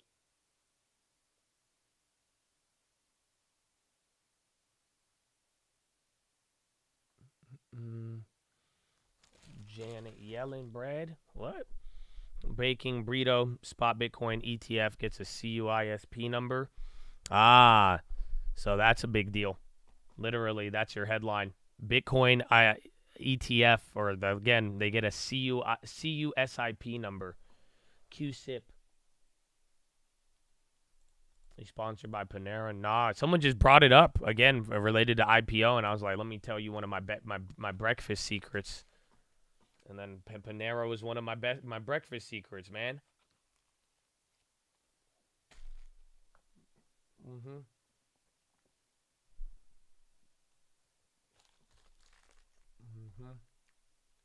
No, it hits, bro.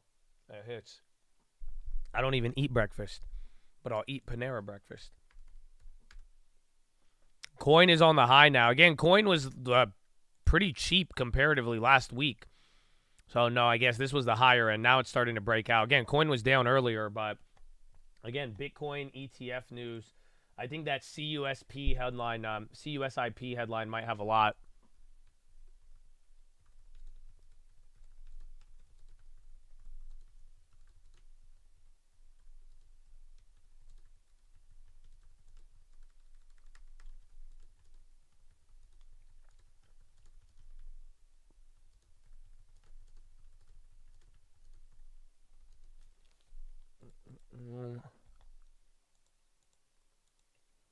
Almost noon here. You're good. Even the market's up too. Bonds chilling. I feel like you could eat a sandwich if the bond markets calm down. That's like something to celebrate. No, you're like, wow, it's not dying. That's so cool. 3340. That's. I was like, what? So 4246. Now it's getting a little bigger here. Still a long way to go. I think till 4250, 4260. If we get above there, then it starts turning squeezy again. Bonds now have a lot more cushion since the covering news, so we'll see there. But honestly, not too bad. Not too bad. Definitely could be worse. Yeah, let's hope by end of the day. That's a nice pop there. Again, you're getting a green shoot at the top. Everything else is already running. A lot of support here out of the crypto plays. I'd watch if energy plays come up, and then watch if the banks also. And then just don't forget about any of the names that already are getting ready for earnings there. Meta, Microsoft, all of that. Even ARK is up. So, again, Intel plays killed it. That one was a fire play. Actually, no, those came down a little bit. We were up way more. And then where's your boy? Where's that Meta? That Meta play is still down. I find that hilarious. Gotta love it. Gotta love it. Still working your way up.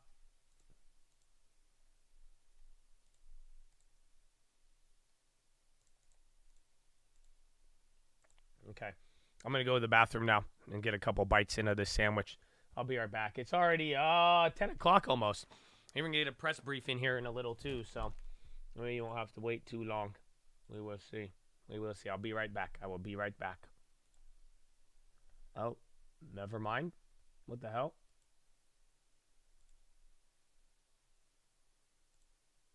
Bro, I just had it queued up and then it disappears. But we're running, bro. I'm trying to slow the run up by going to the bathroom, but it's not working, you guys. It's not working. Airbnb, yo, you just rocketed up 10 points in the time I've tried to find a bathroom break. My goodness. Again, so now 4250 to 4260. If we could hold above there, then it's good. If not, then we have a problem. Then we will see.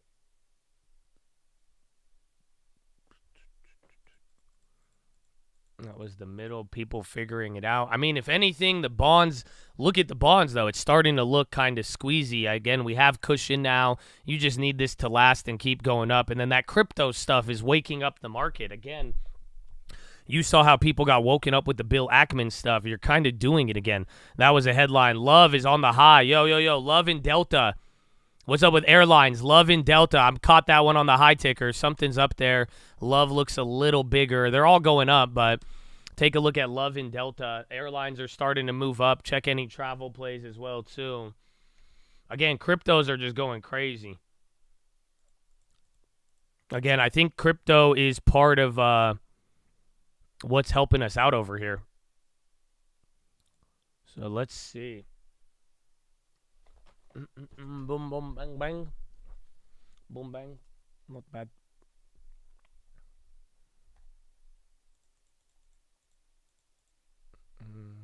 Shit list hasn't been. Oh, yeah, well, we got to talk about that, bro. I like what you've been doing. You know that, man? Your consistency, too, bro. Keep it up. We got to. I need to showcase it to the chat, dog. I love them. I love them, man. Good work. Let's see.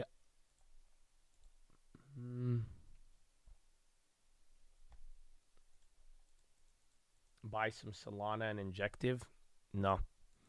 I'm not buying any crypto till we know what happened with Sam Bankman or rates are zero again.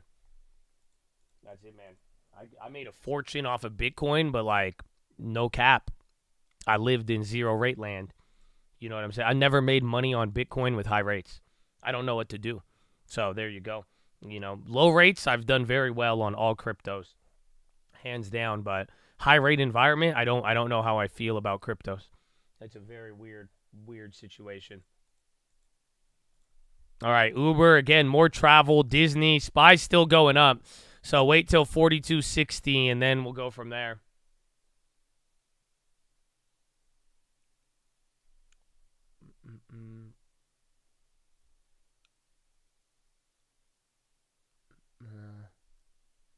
Well, Expedia, all of them. Whoa, love. Again, all the airlines are still moving. Intel car was great. I don't know if it went. It was up way more. Now it's up. Now things up $100. What the hell? Yo, that's fire. That one may even go up 100% by the end of the day. That one's lucky. We ain't getting hooked up like that. I still can't believe the meta is down.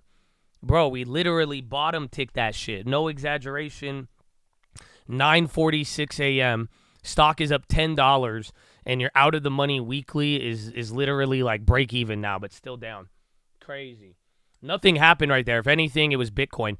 This was Bill Ackman cover news, and then right around here, we got update of a CUISP number for a Bitcoin ETF. All right, they're talking treasuries. Now I'm going to go. Follow me on Instagram, at The Trading Fraternity. I love you. Good morning, good evening, good night. BRB. Retirement investing. And as I mentioned, Bitcoin hits $31,000 and goes straight through it. The price move comes as the crypto industry waits with bated breath for a spot Bitcoin ETF approval after we had a fake out when you were gone. We did get a fake out 1 week ago today. I was on vacation. It was a great 20 minutes. Matt, as always, Eric Balchunas from Bloomberg Intelligence. He's here with us now. He's looking at the flows. Eric, what do you got? Katie, Matt, thank you very much. The flows are not great. I got to be honest. It looks like it's good at the top, right? You got IVV and OEF. Interesting. That's the S&P 100, so the biggest 100 names. That's pretty good. And then SPY. Problem is the numbers aren't that big, and you add up to a negative 2.5 billion for the week. And then you see some treasuries in there. TLT, again, people cannot resist. EMXC is interesting. That's emerging markets ex-China. EM hasn't taken in a ton of money, but it's really taken in money in active and the ex-China trade. So people getting very specific in emerging markets if there is a bid. Let's look at the outflows, and you'll see why I am just calling this a little more bearish. Look at the Qs. That's a negative 3.6 billion. And then rarely you see VU and VTI in there. That's Vanguard with 3-4 billion there in outflows. IWM, small caps, HYG, USMV.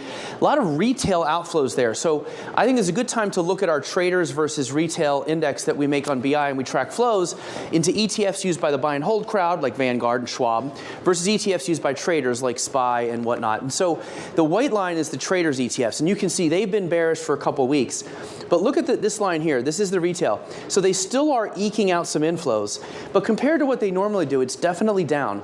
And this is, you want this to be up, because if this goes down, we're in trouble. This line is all over the place. Traders are very fickle. But the Vanguard bid, typically you can count on it. So this is interesting, right, Katie, Matt? The Vanguard bid dying down a little bit is the first time we've seen this in a couple years, to be honest. And with the trading crowd coming out, it just doesn't set up very well. Yeah, and that dovetails with the active divestment story that we have on the Bloomberg terminal, which is pretty shocking, although that's more of a mutual fund story. In any case, Eric, thanks very much for that. Joining our conversation now is Anna Paglia, Global Head of ETFs and Index Strategies at Invesco. Anna, I don't know if you saw Bloomberg's story, but people are pulling money out in the hundreds of billions of dollars over the past couple of years from active mutual fund shops. What do you think about the ETF situation that Eric just walked us through in terms of buy and hold investors versus traders? Sure, that's a really good question. You always have to look behind the story, because you need to separate the content from investment vehicle. When it comes to the investment vehicle, I think that we all agree that the ETF wrapper is the modern way of going about it, because it's cost effective, it's tax efficient, you can trade in and out, you don't have front load fees, transaction fees. So the vehicle is obviously a preference towards ETFs. The content is different, because true alpha, real strong alpha, is going to be there. So what you see, is it the death of a mutual fund, or is it the death of active capabilities?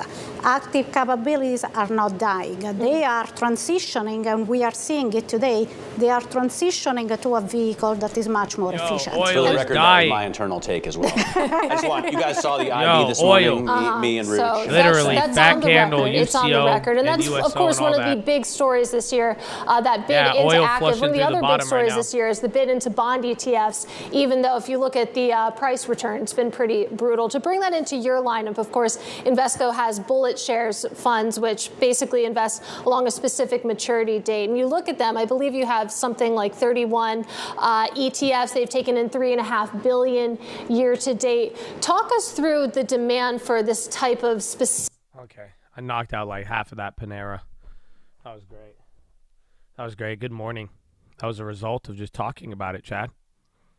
That was amazing. And we're still chilling up again. You just had that little run up into the highs. Excuse me. Bitcoin news getting people hyped up a little bit. So let's see.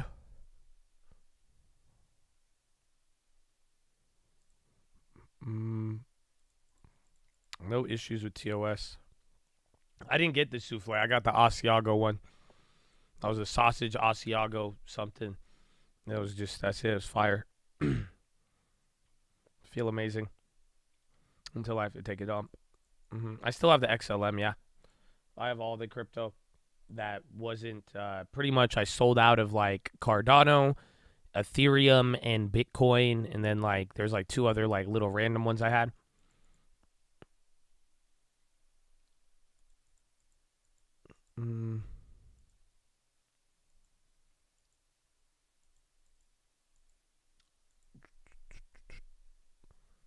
NDAC. All right, Redfin, you're getting another movement, and bonds are still looking good. Lucid, PayPal, more crypto names. Coinbase still at the high. MSTR, again, you've been getting a lot of different moves here. XLV, I think everything's looking decent. You're only a quarter cushion on the Dow. NASDAQ's up 1.1 now, so now that's good. And then 0.6 on the SPY. Truist sees PR, CHRD, MGY among list of possible M&A targets. CHRD, what are these? Cord, Energy, Magnolia, and Gas. Oh, so they're saying probably, again, the last 2 weeks, there's been Exxon and Chesapeake, or the Exxon, and then who was the other one? There's one more right ahead. Coin's still going, though. That's into the high. The bonds are looking great right now. This is what I was telling you in the morning, where I wasn't happy when it's small. But do you see why I'm feeling a lot better now? Because you're about to make up the whole entire week in one day, just like we gave up that whole rally in one day. Remember that whole week? That's what happened that one day on Monday when we gapped down. It was awful. It led to like a really, really big downside. You know, you gave up a lot of the recovery. So take note, you're now into 2 weeks ago's low on the bonds. That's how this rally started, the gap down and then the launch up. So hopefully this time around it's enough. Otherwise, still got a lot of time. But now the last hour or so, we've climbed up another 1%. That's what I want to see. You fell below the last 2 highs on the 10-year, I believe. So things are looking a little bit better here as we're middle through the day, but we'll watch if that keeps going or not.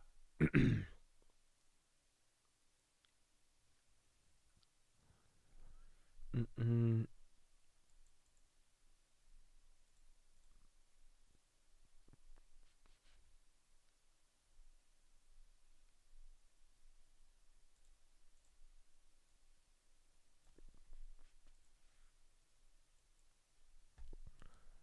right.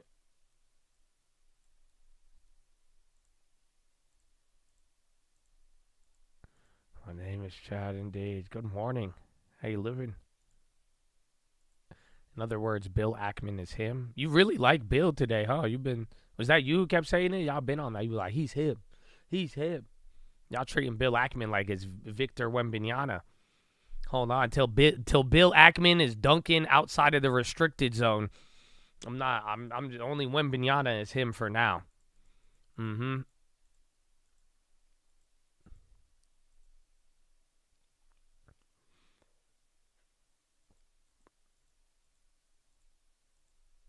All Bills are goats. Wemby, I don't play. I only play my player. I literally only play the rec. It's confusing for some, but I'm an animal. But I've never used Wembanyama yet. Bill Ackman, laser eyes. Intel, they're holding up good. What was the other one? Arc. Arc is up. That option had more time. It didn't move up as much than Meta. NVIDIA is still holding. Again, SPY seeing a little red, but you are near the high of the day. Not bad at all, man. Again, oil had that little freak out not too long ago. 42.50. You got as high as 42.55. Still a great spot to be at, and about 60 points from where you were at within the first 10 minutes of the day. So, again, you still need to fill this gap here at 42.77, but We will see. Still 10 o'clock. Thoughts about shorting gold? I like the idea of shorting gold. I still think it's risky, though. Kind of like Bill Ackman will tell you shorting the bonds is risky. I don't know how the fear will play out, but, the minute fear calms down, I think gold has a long way to catch up to with bonds.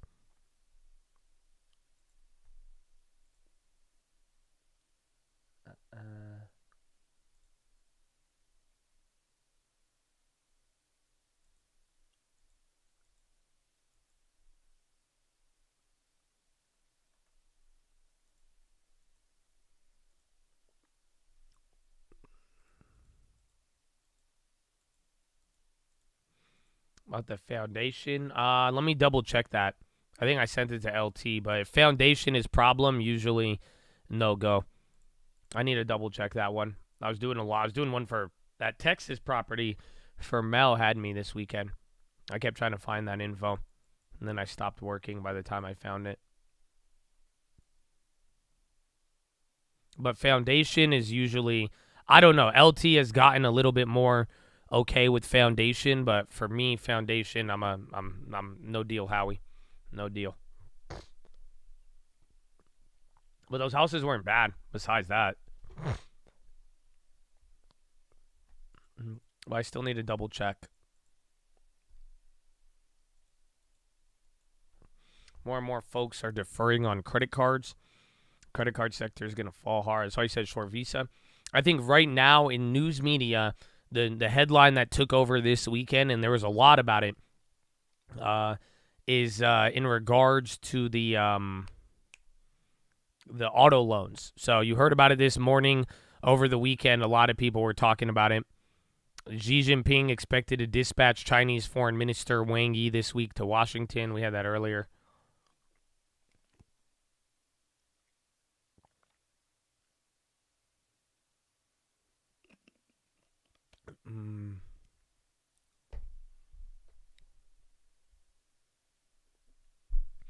Your last home I owned had foundation issues, but it'll definitely depend on your risk tolerance and the severity. Yeah, it's expensive. Foundation is always like big work. It costs a lot. And if it gets out of hand, like you don't want the property condemned or anything. Did you ever fix it, or how was it when you sold it? So that's some good first-hand experience.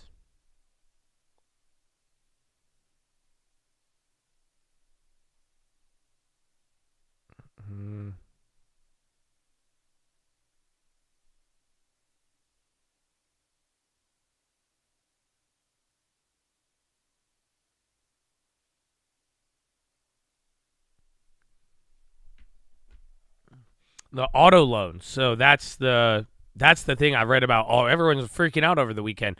We were just talking about cars on Friday too. But auto loan, like the amount of people that are defaulted past 90 days on their auto loan, it has now hit the highest point almost ever.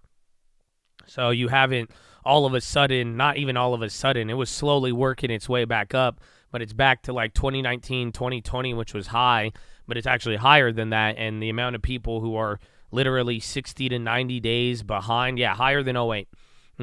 There's more people behind on their auto loans than not. It's the subprime ones, those shittier autos, the shittier loans on them that are lower quality. They're getting clapped, but you literally have data of it. Let me see if I could find you the chart.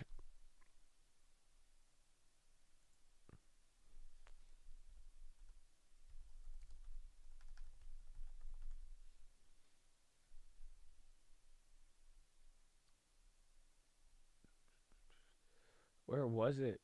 It was like the #1 story over the weekend. It was actually crazy. Yeah, there it is. Now it's still the #2 story. But so it's only the highest on record because I don't know if they have data that goes further, but pretty much since 1994, this is the subprime 60-day plus auto delinquencies.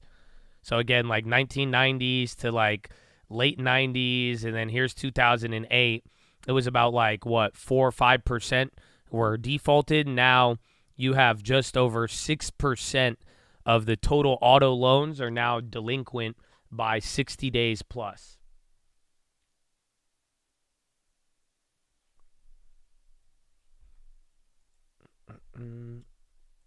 That graph is from Fitch. That's the source of it all. Just search auto delinquency index or auto delinquency 60 days. Should be able to come find it.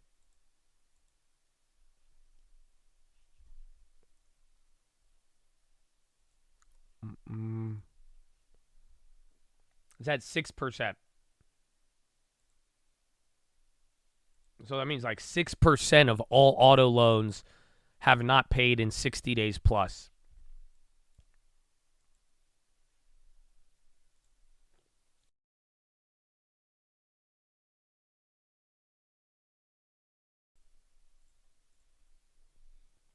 Well, that's the point. Whatever it is, one, the data is either accurate or delayed, but it could be saying a lot about the economy. It says a lot about the future of the economy, but then even some of that stuff like the student loan payments, what a lot of people were talking about in this articles there, there's been a lot of articles mentioned on this over the weekend. They're just talking about how people are having to pay back other bills. So now just the priority of the car is just falling behind in terms of how people are paying for it. So they're saying they have other bills, they have to pay rent before that. And usually that's what happens. People pay rent before their car because you don't want to get kicked out of your house. People losing cars, it's a set of wheels, but for the most part, where you live is what demands the first payment, and then you go from there. VWAP, maybe we come down. Bonds are still looking good, but SPY had about like 10 consecutive minutes now of working your way down. Dollar's still going lower, so we'll take it, but then crypto is calming down. Yeah, rent, food, and car. Pretty much in that order. So they're not paying their cars so that they could pay for rent and food.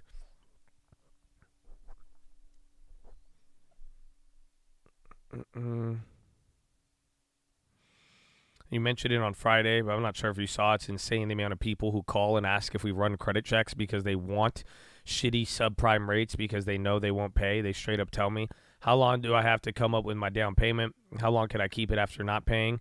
Or if I had 3 repos in the past 2 years, can I get another car? Yeah.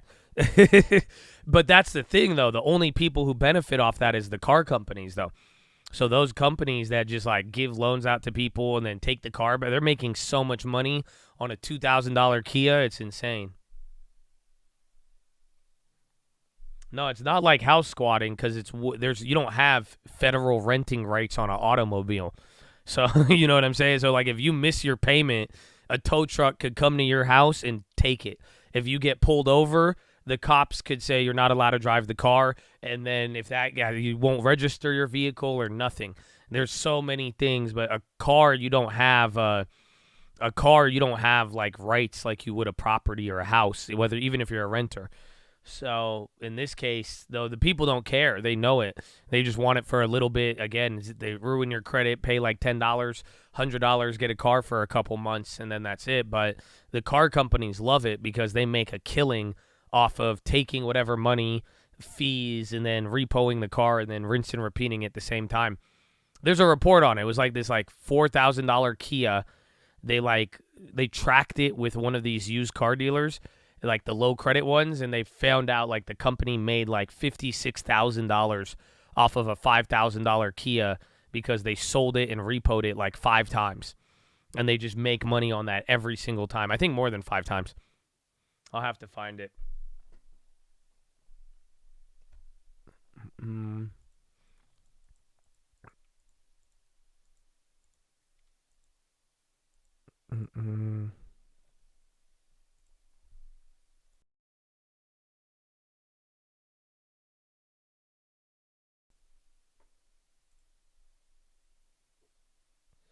nasty, greedy. It's like it's a weird mix between like greed and uninformed. Like it sucks if people get into it like and not knowing any better, but like a lot of people don't know any better and they do it on purpose. That's what Jigglypuff was saying in here. Or is it just Jiggly? I added the Jigglypuff. Jiggly buns. But it's like literally you have people who want it. You know what I'm saying? Like, there's people out there who have awful credit. They don't have anything, and they want it. They're like, I'm going to just go get this car, 0 credit, put $1,000 down, and then boom. Like, you know, they know damn well they have zero intention of paying it. So it's pretty wild. It's a very, very wild world.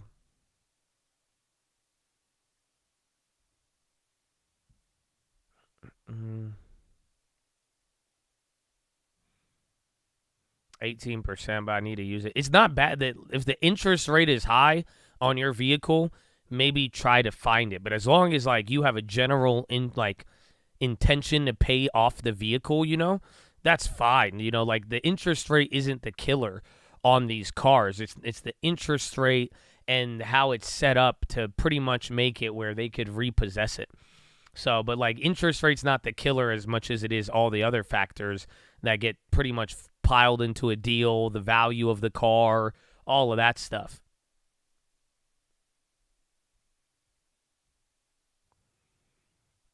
Bonds are still going, so literally from here, bonds chilled out, but then they're continuing their little squeeze bid. But other than that, markets chilled out. Dollar went down too. Everything went in a good direction, but equities are just losing some of that extra hype bid more or less.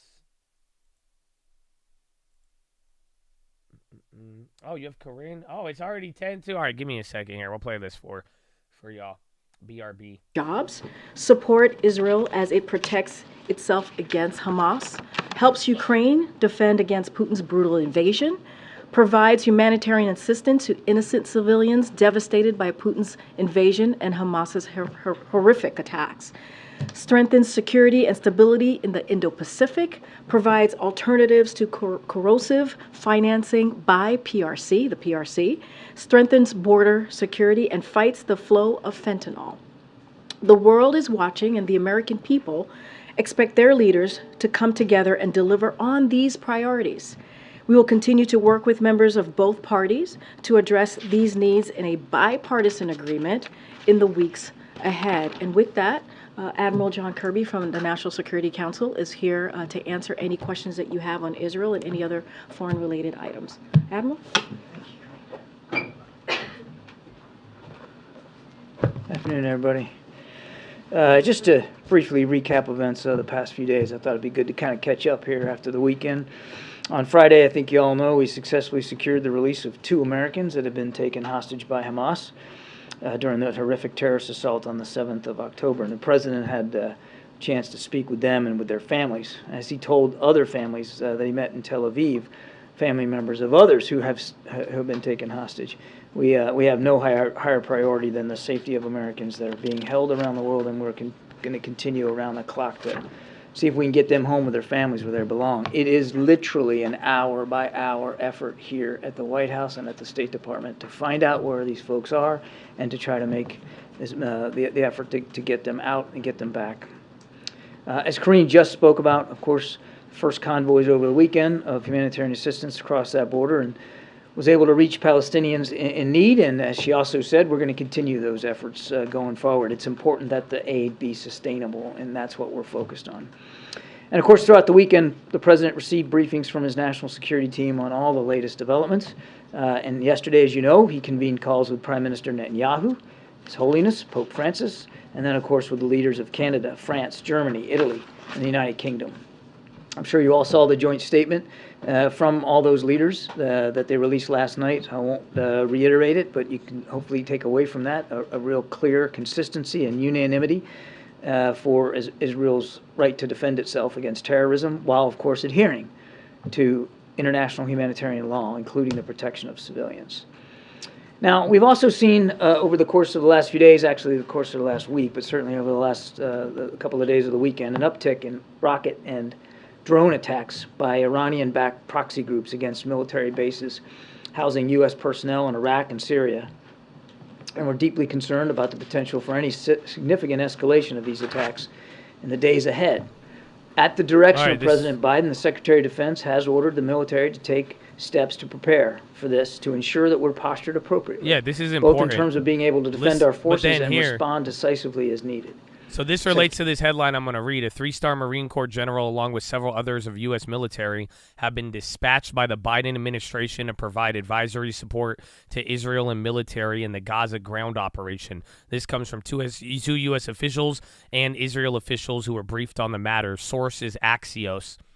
So again, they're talking about U.S. actively facilitating these attacks and spurring on others who may want to exploit the conflict for their own good, or for that of Iran. They're saying Iran's goal is to maintain some level of deniability here, but we're not going to allow them to do that. Again, that just came out as he was talking about that. We're also not going to allow any threat to our interest in the region to go unchallenged.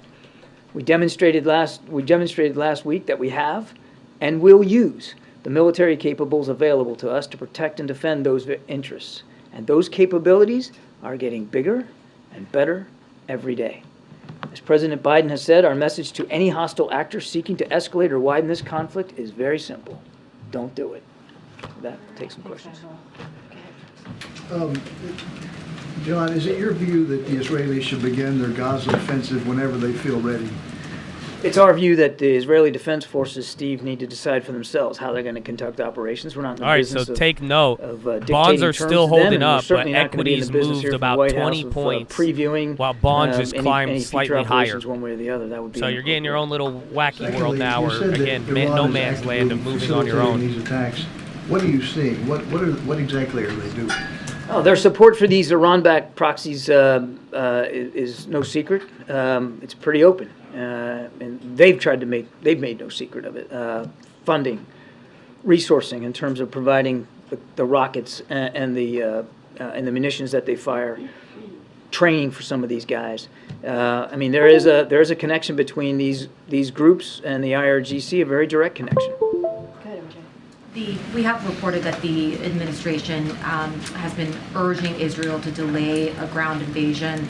Can you tell us whether other countries are making the same request? Is there a coordinated effort on that front? MJ, I won't speak for other nations and what communications they might be having with Israel. I can tell you we have, since the beginning of the conflict, in the early hours, maintained a level of communication with our Israeli counterparts to ascertain their intentions, their strategy, their aims, to see what their answers are to the kinds of tough questions that any military ought to be asking before you launch any kind of a major operation. Have you thought through the branches? Have you thought through the sequels? Have you thought through the unintended consequences? And so we are in active conversation with them about that. And John, we've seen a number of leaders travel to Israel or commit to traveling to Israel, of course, the president himself. Is it your understanding that there would not be a ground invasion as long as there's a head of state in the country?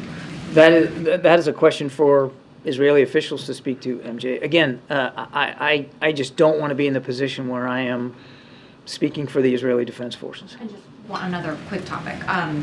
Why is it that people currently are not able to leave Gaza right now? Do you have sort of an explanation as to why that humanitarian corridor for people to exit Gaza, why that isn't open? Is the obstacle Hamas? Is it the Egyptians? I think there's a lot of factors going into why there's no exit out. We're glad that stuff's going in, as Kareem briefed y'all, but we still want to see safe passage out, and particularly for the several hundred American citizens that we know are in Gaza and want to leave. And Ambassador Satterfield is on the ground working this very, very hard. But there's a number of factors, and I think security, certainly Egyptian officials have spoken to this. I mean, there's they've got legitimate security concerns, and again, we just need to work through that.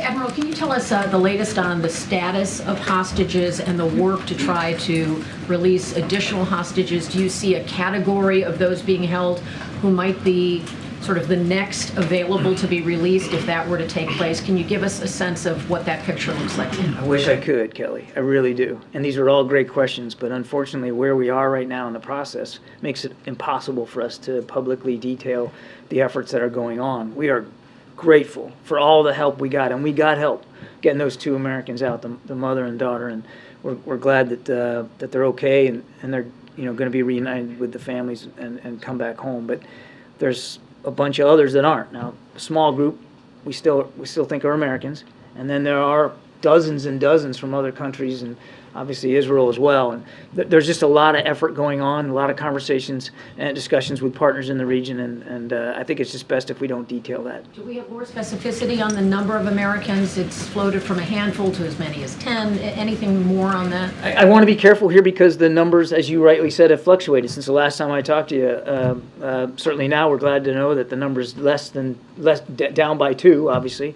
But we still have about 10 unaccounted for Americans, and it's not exactly clear to us where those 10 down people by 2. are. Yeah, so take 2's I would up still there. categorize I it as for about the a sake handful. of 2K.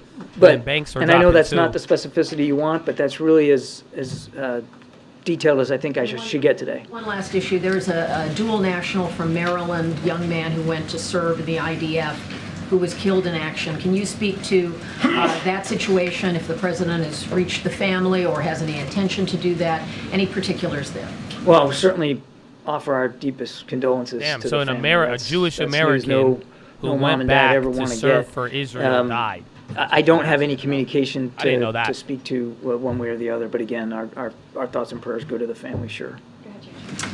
John, on a post-Hamas Gaza, if that were to happen, is there anything that you can share on what conversations the U.S. is having on what that post-Hamas Gaza would look like and who would run things? Really, that's going to be a conversation that Israeli officials, need to start having amongst themselves. And I think, again, without speaking for them, I don't think I'm going too far to say that the focus right now is on going after Hamas, where they are in Gaza, getting humanitarian assistance in, getting people out. That's where our focus is, and I know the focus of our Israeli counterparts is certainly on prosecuting these operations against Hamas. I think Take 2 is almost on 1. FXY even moving. The issue of governance in Gaza Again, certainly bonds are doing good. is SPY not moved around unimportant, 20, but it's not dumping anymore. I wouldn't speak Still for the can, Israelis though. in terms of But again, how deeply they're Bonds diving and Bill down into what that have helped out. what that Bill needs to Ackman, look not like. Bill. The U.S. is helping with that conversation, please? We have talked to the Israelis again about their aims and strategy, and that includes some of the long-term issues that are out ahead of them. But I think you can understand appropriately right now that the focus is on the operational picture. On the normalization process, can you say if Saudi Arabia has provided a list of requests for what it would like to see for those talks to start again between Saudi Arabia and Israel? I'm not tracking or aware of a specific threat. Now, you're talking post-October 7th. I'm not aware of some sort of new list or homework assignment that they've submitted. We still believe that those talks are important. We still want to pursue normalization. We understand that both in Israel and, of course, in Riyadh, there's a different focus right now. We get that. But we still believe there's great value in pursuing normalization, and we have every intention of keeping that going. Thank you, Admiral. What kinds of humanitarian aid would the U.S. like to see reaching the Palestinians before Israel launches a ground invasion? Can I bifurcate that question? Because I'm not going to sit here and assume that there's going to be some sort of a ground invasion, and I'm certainly not going to speak to hypothetical timing if there's going to be. Let's just talk about humanitarian assistance writ large. And you heard Karine, we are getting food, water, medicine in to Gaza, not enough. I mean, there's been, I think, 3 convoys, some little less than 60 trucks. That's a good start, but it is just a start. We want to see it keep going, and I think over coming days you're going to continue to see convoys of trucks getting in. But it's also, fuel is also an issue. We know you need fuel to run power generators in hospitals. You need fuel to run the pumps in the desalination facilities so that people can drink fresh, healthy water. So fuel is another thing that we're working on. Whether or not there is a ground invasion, do you view humanitarian aid getting there first as important? Whether or not there's a ground invasion, we believe that humanitarian assistance flowing to the people of Gaza is critically important, and it needs to go as soon as possible and as much as possible. And where does the president stand on this? Because there was some confusion over the weekend about whether or not he had said that, yes, he does want Israel to wait until humanitarian assistance can get to the Palestinians before any invasion. We have been crystal clear with our partners in the region, including Israel, that we want to see humanitarian assistance flow. There's been no change to our posture on that at all. But as I said, I think to Steve's question, we're not dictating military terms to the Israeli Defense Forces. They have a right and a responsibility to go after these terrorists, and they certainly are going to do it in a way that they choose to, that they believe is appropriate to the threat. We're definitely going to support them in terms of providing the capabilities for them to continue to prosecute Hamas terrorists. In fact, security assistance has continued to flow over the course of the weekend, and it will. But we're not dictating terms to them. Thank you. So the UN Secretary General, the European Union Foreign Policy Chief, and several international leaders are calling for a humanitarian ceasefire. Will we see the United States calling for a humanitarian pause? What we want right now is make sure Israel has the tools it needs to defend itself and to go after Hamas, and that humanitarian assistance keeps flowing. Now, it's started, and it's a good thing. We want to keep it going and keep it sustainable. That's what we're focused on. Sorry, you mentioned this joint statement yesterday where President Biden and several Western allies asked Israel to protect civilians. But the death toll in Gaza is rising sharply. Does it look to you that Israel is abiding by international law? Are they listening to your advice? We're not going to parcel out each and every event that happens on the battlefield, especially since we're not there. I can just tell you that there hasn't been a conversation that we've had with Israeli counterparts, and we've had them at all levels, where we aren't talking about not just what they want to do, but how they want to do it. John, 2 Fridays ago, I reported that the U.S. was urging Israel to delay a ground invasion. The day after, the officials here issued statements to other outlets denying that was the case. In the days, week plus since, other outlets have started to report the same information that I had, but today you're not confirming any of those reports. My question is, aren't you at all concerned that if the U.S. is not clear with the public about what we are asking or suggesting to Israel that they do here, that that's going to complicate getting this aid package through Congress? I mean, you guys are asking for more than $105 billion, which a portion of this goes toward Israel. Are you concerned that not being clear with folks about what the U.S. is advising Israel to do will hamper support in Congress for this aid? We've been very clear and consistent about our support for Israel and their ability to defend themselves. Jackie, we've been very clear and consistent about the fact that we're going to keep providing security assistance so that they can do that. We've been clear and consistent about the need for humanitarian assistance to flow, and clear and consistent about our desire to get people out of Gaza as well as to get our hostages home. I think we've been very clear and consistent throughout, and that includes with members of Congress. And yes, we are going to need congressional support to continue to support Israel. We've got enough appropriations available to us for a while longer. Well, how long is that while is going to depend on the expenditure rate and the kinds of operations that they're conducting. So we desperately need Congress to act on this supplemental request. Well, you said you've been asking tough questions of the Israelis about their strategy here. Are you liking the answers that they're giving you? No, I'm not going to talk about the details of the conversations that we're having. Again, these have been clear and consistent conversations. Again, making sure that they have what they need and that they are thinking through. That we are asking them what their answers are to the kinds of questions that any military ought to be asking itself as it conducts operations. But on the aid portion, how, for instance, are you going to convince people that this is not going to get into Hamas's hands when, for instance, we saw fraud with something like COVID relief money in the U.S. And we're now talking about securing an understanding with Hamas, a terror group, about how this humanitarian aid should be used. I mean, how can you convince people that that is going to be a worthwhile, necessary, and secure? We left the whole entire army in Afghanistan. How can we make sure all of this shit's going to get to where it needs to go to and not used for the next generation of war like every other decade that has happened prior?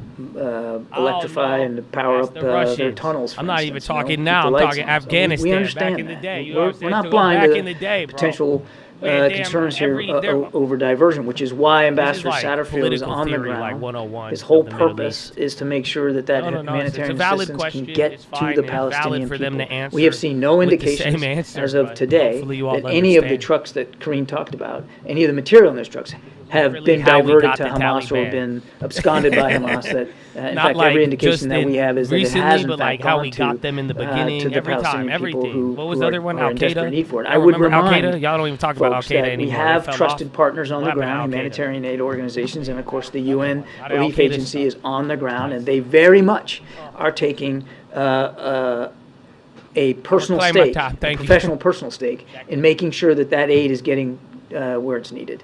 We're going to watch it. Obviously, we're going to watch this closely. We don't want to see Hamas benefit any more than anybody else does. Amen. Following on that, how does the U.S. go about knowing that it is getting to who it's supposed, the aid is getting to who it's supposed to get to, and not Hamas isn't taking a bid off the top? And then second, could you confirm that the president has sent Lieutenant General James Glynn and some other folks to advise the Israelis? So on your first question, Amr, in fact, I'm going to write these down because I'm going to probably forget. But on your first question, as I said, we're working with trusted partners on the ground, including the UN. And that's the way we do it in so many countries around the world, where we don't have a footprint.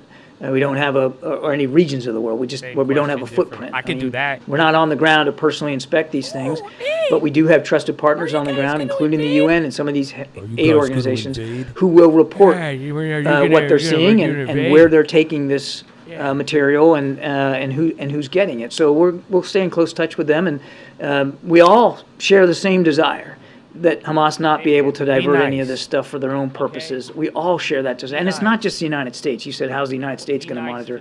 The whole international community has a stake here in making sure that the people of Gaza get this food, water, medicine, and other vital needs met.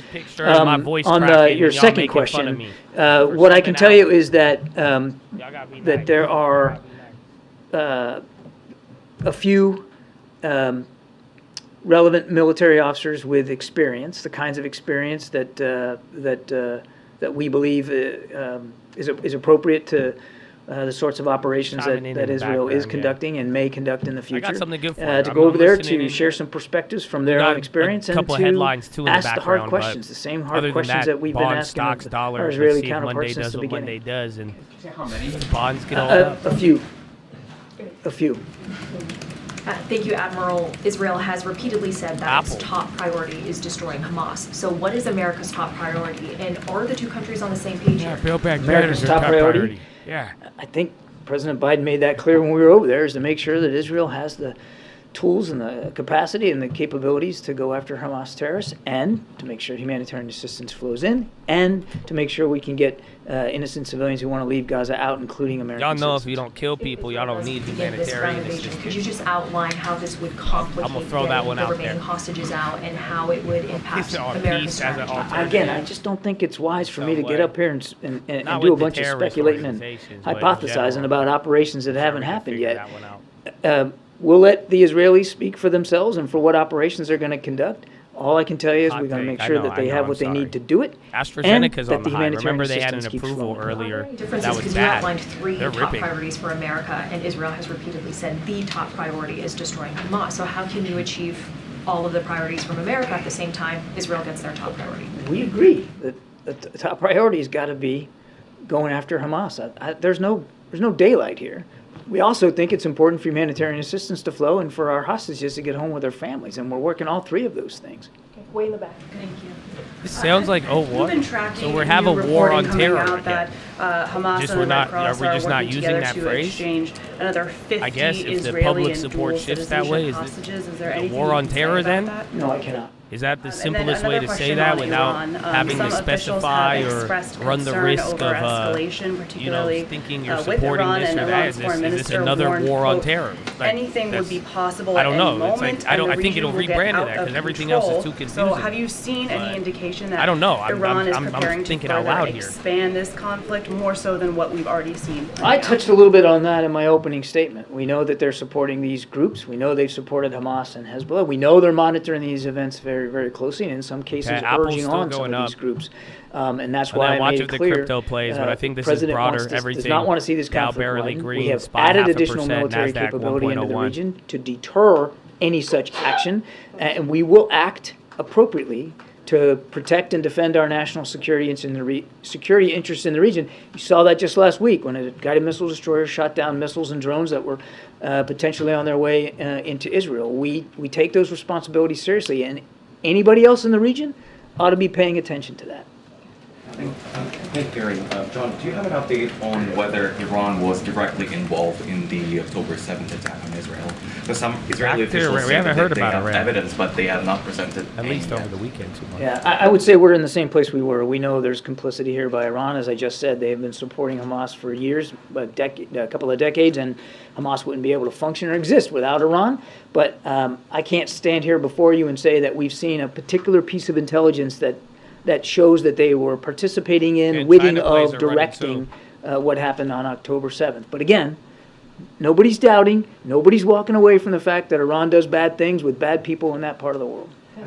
How does the White House see China's role in the Israel-Hamas conflict, and what's your reaction to China sending 6 warships to the Middle East? I'll let China speak for their foreign policy in the region and whatever their take is. I've seen them call for both sides to ratchet down the violence. We've been clear about where we are, and we're on Israel's side here. Israel needs this support to go after Hamas terrorists. That's not going to change. And I'll let them speak to their naval maneuvers and where they're putting their ships. China or Russia on the Israel-Hamas conflict? Or not? I know of no particular conversations we've had bilaterally with either country thus far. Thanks, Corinne. John, speaking of the Americans in Gaza, some are being told that by the State Department, by the administration, to go to the border. We were told on Saturday they were told to go to the border, but they obviously could not leave. Are you still advising Americans to go to the border? What's the hold up there? You'd have to talk to the State Department. I can't speak for the communication that they're having with American citizens there. What I can tell you is that we are working this very, very hard to get them out of Gaza, again, through Rafah. And Ambassador Satterfield literally is working this as you and I are speaking right now. And so we obviously, if we want to get them out, we want to have them available as close by as possible so that can be effected in a very efficient way. But as for what specific messages the State Department is sending today and Monday, you'd have to talk to them. Speaking about what President Biden said on Friday at the fundraiser, he talked about the Hamas attack being carried out to disrupt the normalization efforts between Israel and Saudi Arabia. Can you talk more about what he meant by that? Is that the administration's position? Well, we certainly can't discount the fact that could have been a goal here. Look, Hamas wants to wipe Israel off the map. They simply just want to kill as many Israelis as they can. That was the purpose of October 7th, to just take life. And it is perfectly possible that there were other geopolitical goals here, as the president alluded to, because normalization between Israel and Saudi Arabia, you can see that would not be in the interest of terrorist groups like Hamas. It certainly wouldn't be in the interest of their backer in Tehran. Do you think that's the top reason why they did it? I can't specify specifically what the top reason. I'm not in the minds of the terrorists, but the president was certainly laying out a very real potential factor behind what they did. Thanks, Green. The president has spoken a lot about the work he's done in building a coalition behind Ukraine and supporting Ukraine. Are there any concerns that U.S. support for Israel and as civilian casualties rise in Gaza? Is there any concern that could undermine support for the U.S. stance on Ukraine with countries in the global south, for example, for Brazil, in Asia and Africa? Who might be in terms of their views on Gaza.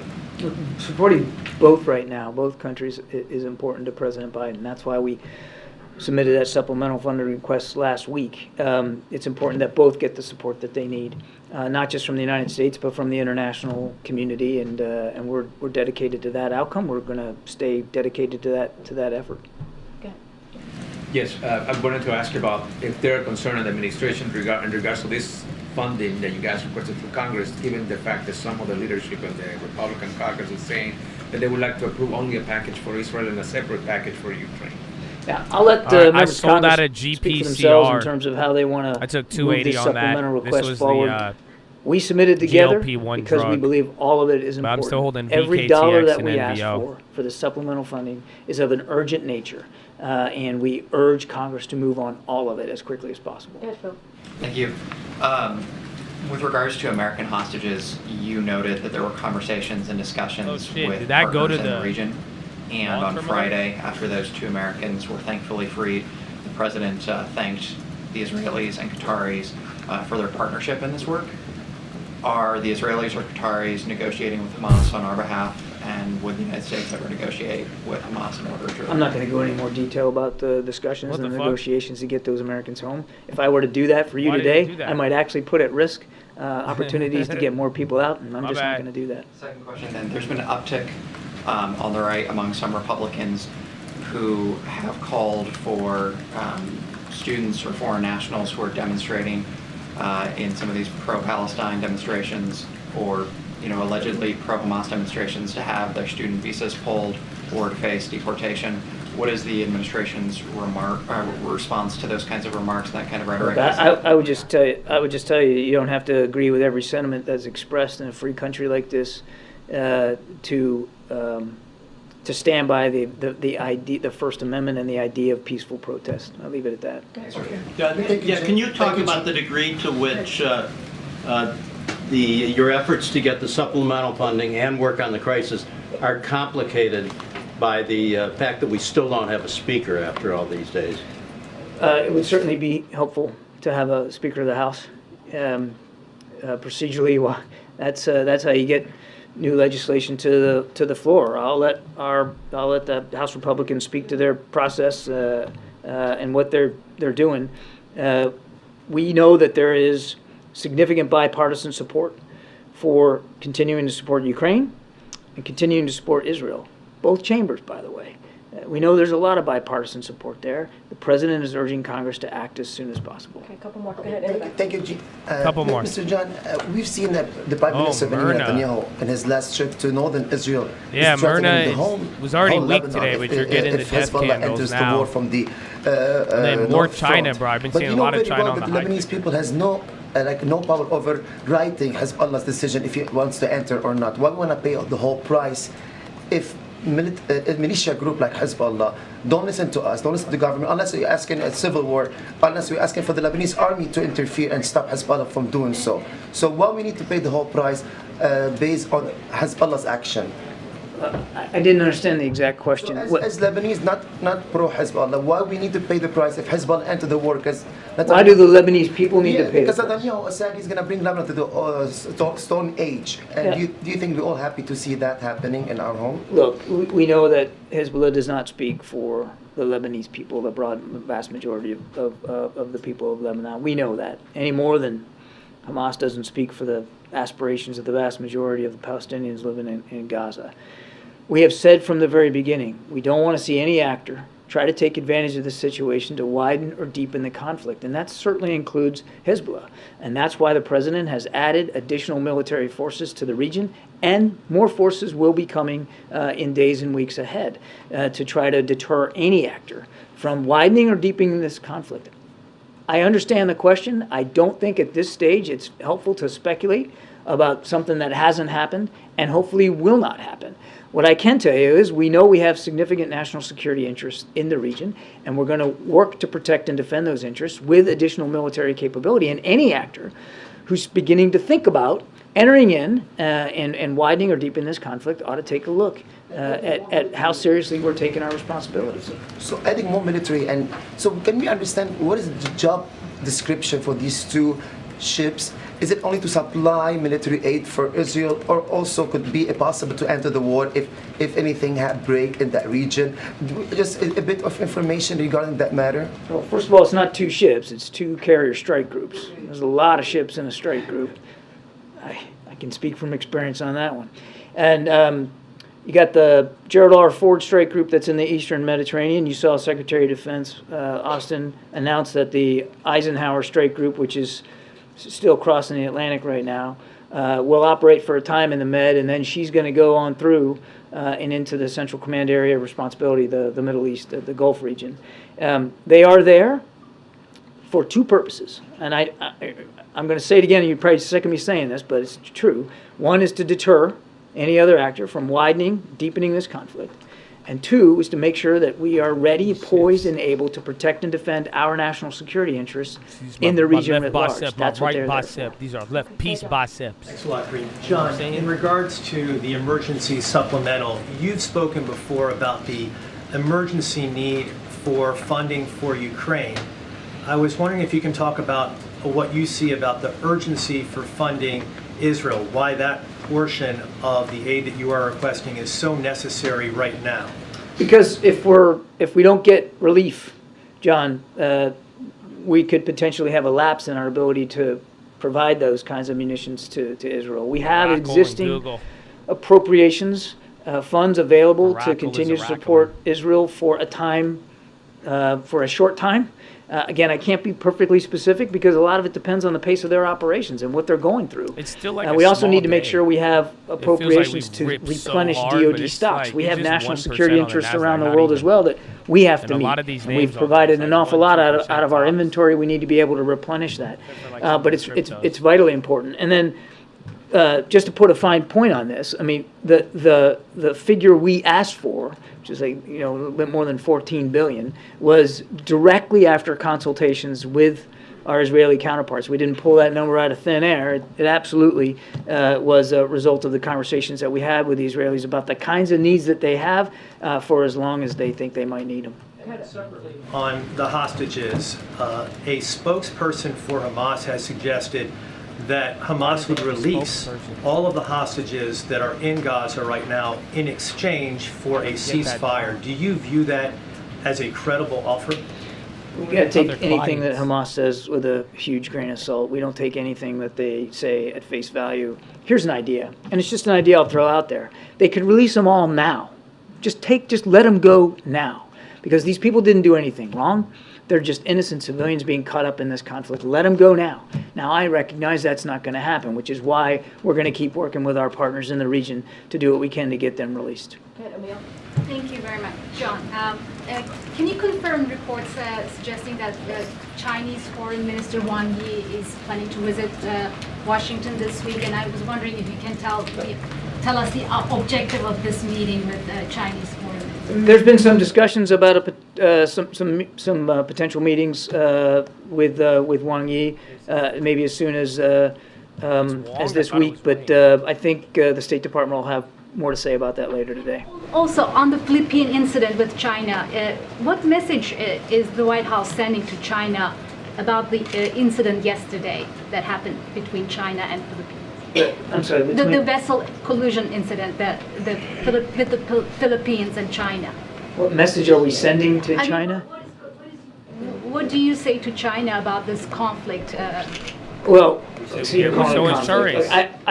I'm not aware of a collision, so I'll have to go back to the team and get some more information.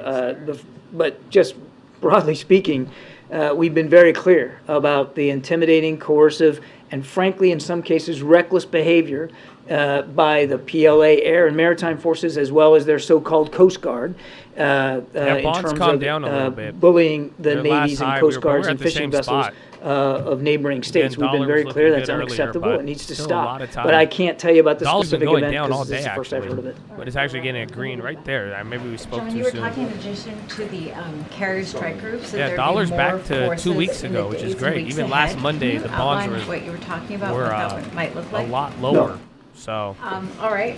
I want to know how that would be consistent with the president's promise back in 2019 that he's getting out of the forever wars if you're adding more troops. This looks like hitting in red. I don't know. You're listening to it, but hitting in red. Kirby announces additional military forces will be deployed. It's all about Troy deterrence. posted that too. And you heard the Secretary of Defense. I don't know if the market's reacting to it. Naval but, forces. I mean, again, we're adding bonds, some air dollar, defense oil, systems and some use those aircraft as your guide squadrons to here. the region as well. But it's all about preventing. Again, the war. cushion's It's not all about too big. preventing it. Your cushion Thank is you. not the safest.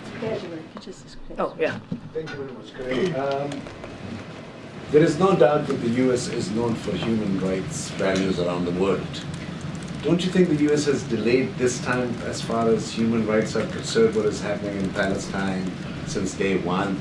No, I couldn't disagree more with you, sir. Not at all. I mean, from the very beginning, early hours of this conflict, we made clear, not just to our Israeli counterparts, but to the American people and people around the world, that we take the respect for innocent life seriously. And we have been talking about the law of war since the beginning. You can go back to the first statement that the president made after the attacks of October 7th and see it right there. It's been a part and parcel of every conversation that we've had. And we have been working hard. We have been spearheading the efforts to get that humanitarian assistance in. It came, those first truck convoys that Karine talked about, came after President Biden spoke to Prime Minister Netanyahu in Tel Aviv, and then to President Sisi on the phone coming home on Air Force One on Wednesday night to get that stuff moving. And within a couple of days, they had some road repairs they had to do. It started flowing.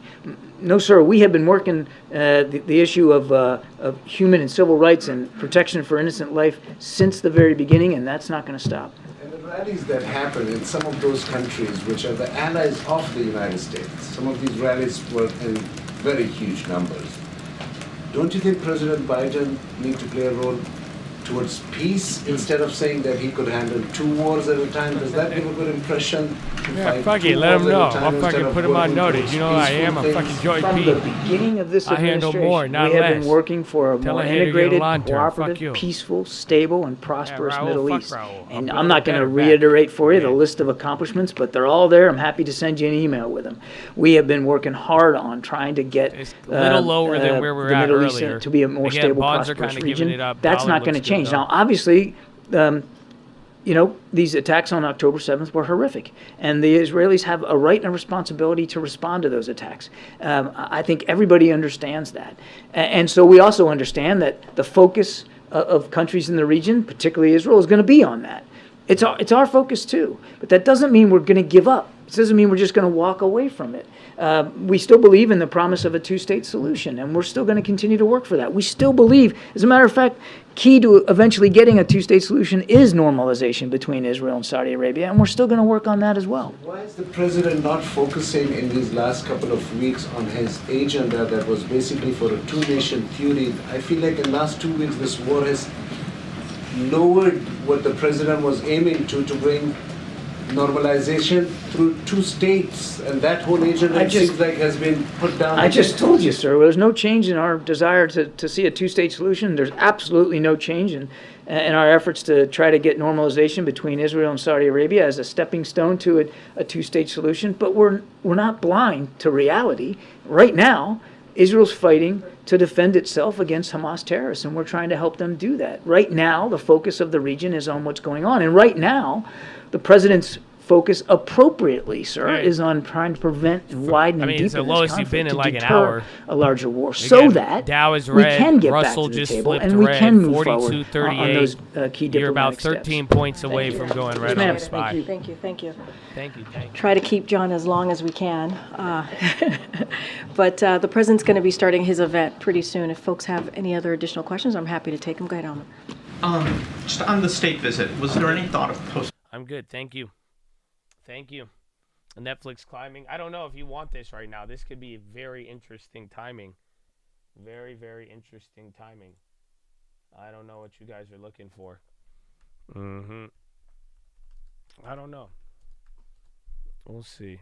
We'll see. But, Chad, it's about 11 o'clock. 2 hours left in the day. The lowest you've been in the last hour or so, but generally higher, and I'm sure a lot better than how you thought the market would have opened up this morning if you were here. Again, the bonds, everything. I mean, war tensions rising, bond tensions kind of eased up today. I think today was a very good title, no? Again, war versus rates. And again, but just you're dealing with all of it. The bonds have their day, the conflict. I mean, every time we hear about it, it feels like it's just weird. This conflict is it's a weird mix of a lot of the other conflicts, and the one we just experienced with Russia and Ukraine are still going through, but my goodness. I got something for you, man. I got something. I don't know how the market's going to like it, Chad. It's either going to love it right now or not, but yeah, it's here, bro. It's here.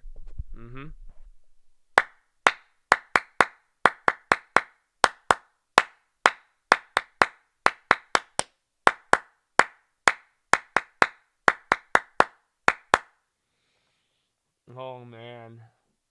Chadadonia. How are you feeling? I got a nice philo for you. Oh, man. It's a good philo, actually. Let's see. I'm going to even talk a little bit. Some of you guys missed it on Friday. Or was it Friday or Thursday? But do you guys remember the last philo? Do you guys remember it? Do you remember the last one I told you? It was kind of dark. It was kind of a dark philo. Does anybody remember it? You made it just in time. That's good. I don't know if you made the last philo. Let's see. I'm asking for the refresher. I mean, are you... Because this is going to apply to it. What I am going to talk about, oh, yes, it has something. Because I think that was the last thing I left you on to think about. Yeah, we talked about the ego death. Thinking about death. I told you guys my little story. I kept thinking about it. I told you how I read my Bible. I told you a little thing I got out of the story. But again, I mean, I did bring this up. I was telling you something needs to die. And I asked you guys to think about it. Maybe you ask yourself this question. So, I mean, it's been a weekend. Did you think about it? Yeah, that's what I want to ask. Did you think about it? Good. You had the weekend. How was it? I don't know. Did that stick with you at all or not? I don't know if it did. That's why I'm asking.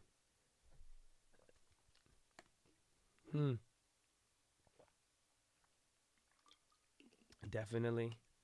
Indirectly. Yes. The Last Supper.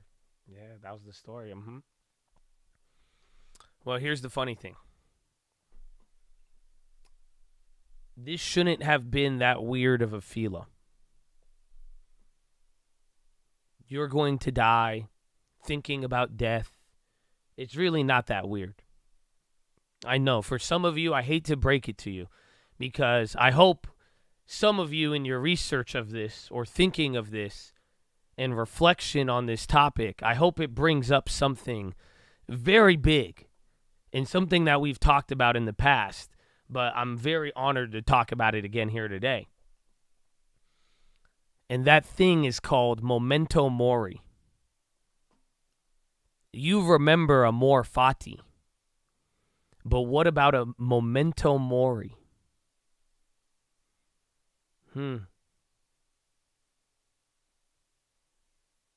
Oh. Do you remember what that is? No, not Kill Bill. This is Latin, but it's this is, if you know amor fati, memento mori. These are topics. It's funny because it's just what it means in writing, but over the course of history, it's used by different people. Again, Epictetus, Seneca. Some people had more, direct views, and they live by certain parts of this. But there's a lot of ways memento mori comes up. Yes. Memento mori means remember you will die. The inevitability of death. So, yes, your man Epictetus. So that's what I'm saying. I was thinking about this. I kept thinking about it. And, as part of thinking about it, it naturally led me to memento mori. What, is having a thought that you're going to die, is it bad? Is it dark? No, it's kind of almost necessary. Oh, I know, it's weird. But something does need to die. Again, I hope you look at the egos, the death of the ego. It's very important. But meditating on, mortality is really, it's only depressing if you miss the point. The whole point of memento mori, the whole point of remembering you will die and the inevitability of death is that it should create priority and meaning. So death doesn't make life pointless, but rather you actually have purpose by understanding that. I mean, in the better thing, I guess I would argue, you don't have to die to actually take advantage of the actual change a thought of it would bring about. But hopefully you get it. The point is, it's not supposed to be depressing. It is supposed to create priority and meaning. So I was thinking it's a kind of a trip. I mean, think about that. The logic of thinking that oh, we all know we're going to die. But it's the difference between thinking like, okay, like, what are you here for? I'm just here to live on this world, work, die, do this. Like, it's meaningless, right? That's what, people would bring up. Ecclesiastes will bring that up in even satire. But no, it's like that. You could take that mentality versus like you're only here for a certain amount of time to accomplish something. That's two different views versus that. Again, one versus it's meaningless and not versus one that has a time frame and a purpose still.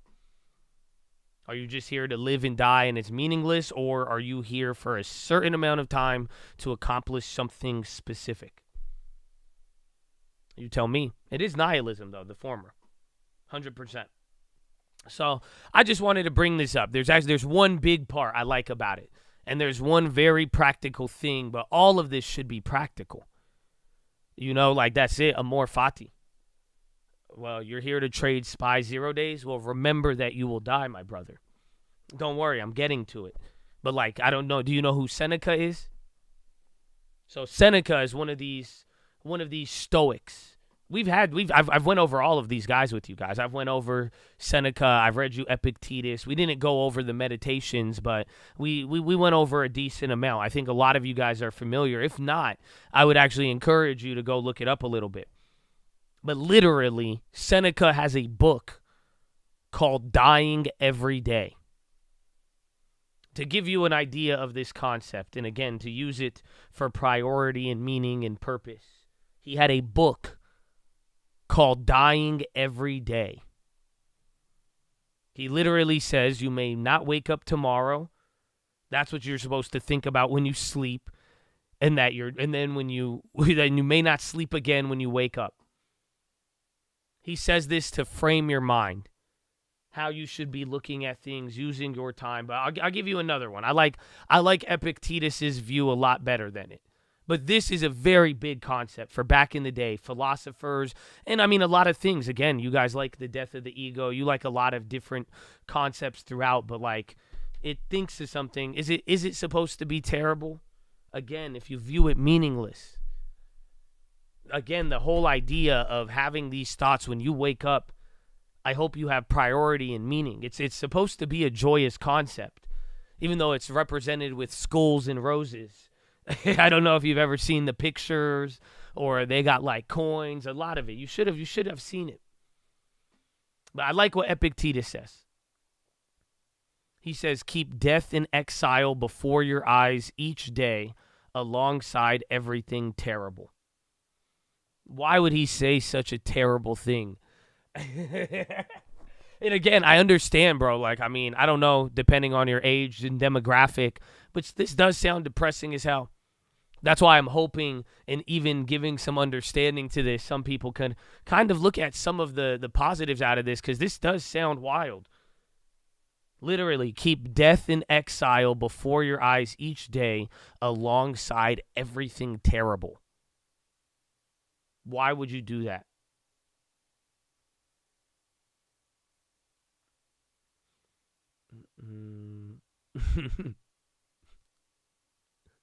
Why would you want, again, besides all the other reasons we've talked about, why would you want to keep death and exile before your eyes each day alongside everything terrible?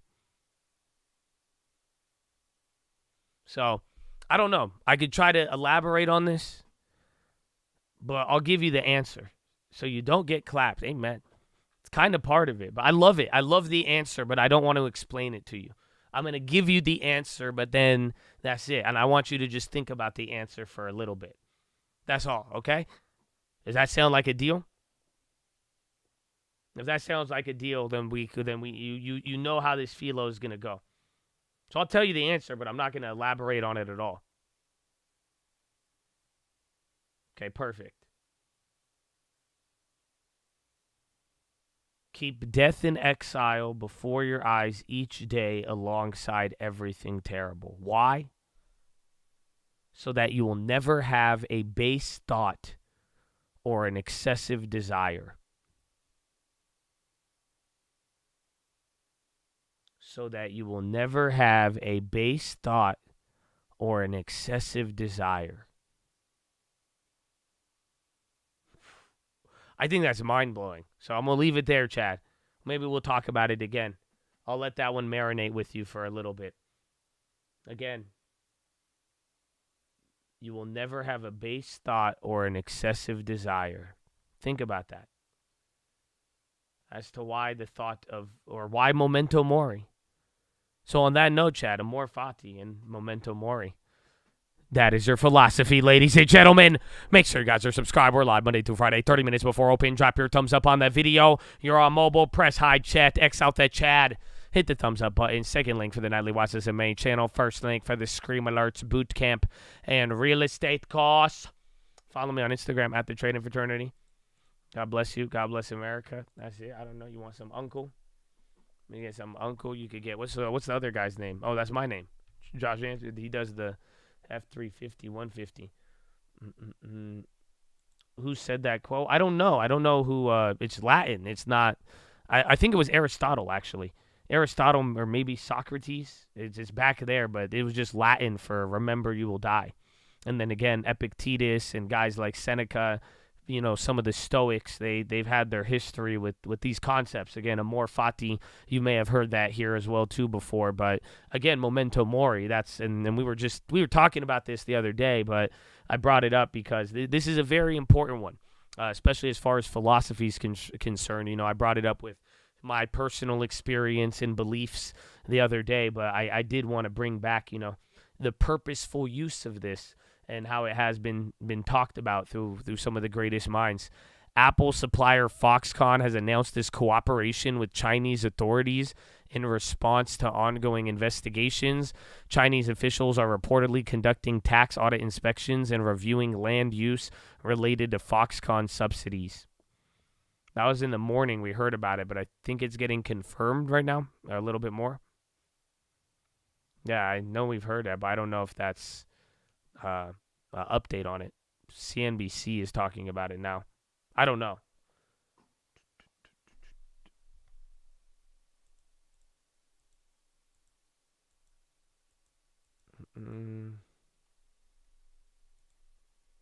Okay, where is how you do this?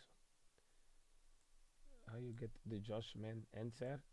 Where Joshman answer? There it is. Okay, I go back.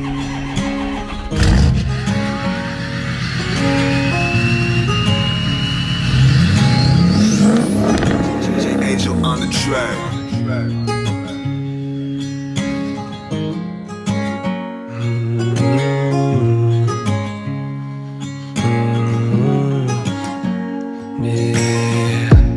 Loading up my F350. I don't drive a fucking EV. Gas tank still on empty, but I'm gonna keep on driving all week. Think I just missed my exit. A Prius wouldn't let me merge. My driving got my girlfriend stressing, screaming in my ear like a bird. Told her, all they driving in the slow lane. If they ain't going slow, man. I used to say the same thing when they was slow up in the fast lane. Now with Kia tryna pass me, think a Nissan almost crashed me. I'm just tryna make a lane change. Now I'm late and I got road rage. Loading up my F350. I don't drive a fucking EV. Gas tank still on empty, but I'm gonna keep on driving all week. I think I just missed my exit. A Prius wouldn't let me merge. My driving got my girlfriend stressing, screaming in my ear like a bird. Wherever said carpool is faster, hasn't seen the 405. It took me 30 minutes just to go a mile. I came to California for the women in the vibe, but all I saw was Teslas and girls who look like guys. Now I let everybody, I'm just saying I'm surprised. All these different people, but none of them can drive. Rolling in my F350. I don't drive a fucking EV. Gas tank still on empty, but I'm gonna keep on driving all week. Think I just missed my exit. A Prius wouldn't let me ride. Loaning up my F350. I don't drive a fucking EV. Gas tank still on empty, but I'm gonna keep on driving all week.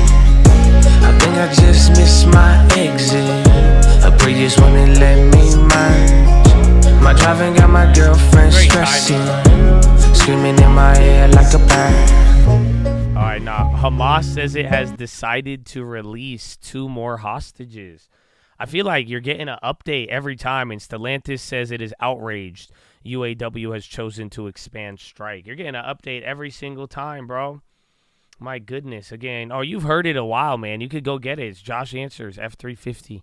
It's on YouTube. It's on Spotify. I like the pace of how the market was moving to it, but now we are moving down. And remember, I mean, equities are willing and have already proven they will move more than bonds and the dollar already today. But you're getting a positive Hamas headline. They have a spokesperson, but I don't know where that one's coming from. I haven't confirmed that yet, though.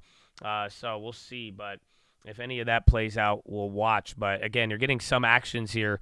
Is that the biotech? Is that the bear index? Yeah, biotech hitting 52-week highs. Oh, I think a couple of them got clapped, though, today, too. The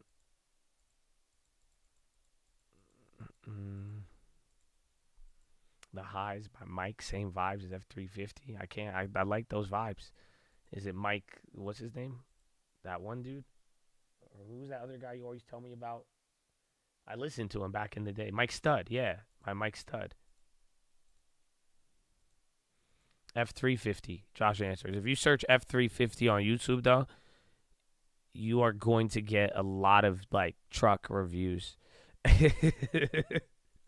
That was the difficulty with that song title. So you got to be very specific. Very specific. SPR. Oh, the stock. Yeah, with Boeing, too. I thought you were talking the SPR releases. Did the Panera hit the spot? It did, man. We were talking about, I didn't know they were going to IPO. And then I said, it inspired me to tell you guys a secret of mine. That Panera Bread has really good breakfast. And, I was talking, and I said, let me go DoorDash it. And it got here in 10 minutes. So it was everything worked out great, honestly. I'm a little suspicious this whole day. I mean, again, the bonds were dying in the morning, and then Bill Ackman's like, hey, I'm covering my bonds. I don't know why I sound like Joe Biden. But that's what you do when you're sure with bonds are old people who buy it. And then just everything just started playing out very smooth today, considering, that bond fear quickly returned in the morning. Yeah, Joey Ackman. Fuck it. ACMR. It's actually up 1%. Better than bagel bites? Better than egg bites? Yeah, better. It was good, bro. It's good. Their Chipotle avocado chicken. Yeah, I had my Chipotle lunch phase when I was in college, but definitely I'm active on the Panera breakfast. Did I say Chipotle? I meant Panera. It's because you said Chipotle chicken sandwich. Or no, avocado. Yeah, Chipotle avocado. I don't really eat breakfast. I eat breakfast on the weekends because I'll wake up later, and it's nice. Intel went down. They clapped us. But then the Microsofts went up. But, yeah, Intel, those contracts came back down after almost going up 100%. And then the Metas are still down, I believe. Yeah, and then the Microsofts, they went up. Well, the calls actually went up, but the puts are down. We went both ways on that.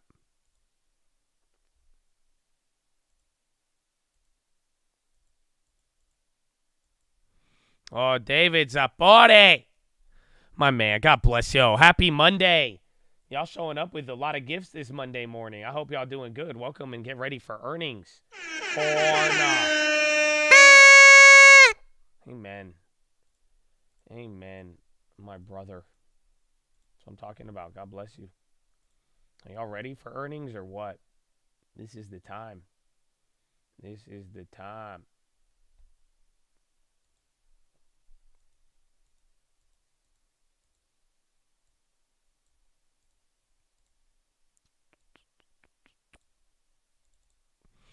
All right. We're still everything's moving slow. Lex.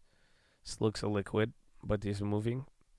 4, 2, 3, 5. Not bad. Not bad, but then also, I mean, you're 10 points away. You could any minute now. It's either any minute now you rip and get your cushion back a little bit more on the SPY, or otherwise, a couple more bad candles. I mean, you'll be right back down, Habibi. Right back down, you know?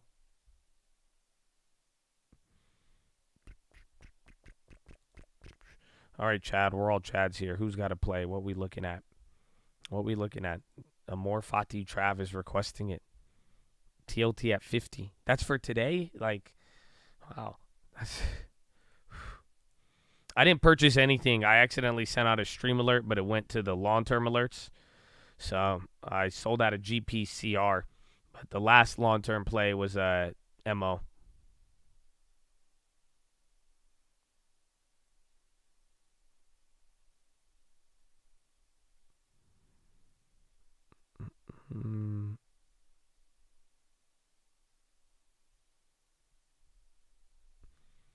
You bought MO and Ford. I like it.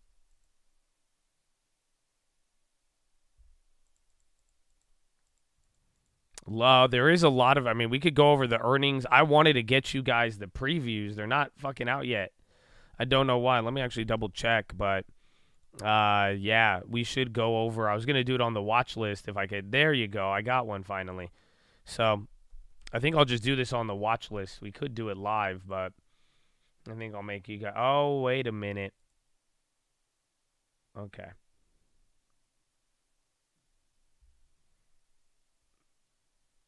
Interesting. Well, because pretty much I think what you need to be looking for is the earnings that have lower guidance versus not. I think this earnings season will be simple.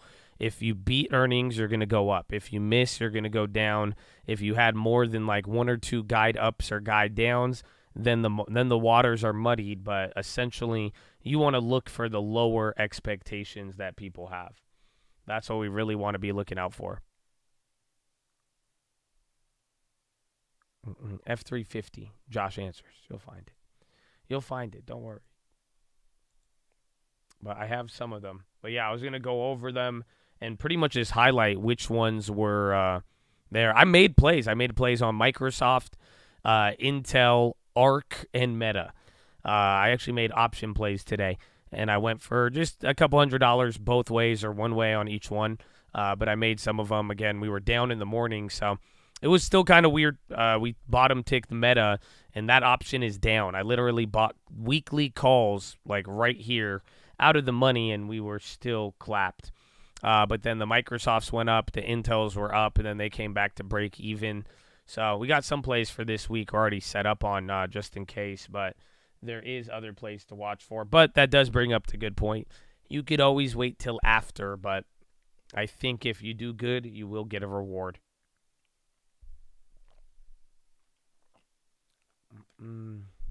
PXD on the low. I'm playing there. That was the other buyout, no?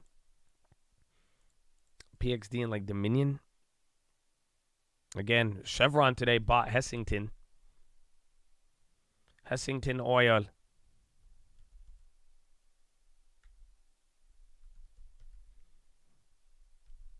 ARC, Kathy Woods. I bought calls on ARC. Why? Because Bill Ackman covered his bond play.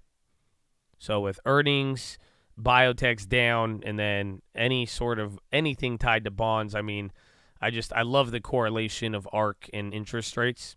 So it's kind of at a death zone or not, but I figured I'd get some time on some of those calls. Just kind of a weird earnings play mixed in with, again, just like ghetto bonds, like I'm saying. Like the ghettoist of the bonds, kind of high risk, high reward.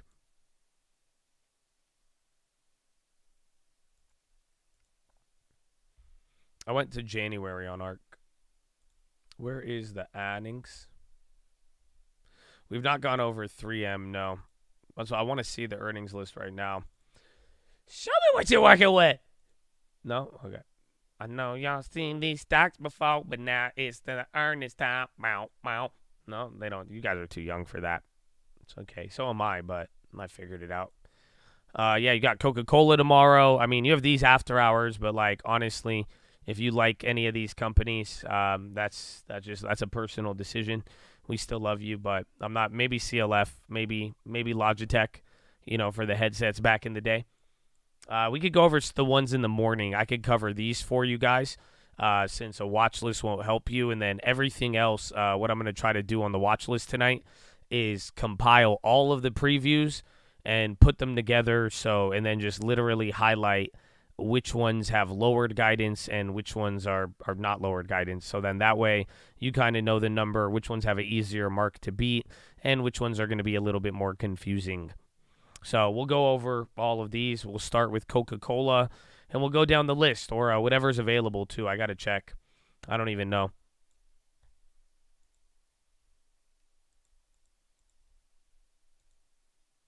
RTX is definitely going to get clapped. They got clapped the last 2 earnings. But then they'll be like, we have a new surprise order. I don't know why. Trump says only Jesus Christ can clear threshold to become speaker. He's like, damn, Jesus could pull the 217 votes. I don't know. Jesus wasn't a politician. And then they killed him. But interesting statement. What did you hear? I'm not too sure. I think it's his appeal to the religious side.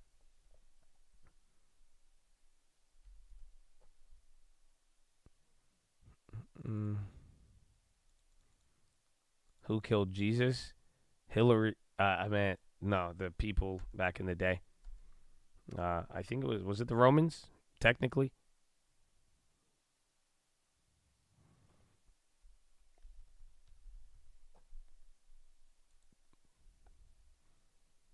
Okay, I got Coca-Cola. Let me double check one more thing.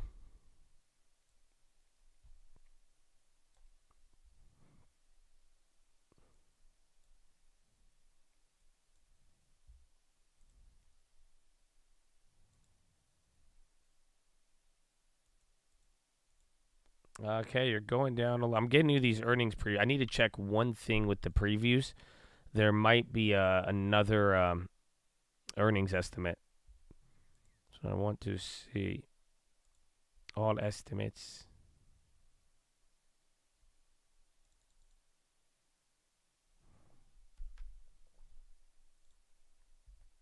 I want to see how it stacks up against this. Accenture expands cybersecurity capabilities in Latin America. ACN. ASON's on the high. They got downgraded. MMM. We're going to go over that, but hold on.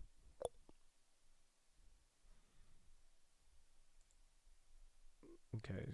So I have Coca-Cola, but I want to see what this is expected. Net revenue of 11.4. Yeah, 11.435. Let me see one more.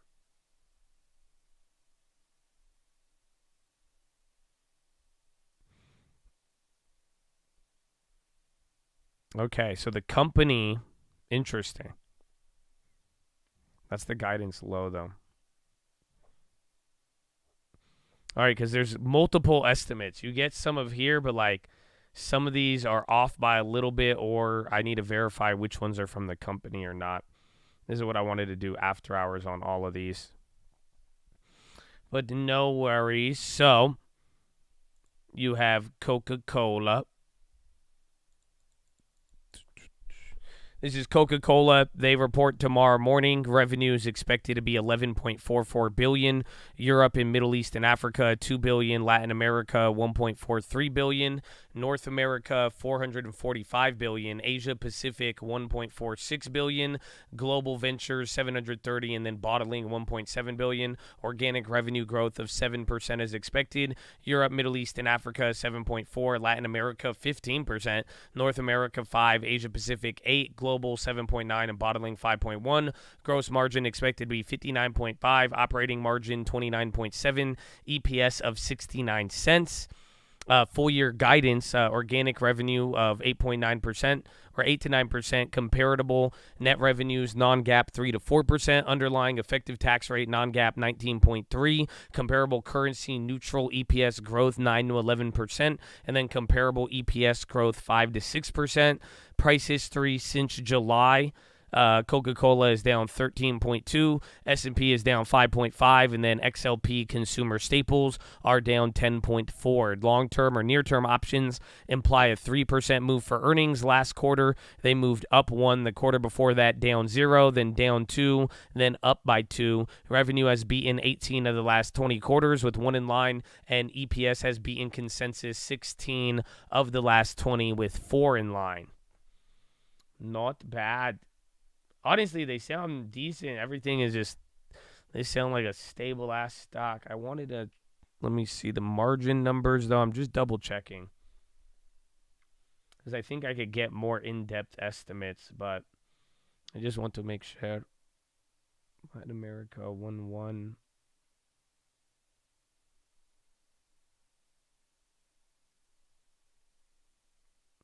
Yeah, I have the lowered one, so I have to update I think this one, if I don't have the comparable guidance number, but like I got to show you, but like Latin America, I have right now the average estimate here is 1.0 billion instead of 1.4.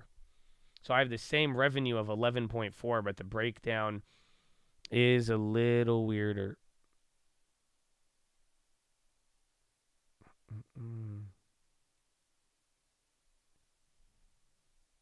Let's see, not bad though. Let me check EPS. 0.69. All right, that's all matched up. And then we still haven't like made a quick move yet.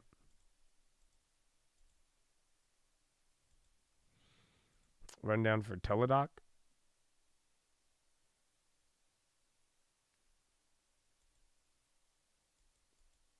The Teladoc play, I think that goes till January. We made that one free, but we still have a little. It has like $200 in it still. It's down from where we got it, but you have till January on that. You need them to kill it on earnings. No, Snap. I'm going to do the ones after hours on tonight's watch list. So then, because again, I could get you more info.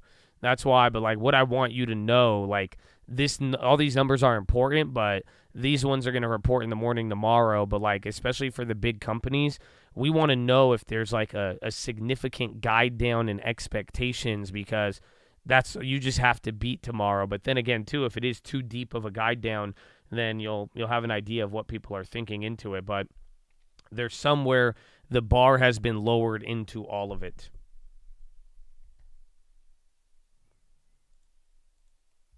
So now Verizon, then GE, then RTX. Lunar's on the high.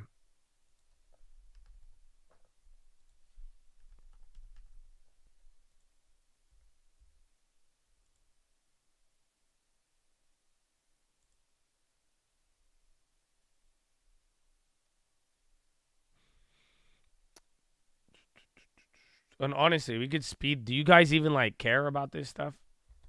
Because we could just go to how the stocks have moved and then the basic numbers. So like I'll get you the same exact thing, but instead of like going over segments, I'm just going to go over like the main statistics. So even in this case, it's too big. I got to like change it around, but this is all that you're really going to need. Because these guidance numbers, because like even then the guidance numbers might even be like weird. So please hold. Ford. If it report in the morning, I will do for you right now, Habibi. If you're not on the morning, please take a number. Take the number, Take a number, wait for DMV to call you, and we will call your number when you're ready. Thank you for shopping at the stock market MV. Like the video. Shukran. All right, so this is for your boy Verizon. Revenue is expected to be $33.27 billion, EBITDA $12.0 billion, EPS 1.18, CapEx $4.3 billion, free cash flow $5.25. And then full year guidance for the year, EPS of $4.55 to $4.85, EBITDA of $47 to $48.5 billion, total wireless service revenue 2.5% to 4.5%, CapEx $18.2 to $19.2 billion. Price since last July, last quarter, Verizon is down 8.6, S&P is down 5.3, and XLC is up by 2.3. So this was actually, I think, a day earlier. So that 5.3, again, this number, depending on when I have it, it's going to be different. Options imply a 4.8% move. Again, this one's a little dated. Last 4 quarters, Verizon went up 1, up 2, and then loss of 4. Revenue has beaten consensus 11 of the last 20 quarters, and EPS has beaten 17 of the last 20 quarters. This is for Verizon Wireless. It's your boy. Can you hear me now? I feel like that's how he would have done his intro if he was personified. Anyways, the next one, GE. Oh, I have a video. I need to show you it. GE is in all sorts of businesses, man. You know that?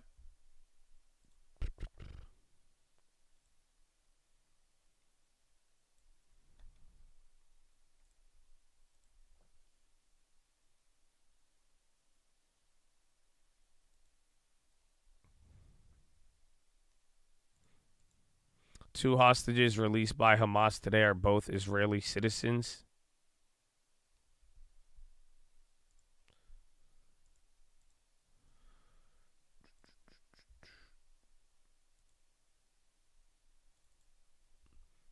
Man, this thing keep getting in my way. All right, this is for General Electric. We'll keep it general, keep it basic. Disney on the high. Ho, ho, ho.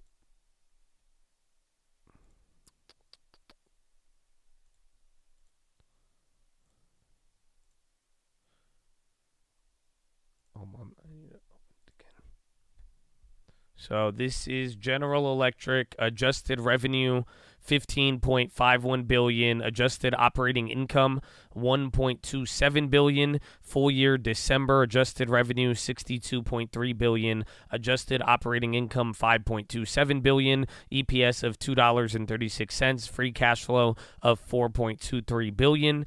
Since last close or full year guidance again, leading into December.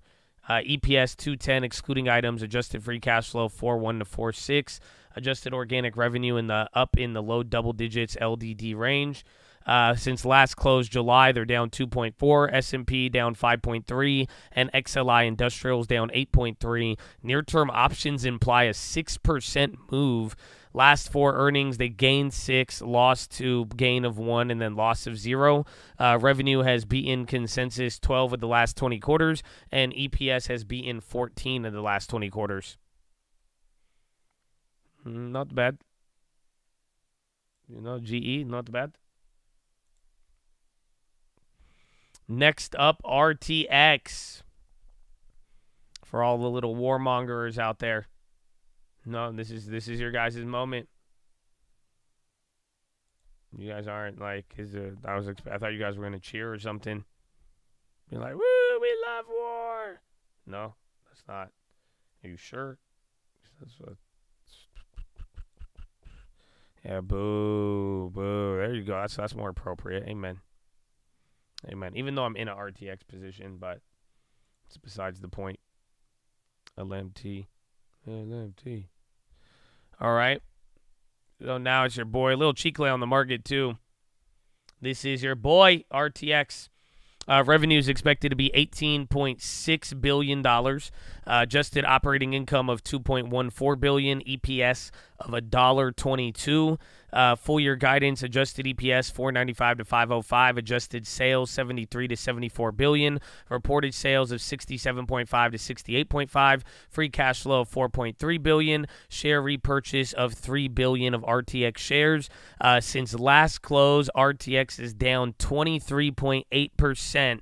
S&P down 6.1 or 5.3, and then XLI is down 9.2. Near-term options imply a 4.9% move. Last four quarter percentage moves. Last earnings, loss of 10, loss of 1, gain of 3, loss of 2. Revenue has beaten 12 of the last 20 quarters, and EPS has beaten consensus 20 of the last 20 quarters. It's a decent-sized candle. I mean, if it materializes in, like, compounds, but we'll see.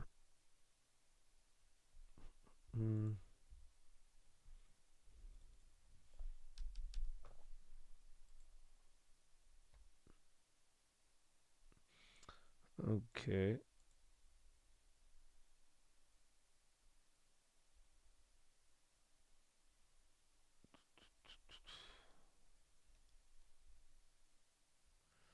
All right, next up is 3M.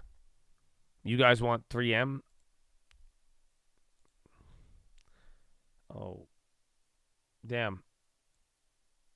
So I can't do 3M. I'm trying to load it up. It says, you're a baby back bitch.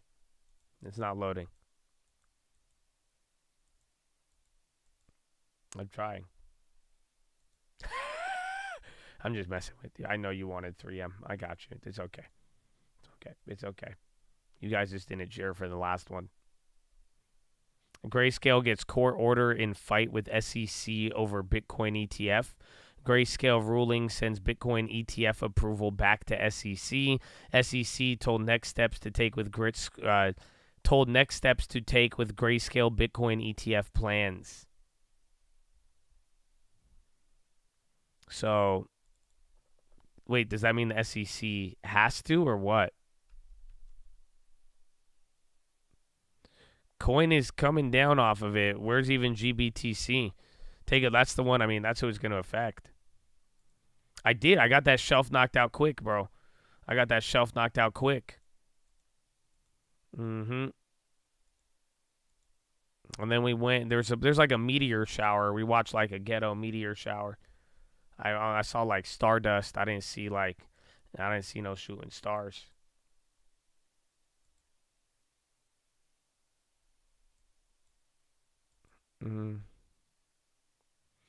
Grayscale wouldn't need a CUSIP because GBTC is already trading.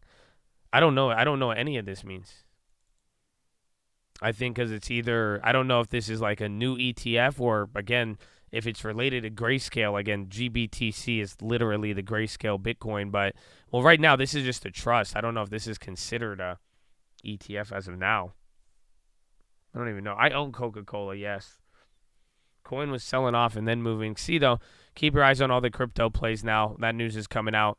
Could be a driver. Just throughout the day, I mean, certain headlines, we would start driving. Bitcoin pairs gains. What do you mean? No, Bitcoin is up 6%. I guess it dropped below 32,000. Well, 31,000 was the point everyone was freaking out at.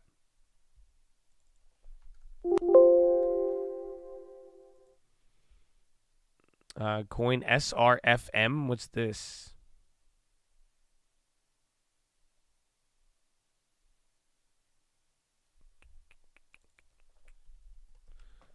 VKTX. That thing is going back to break even now. This thing has not even moved. DHI on the high.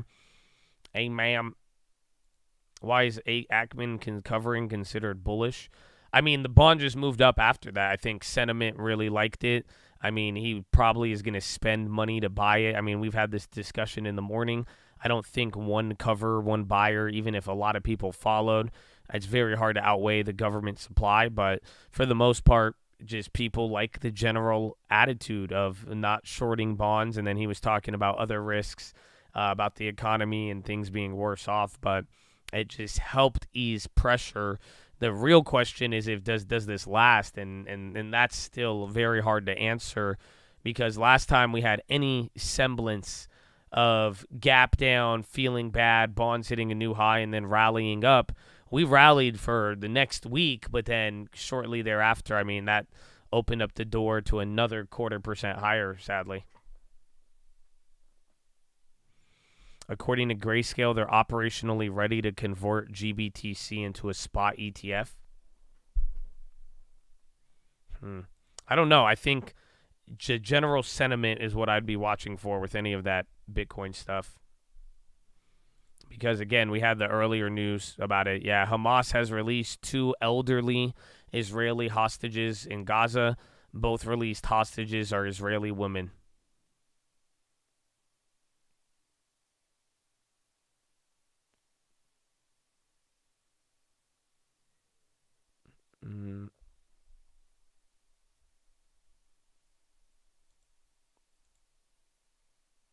GBTC is still trading at a discount, correct?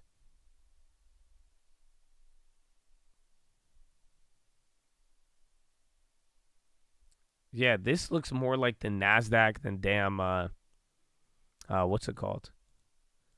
Than Bitcoin. Are you excited for 3M?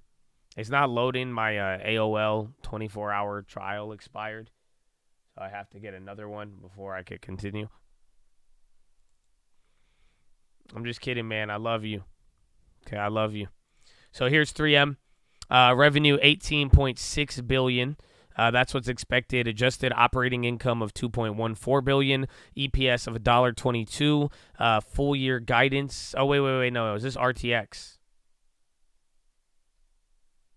Hold on. I think this is RTX. Yeah, why? I thought I had. Oh, no, I have it here.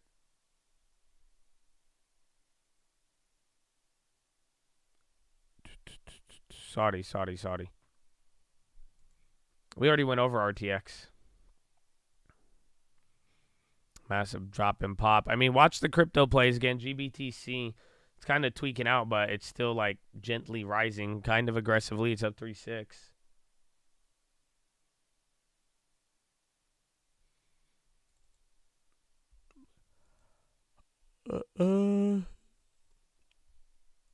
So here is 3M.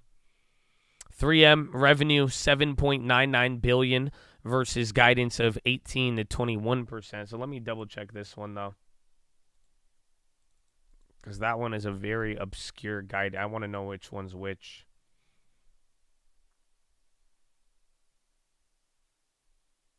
I got 7.9. Pentagon has stated that it will hold Iran responsible for any attacks on U.S. troops in response to potential threats. The U.S. has deployed additional forces to the Middle East to safeguard its personnel in the region. Politico.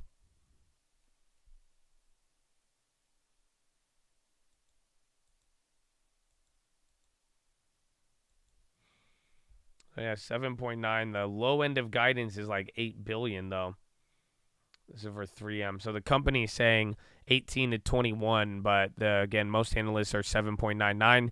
Safety and industrial, we don't need those. Adjusted operating income, $1.66 billion. Adjusted operating margin, 20.7%. EPS of $2.34 versus guidance of $2.25 to $2.40.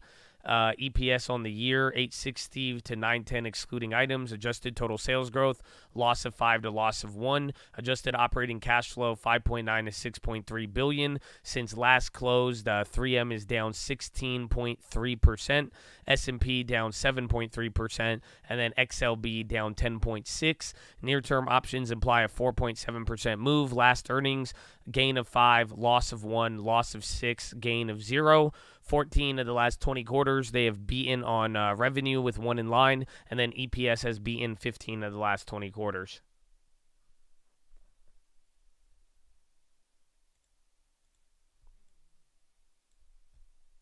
And then you guys want ADM, Archer Daniels, isn't that?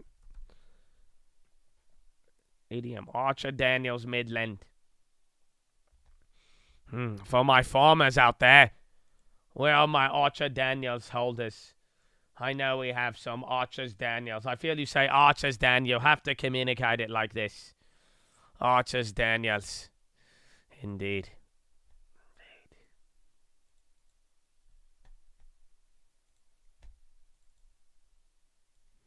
Archers Daniels, ADM. Revenue $23.7 billion, adjusted segment operating profit $1.4 billion, full year guidance capex $1.3 billion. ADM is down 9.5% since July. S&P down 4 or to 9 depending on what metric, and then XLP down 10.7. Near term options imply 4.5% move. Last 4 quarters, gain of 4, loss of 6, loss of 1, gain of 2, and EPS has beaten 17 of the last 20 quarters. Yeah, this one not so much. And then next up, young Spotify.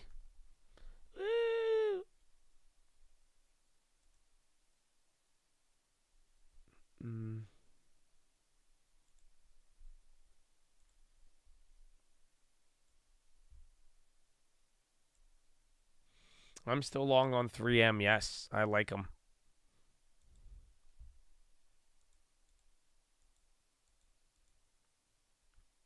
Do it in AI voice now? Are you sure? Because I could go to the bathroom. I'm down. Honestly, you just started it. Might as well. Sorry, guys.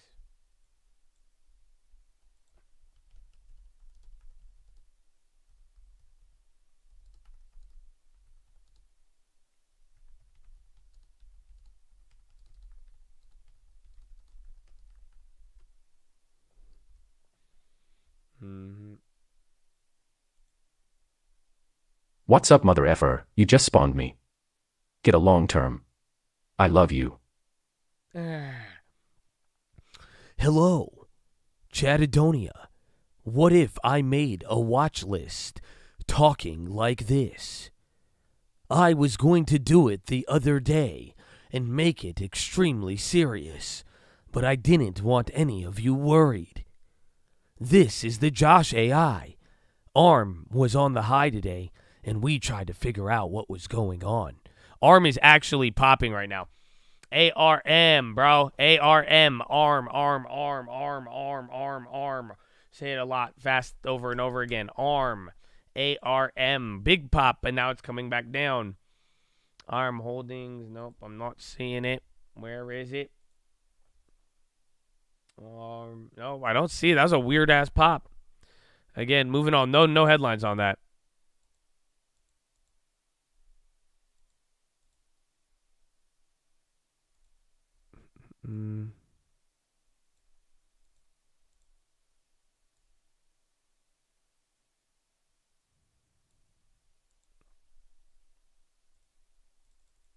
Well, I want to give you the spot of Intel knife.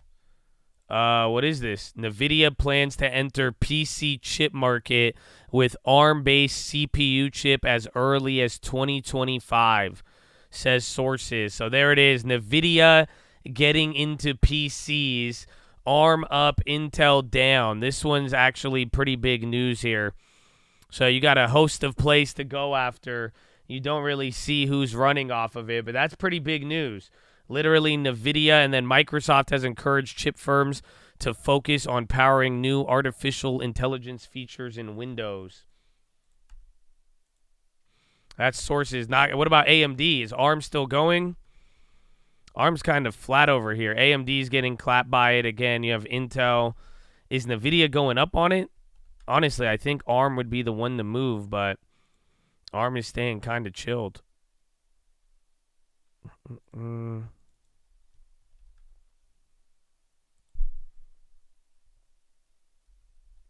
Very interesting.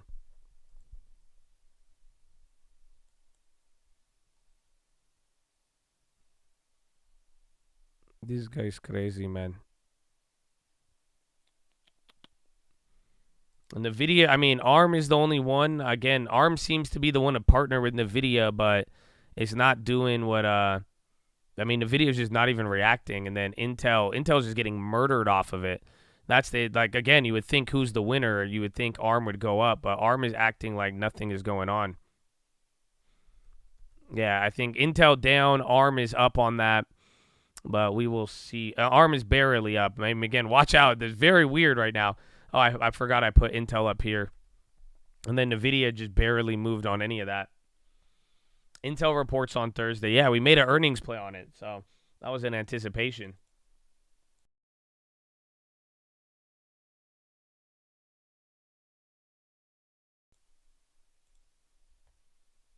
It just says sources. And then again, Microsoft is coming out with some other headline right now.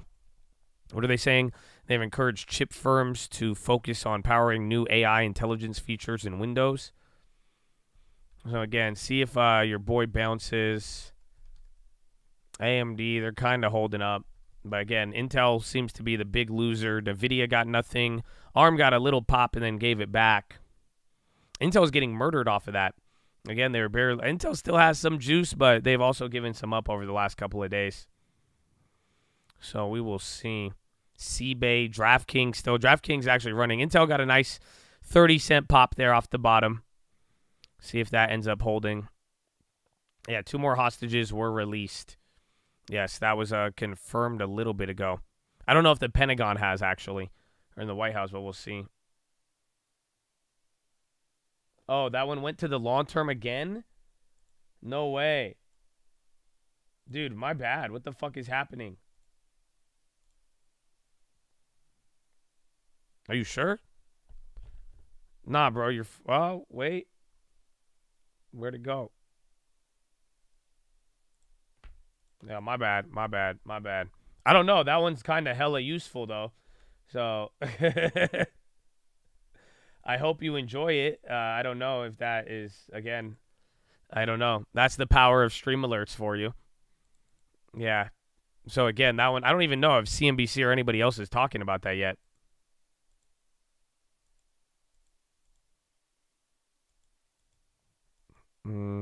U.S. destroyed 2 drones in Syria, no damage.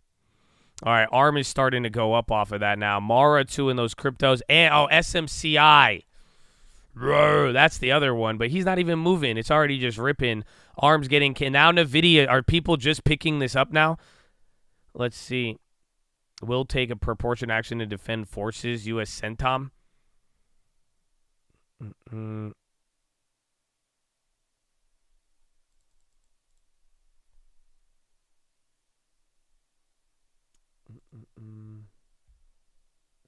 I've heard that before. Sage.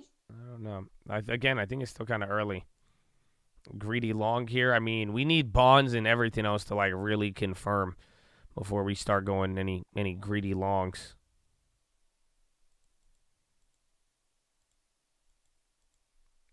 That's a very interesting one. Again, NVIDIA, SMCI, ARM starting to move up a little bit. Where's your boy Intel? Intel getting clapped. Again, AMD too. Now they're starting to move. I don't know if this has to get more coverage, but now NVIDIA looks like it have news on the high ticker. So let's see. Then there's ARM as well.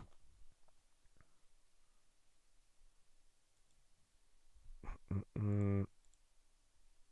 4239. SPY's barely moving. Yeah, we're staying chill. Beto, Bitcoin. Again, we had that GBTC news not too long ago. That's actually still working up. SMCI and NVIDIA again. Beto is starting to work. Reuters link on the NVIDIA thing, so there you go. I think that is the first circular. Wait till Bloomberg and CNBC. I didn't make a play, so, I mean, you might have your advantage. Usually, if we make a play and then we report on it too soon, it goes in the back. But, yeah, NVIDIA has quietly began designing central processing units that would run Microsoft's Windows operating system and use tech from ARM Holdings. 2 people familiar with the matter told Reuters. But it's a fly article, NVIDIA coming after Intel's stronghold. So it may not be as big.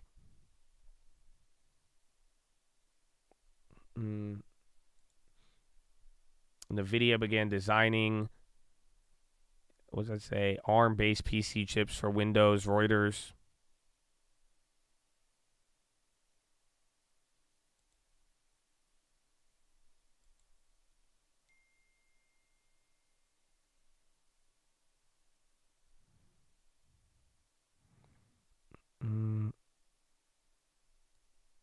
This is the IPO price, I think, right? No?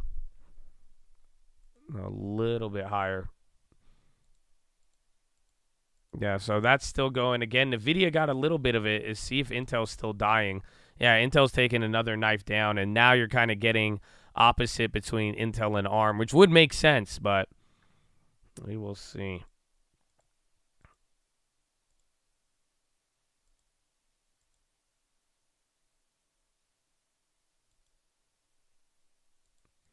$51 was the IPO price. Yeah. 51. They didn't ask for as much. Where's the other ones? I'm still in those carts too for October. They're clapped a little. And then Clavio, Cavel. NVIDIA again. Intel is also going lower here. Where's ARM? I'm waiting for ARM to hit the high ticker.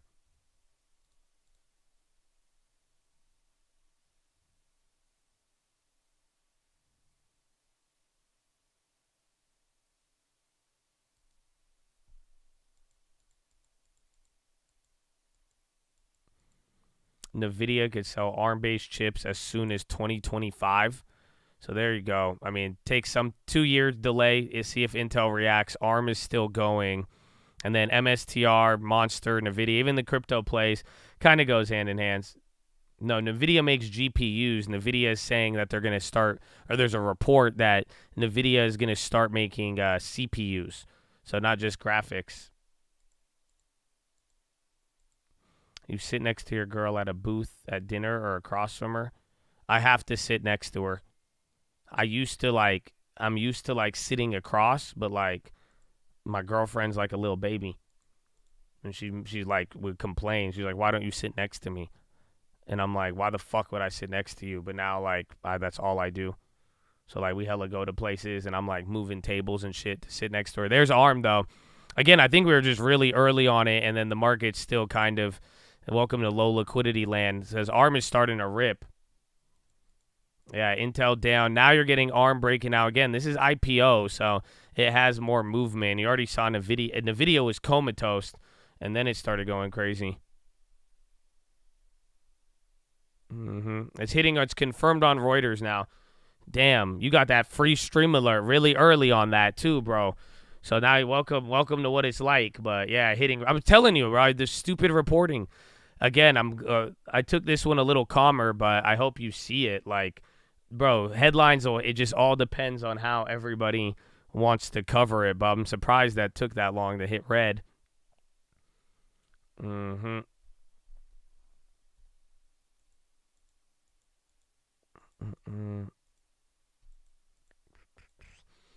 I got free stream alerts. I won't lie. So then I'll ban you until you fix it. Sound like a deal? Good. Good.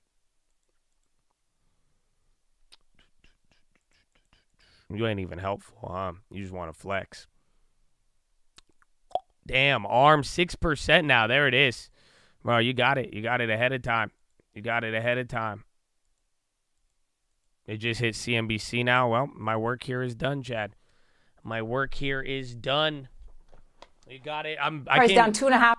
Oh, is this it? 4%. Yeah. In this report, too, it's not just NVIDIA that's working on this new CPU chip for PCs. AMD is said to also be working on a version. Both AMD as well as NVIDIA are working on these PC chips using ARM's you can call it ARM's language, ARM's blueprint. So there's a lot of collaboration between these companies. ARM's, we know, just went public not too long ago, but this is not good news for Intel, given it dominates the space. And now you have two big chip makers potentially entering.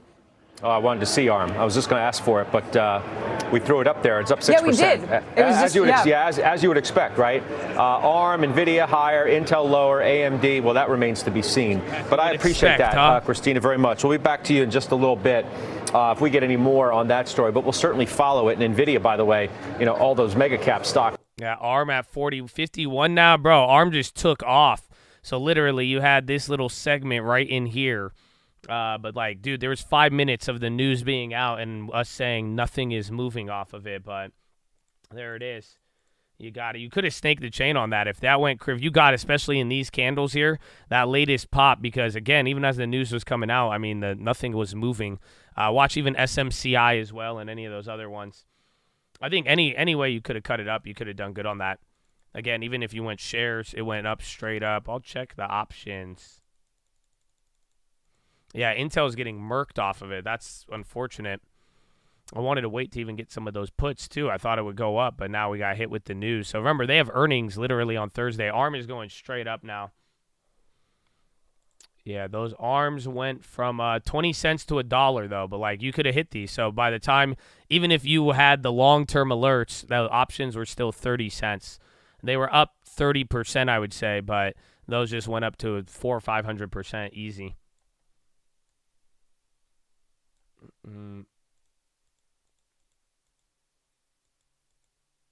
Yeah, so no, that was great. You could have even FOMO'd those at the end and still hit it. So it's been a while since you've seen like a AI headline move that wasn't like good or bad earnings. Yeah, Intel, I mean, again, Intel's going to have the put premium rocket up now too, unfortunately. Remember, Intel, that was the only option play that went up for us in the morning. We only grabbed the calls for earnings. Now those are clapped. Now those are down 50%. So that 3% move just clobbered the options, and now the puts are up.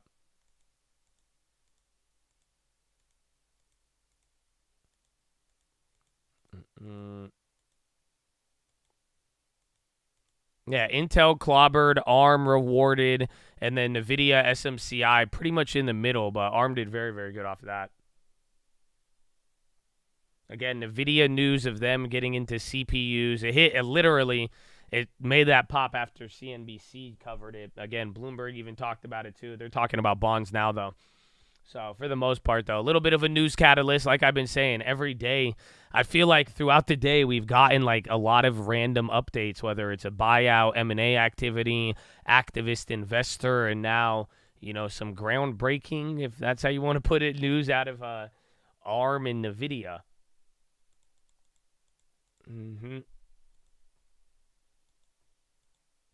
Chips are dumping. Well, yeah, I mean, that's a huge competitor. Huge competitor, Habibi. Huge competitor. Biden lie. What's up, motherfucker?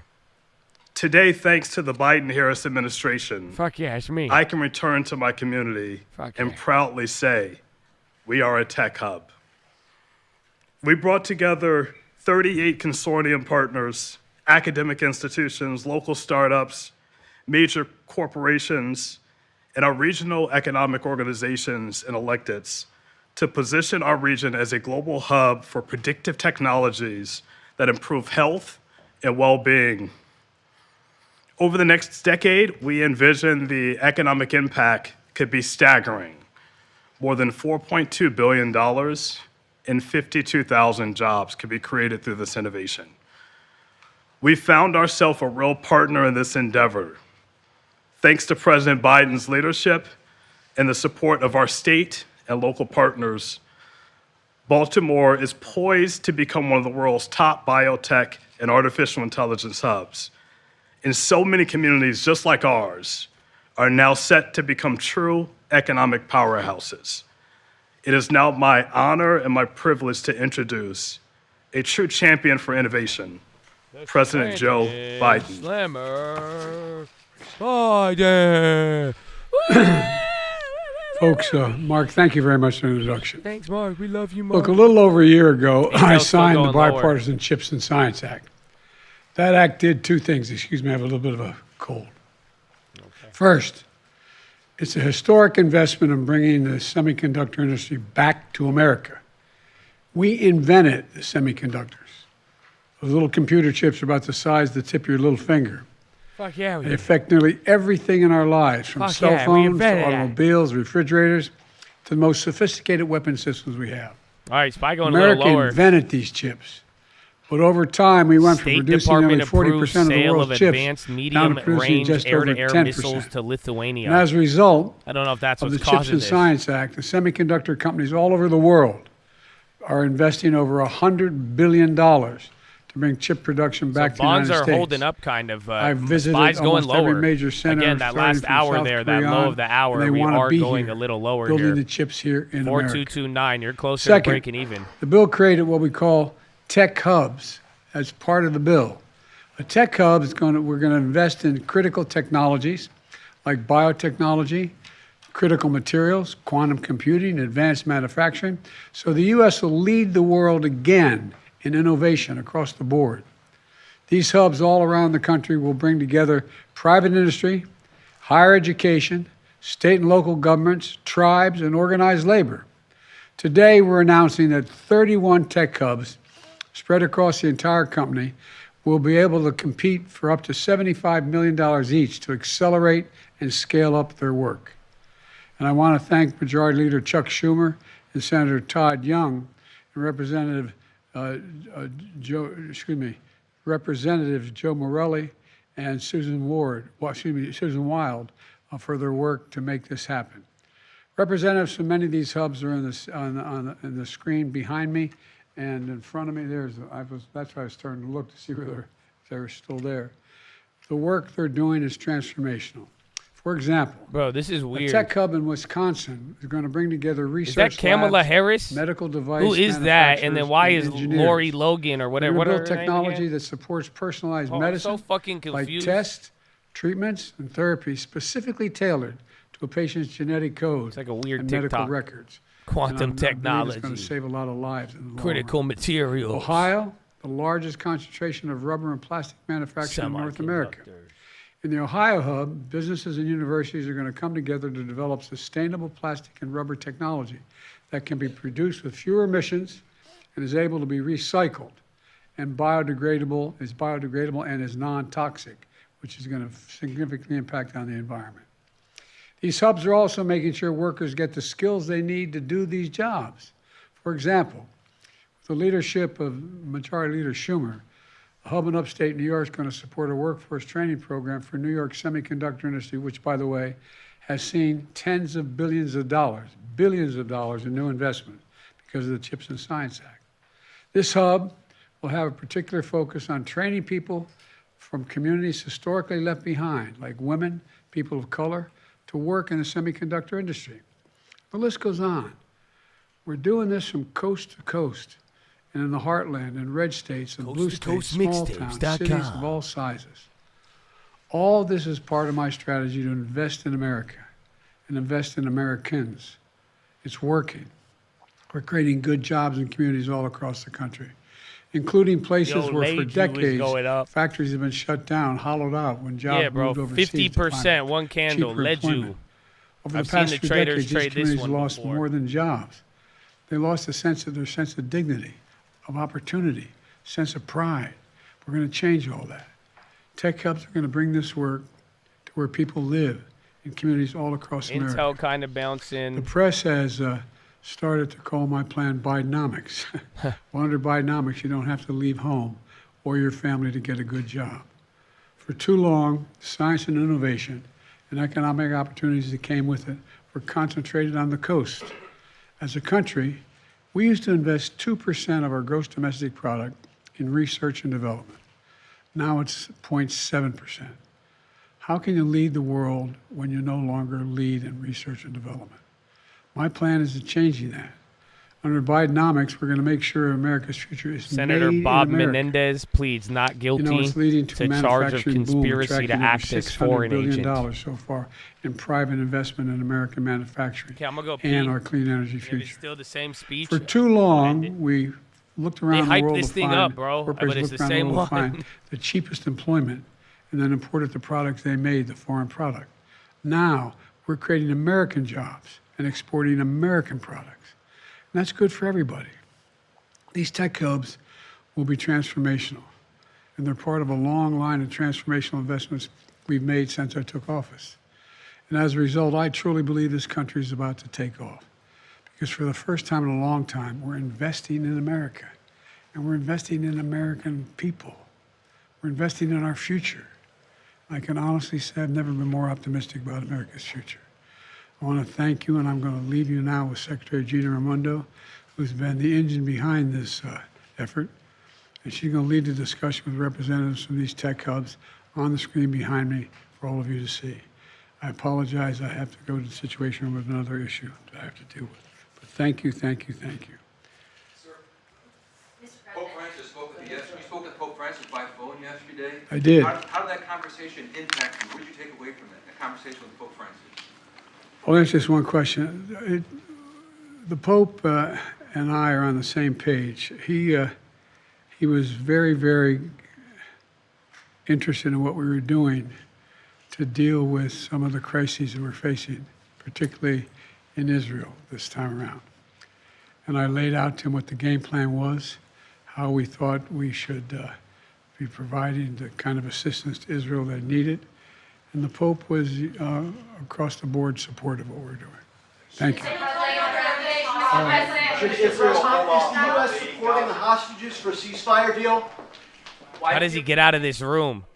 Oh, man, they cut him off. They said, fuck you. Even if he answered it, they said, beep. Shh. Tune in to our next update while we tell you what's going on in somewhere else. I had many ways to take that joke. I chose peace. I chose peace. I chose peace. Oh, my goodness. That's good, though. Even the timing. My goodness, man. I was looking down at the clock, though. You guys know it's power hour, right? This is wild.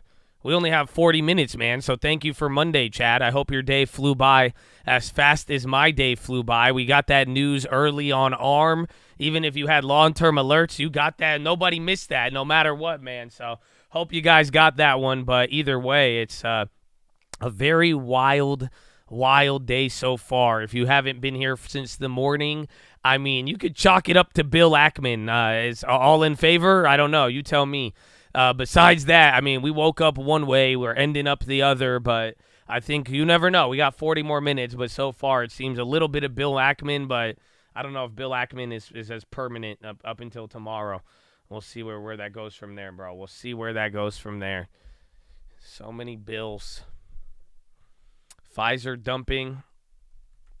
Yeah, there's competition in the chip industry. But it's a tinfoil joke. No? No? Okay. I just got banned again. Fuck. I own Pfizer. I don't care. I own Pfizer. Bank of America dying. XLF has been a trip all day. The back and forth of that, very weird. And then again, Hawaii, Bank of Hawaii, I was just trying to say too many things there, but Bank of Hawaii, they had good earnings. That was a good regional. Remember Friday? I can't shake it. The bad regionals on Friday, RF regional, ugh, it was hideous. But yeah, good news there in that space today. Other than that, banks, I think Goldman was the leader on the day, which was weird. Kenview, Kenview's a trip. Bank of America, I hate it, but I mean, I love it and I hate it. I mean, I do think the banks, I mean, they're losing money, but it's just opportunity. But then it's so like they could have been making so much. That's the crazy part. It's like, imagine if these banks never bought these held to maturity stuff. It's like they're good, and then if there is ever a rate cut, that's immediate value unlocked. But I feel all the banks, bro, all the banks. The city plays clap too. Anything. I mean, that's one of many, but the banks have been a much longer ride down. Might be the next base. No, I don't think it would. All right, you're dropping below VWAP. My goodness.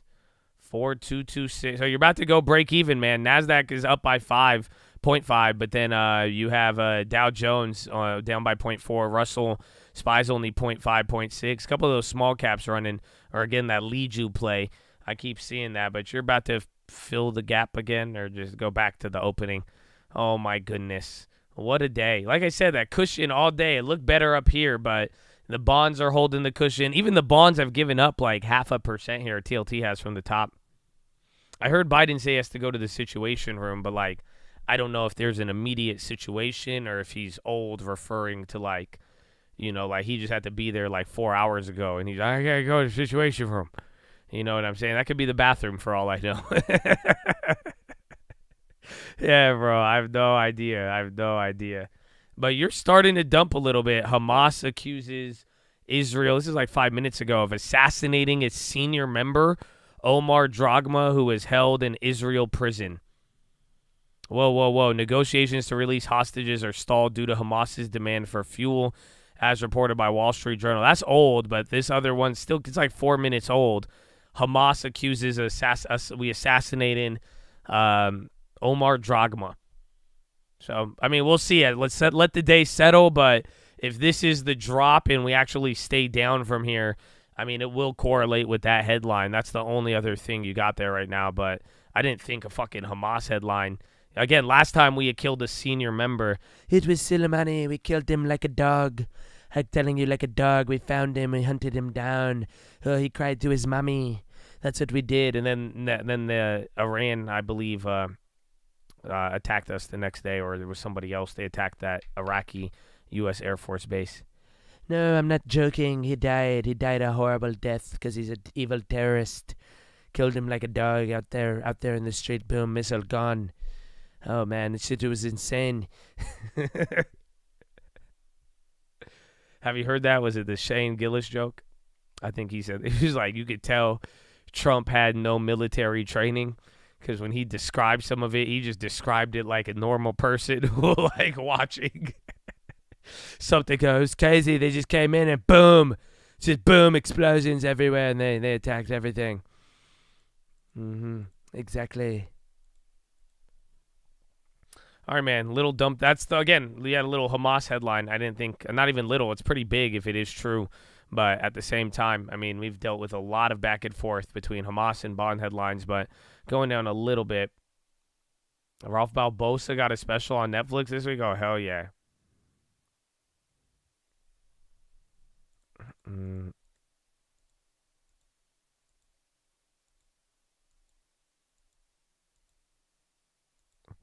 Did you notice I was gone for a while? A little bit, but like you would tune in every now and then with a couple of plays. It was good. It was good, man. Yeah, VKTX, I think we're green on that now, but that thing has not moved at all. Like, it's been hella boring. Yeah, or break even after the average down. 1051 is my price.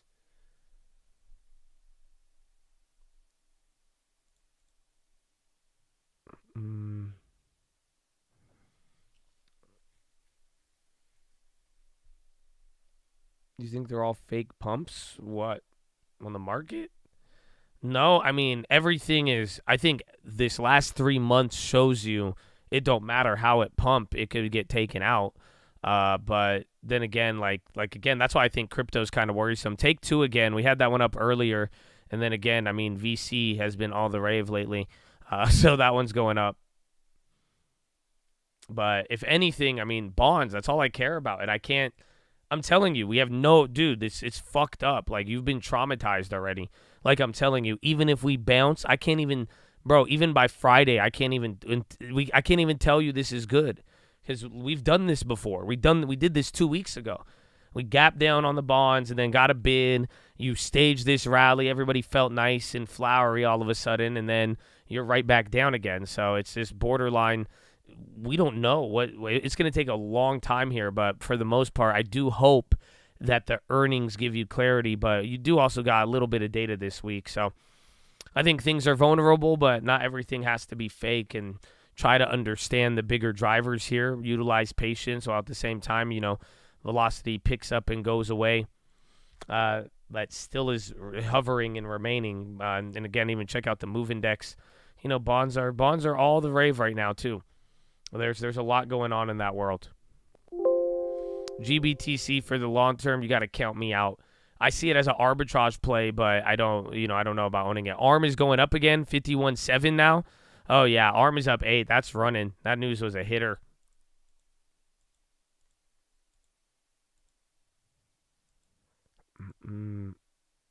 Right now we're playing the Middle East game a little bit. But it's not, again, it's like Middle East or bonds. Which one do you want to worry about? ARM is running up again. So you don't know. I don't think if the bonds were moving on the Middle East, they would be catching a fat bid beyond this. But it's very hard to say that with like every week. Again, today's bid was from Ackman. before, but he is blaming other risks in the world. So we'll see, but it's still, again, all still very traumatizing. Because last week, 2 weeks ago, you had recovery, but then that didn't even last. So, we're into just a whole nother difference. Like, it's just a whole nother issue. Because now, if the bonds keep doing that we're going to spend 2 weeks at a time just thinking you're good, but then it's working you down. I mean, that the best part about this, though, no matter what, 4,200, I mean, that's really what matters. We were talking about in the morning. We held up. I mean, see if we close there. SPY is now red. Oh, my friends. SPY is now gone back to red. So this is your break-even fight here. AOE Live, what's that? Is it the Spider-Man game? Or is that Age of Empires? Yeah, that's Age of Empires, right?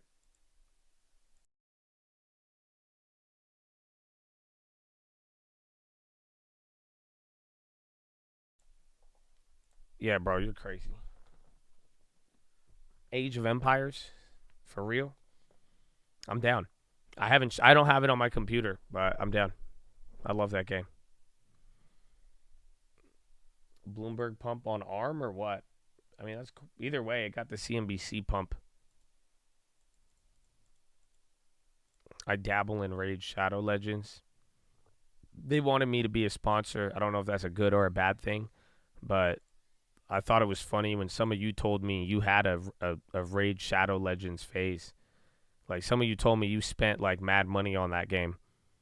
That's, like, so crazy to me. There's no way y'all got into Raid Shadow Legends and dropped the bag on it. But then again, like, I have a my player, so I'm not, like, please don't take any judgment from me. Cheeklay, this is open right now. This is break even. You still got another. This is 330 ramp capital as well, too. So let's see what happens. But this is that line. This is your danger zone. This is the death zone. Not even danger. This is death. Again, 4,200 is a very important level here. So we will have to see everything but the yen. Again, yen and bonds are friends. I think maybe that Ackman stuff is helping too. Oh, shit. We need to finish more of the earnings. I had Spotify earnings. And then we went to the headlines, and then things started getting crazy. You hate these bulls so much? Okay. Do you have a long term, sir? If so, I understand. If you have a long term, it's just like picking favorites when you have children. Other than that, I would just get the long term. Be at peace. The bulls are your siblings. They're not to be hated. You ever think about that? Bulls and bears, more of a sibling rivalry than an actual war. Market on close, 13 million to the buy side. What the fuck? That's it? Spotify's tomorrow morning. What do you mean? 130 million or 13 million?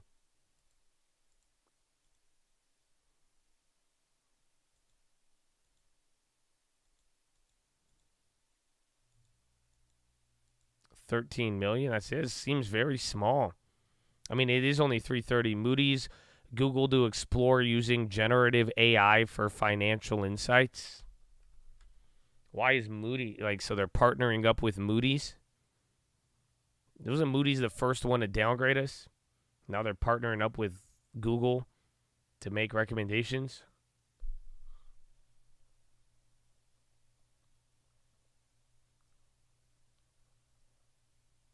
Mm. 3M puts the hedge. No, I would just buy more after. If it really gets clobbered, if it does like a Walgreens, just let it death spiral, and then it'll be yielding like 10% at that point. But usually, I think 3M is, let's be real. I mean, 3M alongside any of these industrial plays, I have a really good feeling that unless they really kill it with great news, again, you have to use Netflix. I know some of you don't like Netflix, but I hope you can, just man up right now and just accept that was a really good earnings. Netflix did good as far as comparison, all of that. It's unless companies are having a Netflix-esque report, I wouldn't be surprised to watch 3M go up 10% after earnings tomorrow and then end up break even by the end of the day or the next day. So that's the only problem. My long-term on sport, I like DraftKings a lot. I think DraftKings is the child that you thought wasn't going to do anything with his life because he smoked a lot of weed, and then he turned it into like a weed business and then just became really big in that because DraftKings is, I don't know how they're doing it, man. They used to spend a lot of money. They don't need to spend as much. They're growing users and the degeneracy culture is it's hitting, bro. It's hitting, but DraftKings is like, nah, man, it's fire.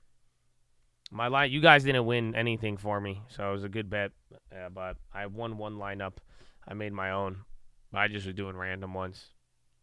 It's okay. We'll try again. Let me see.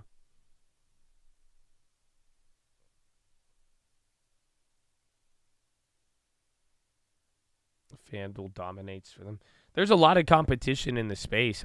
There's what the fuck is Prize Picks? Is it like some of you sent me a Prize Picks one, but I was like, isn't that like the YouTuber shit? Like, what the fuck is that? I don't even know what it is. Yeah, I made a lineup with Patrick Mahomes. Ain't none of you picked him. I don't think so. That was the only one. That one won $5.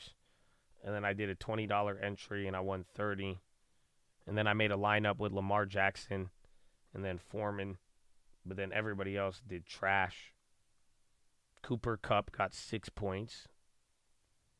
Marquise Brown, 7.9. Man, it's awful.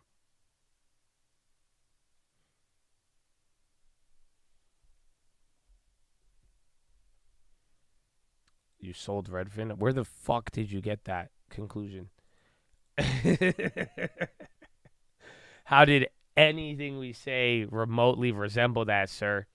No, I did not sell Redfin. I wouldn't buy it either, though. Again, I wouldn't buy it unless it goes to that $3 we got it at. Yeah, Jordan Love or Johnny Love. What was his name? I don't know. He was a fake NFL player. Still looking for him. Alleged quarterback. Schwab dying. A little bit. Again, all the banks here have just kind of gotten murked. Like, low-key, bro, big banks are down like 2% all of a sudden. I think that's the weird part.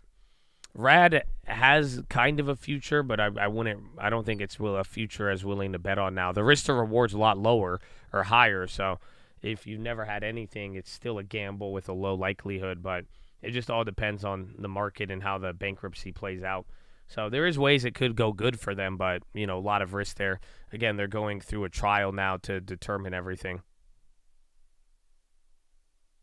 Self-proclaimed quarterback.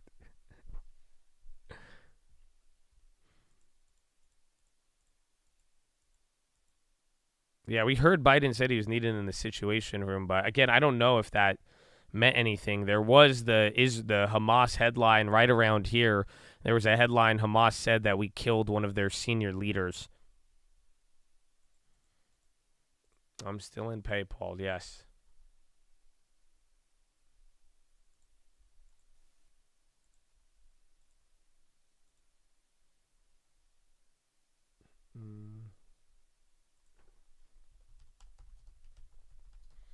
Still going a little lower. Again, you're barely red right now, 0.1%. NASDAQ is still green, but if we do keep dropping here, it could go a little lower.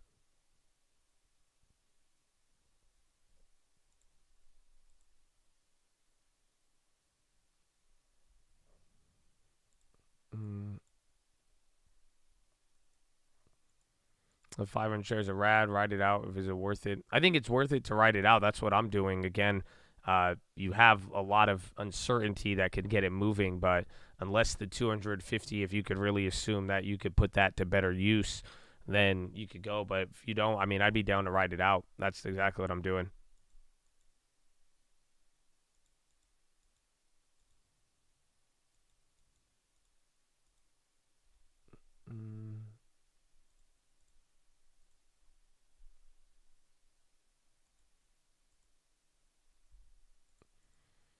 Puts on the video. I don't know. I think that CPU news is pretty big. If anything, I mean, what if they even give you guidance for it on the next call? Up, ARM came down. I can't believe that even hit close to 52.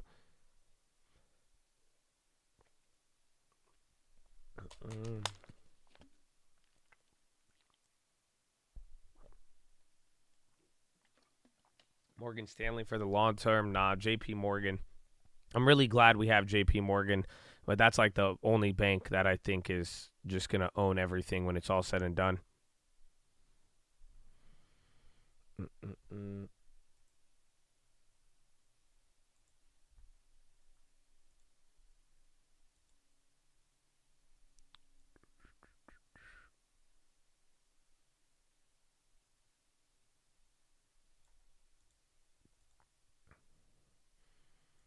Shout out to the chat, indeed. NWO. Netflix still holding up. That was up in the morning, but how much time we got? 20 minutes left. Market's going down. Not everything, but the low ticker is somewhat dominating here. That's all you're seeing. I mean, SPY, NASDAQ, Dow. NASDAQ, the only one green. SPY barely red. Now you're back to 21 names red on the Dow. 9 names green. NASDAQ 100, 57 red, 44 green. So that's going back and forth literally all day. It's been more names red, more names green, more names red, more names green. So it's been going back and forth. And then S&P, 141 names green, and then 361 names in the red. So that's still shifting. But it feels like there's a lot of names on the low ticker. Market's still kind of gentle here, but other stuff, especially if it's news-related, tech earnings, it's doing somewhat better than not. But then again, a lot of things came off the top. Bonds still holding better. SPY, no more cushion. Only thing is NASDAQ. We'll see if that ends up green. And you have 20 minutes, 4217. Remember, 4200 flat, 4200. That is the death or come back to life point. Death or deviate? I don't know. You will eat bugs and own nothing.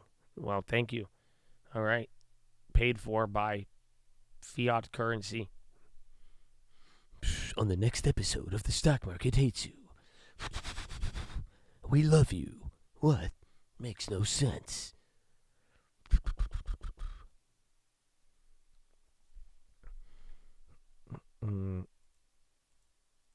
Are we closing lower than Friday? We could. 20 minutes, man. 20 minutes and a lot of tension. I feel like, just a gentle squeeze up. Bonds are holding. I mean, and anything could happen here.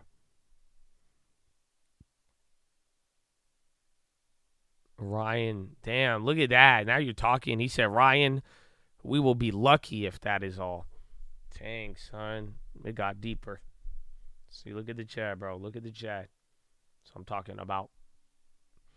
Apple getting some action. I mean, everything's trying to move here. Get ready. I mean, final minutes, but my goodness, already a wild one.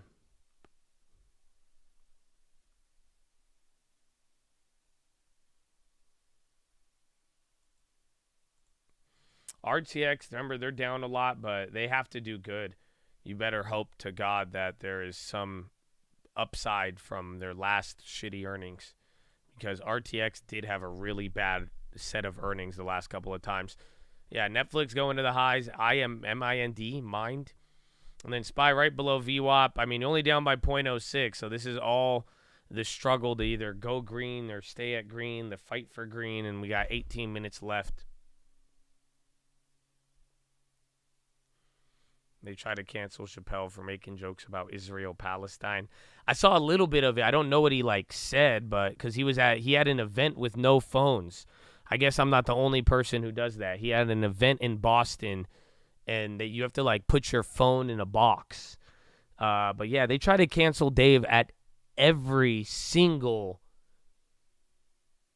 sensitive topic. Correct me if I'm wrong. I feel like Dave Chappelle has gone through every issue for the last 20 or 30 years. So I usually like his takes. I don't know.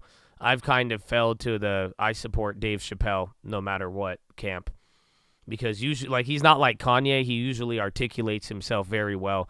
So, you could obviously know when he's being crude and joking. But, I think Dave Chappelle, always articulates very well, like, where he's at, what he stands for, again, what he represents. It's not like, you know, he's just every time I don't know. I'm not saying he's an unfallible human, but I do think Chappelle usually is like, you know, if anything, he's just like, he's offensive. Like, I can see that. Like, my mom don't like Dave Chappelle, but you know what I'm saying? But, like, I could definitely, like, I've listened to the guy a lot, and I agree with a lot of what he says every single time. And, like, even if I don't agree with him, I agree with how he says it. Because you could tell he actually cares, and he finds a way to navigate the whole difficulty of both making comedy and being honest, while at the same time, like, he does give a shit. Ohio, baby, Ohio.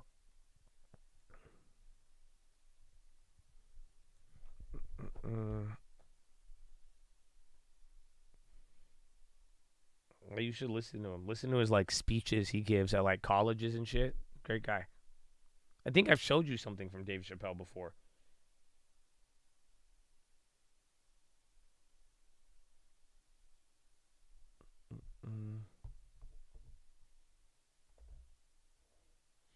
Do I see myself in Dave Chappelle? No, not at all.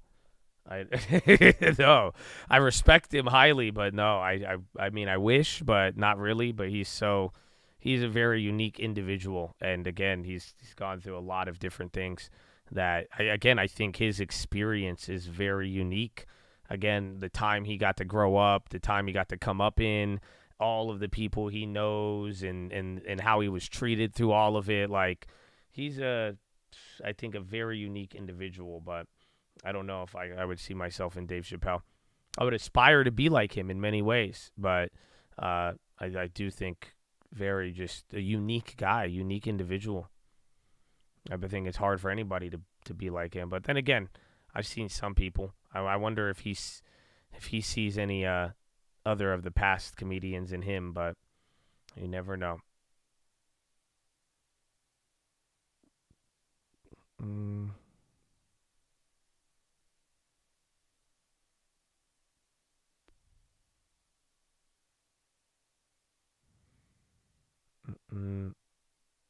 You said he went piece of shit, full racist, dropped his entire comedy act when a Jewish audience member told him to shut up, and invited a pro-Hamas chant in the crowd. Know the details. So I don't know. I didn't, like I said, I did not get deep into this, but if that is what I will have to defend with Mr. Chappelle, I will verify and see what's up. But I mean, I wish we could see it. We don't. I don't know if there's just no video. So it's literally. Unfortunately, this is a weird situation once again. With we're like, okay, so let's see it. Then we're like, no. But somebody says no. I don't know. Again, I'm fielding all sorts of responses, but there's on Twitter. Well, good thing the market's about to close.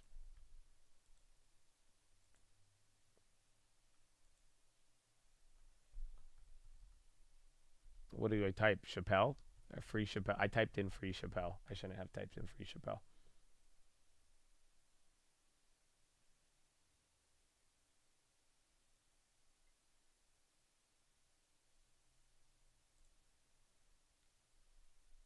How do you see the video?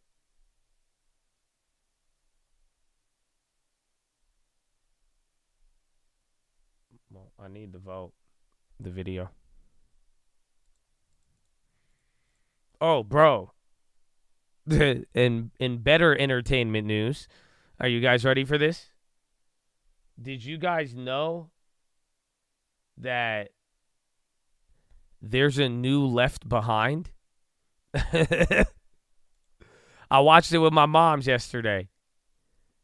You guys know I'm a big fan, especially some of y'all who are big fan of the Rapture, but y'all know there's a new Left Behind? Bro, like a 2023 version. And it's like it's actually mine. It was really good. I only watched half of it. We had to go. I think my mom ended up watching it. Like she finished it, but I was like, I don't know if she stayed up that late. It was late. But oh dude, no Kirk Cameron, bro. It's good. It has like actors you've seen before in the damn. It's so weird. It's 2023, bro. and it's like a modern twist on it all, and it's like it actually is. I was very surprised. Even my mom was like, "Wow, they made it modern."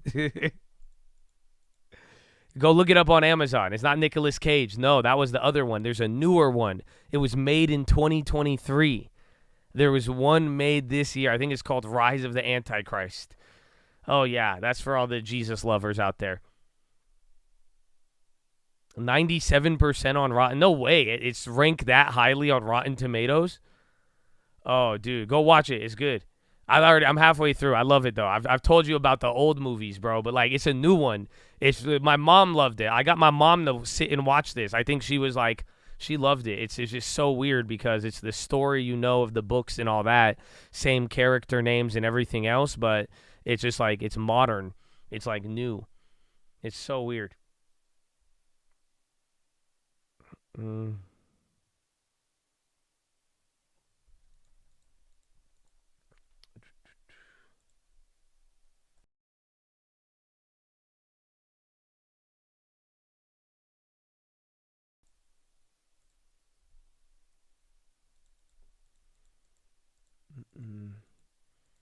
No one knows his name, but everybody loves Neil McDonough. Is that? I think I know who you're talking about.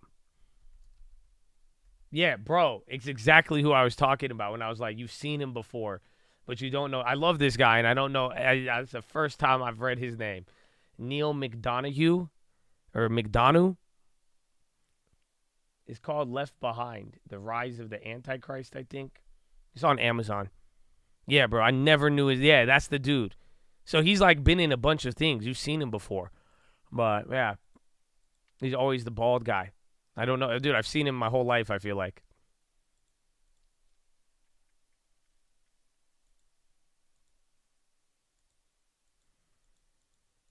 What time? 10-minute rigged. Whoop! The market on close was small, so we'll see. Egypt's extra news TV shows show footage of 2 captives by Hamas being transferred to ambulances at Rafah crossing. He's in everything. He's literally in everything.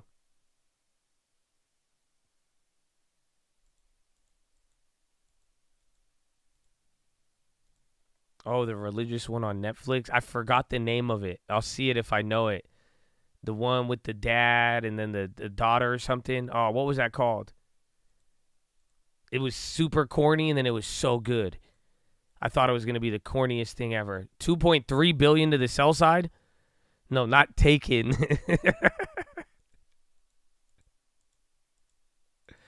No, not the fall. Man, nah, screw y'all, bro. It's funny because that joke is so funny, but like, I really like, that's the problem with the world, bro. Have you ever seen a movie clip on TikTok? Right? It's a movie clip on TikTok, and it'll be a good movie, and you'll go to the comments to see what movie it is, and the first 100 comments are all just lies about it, and they're all upvoted. I'm like, man. No, it's called like The Moment. I think it's called The Moment or I know exactly what you're talking about. I'm going to remember it. Somebody will remember it. I've watched movies in 32 takes. I have too, dude. I'm not going to lie to you. That and police chases. Oh, fuck yeah. Fuck yeah. I've been watching mad police chases. I don't know. Maybe that's where my one thought came from. I had that one very intrusive thought when I was pulled over to run. But like, I've been watching mad police chases, bro. Some of these guys are hella crafty. My goodness. And these motherfuckers in Hellcats, holy shit, bro. Some of them, I'm like applauding them. I'm like, don't run from the police. But I'm like, how do you do that? Wow. Bro, I saw one guy, bro. Oh, the craziest. The guy, you know what he did? The guy was like swerving in the car. He was like juking. Like just on the freeway, just like going left, right, like steering hella jerky. And then he sees like an exit coming up, and he puts his left turn signal on. He puts his left turn signal on and then skates off to the right exit, and the cop just gets left ankles broken, bro. Just like, oh, I was like, that's the most 1,000 IQ shit I've ever seen in my life. He hit him with the false signal. It worked. I was like, damn, that's crazy. Yeah, all the while bobbing and weaving in a vehicle. I was like, man, I don't know, man. I don't know. I might have to get you a compilation of my best cop chases and commentate them for you, so y'all see some of them. Oh man, I used to like it when they used to be like, I know my rights. I'm a sovereign citizen. But that shit got old. Now I'm just like, fuck it. Let's see their 40-yard dash. Let's see what they got. Mm-hmm. Yeah, and that's it. It got me. I don't know. That one was a guy in a Maserati. A guy in a Maserati Ghibli. That's all I know about that police chase. They don't really have like headline names to it. I wish, but they don't name them the same way.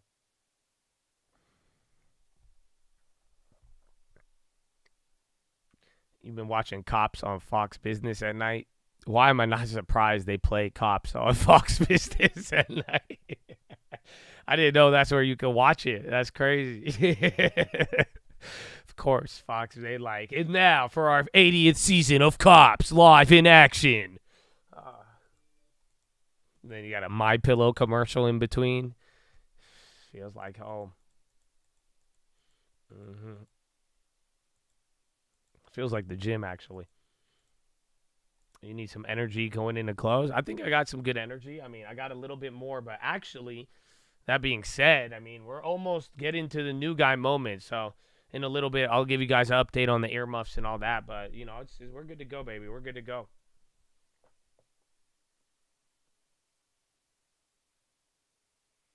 Mm-hmm.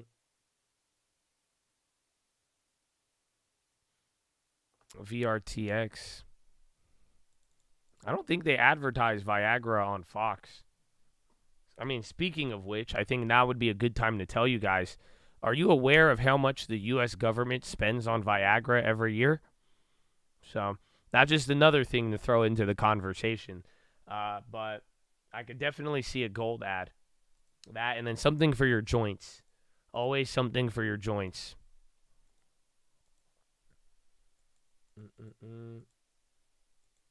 Hardly aware. Yeah, it's true. I think they spend like 20 to 40 million a year just on Viagra for like government use. Yeah. It's not like this is, I wish this was a lie or a joke, but like, this is America.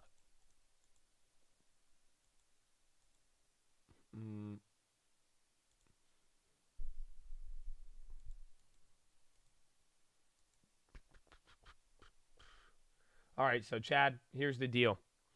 New guy's going to come on. I don't know how some of you are feeling. Looks like NASDAQ may still hold the green.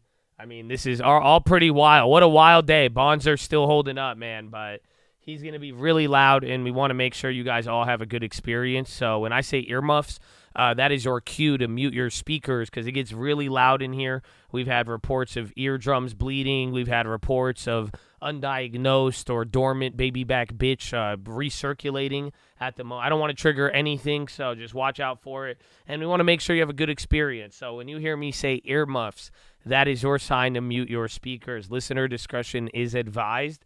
But it is, you know, it's for your own good, man. It's for your own good. But make sure you drop that GG too. Don't forget. But either way, you'll be good. You'll be good.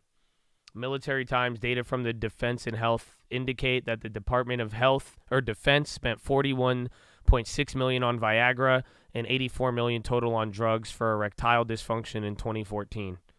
Yeah, okay, so it's a little old. I don't know what the modern numbers are. Maybe those numbers, they upped them, but yeah, not bad. Not bad. Thanks for the fact check. We in there. But Chad, earmuffs. Earmuffs, ladies and gentlemen. Earmuffs.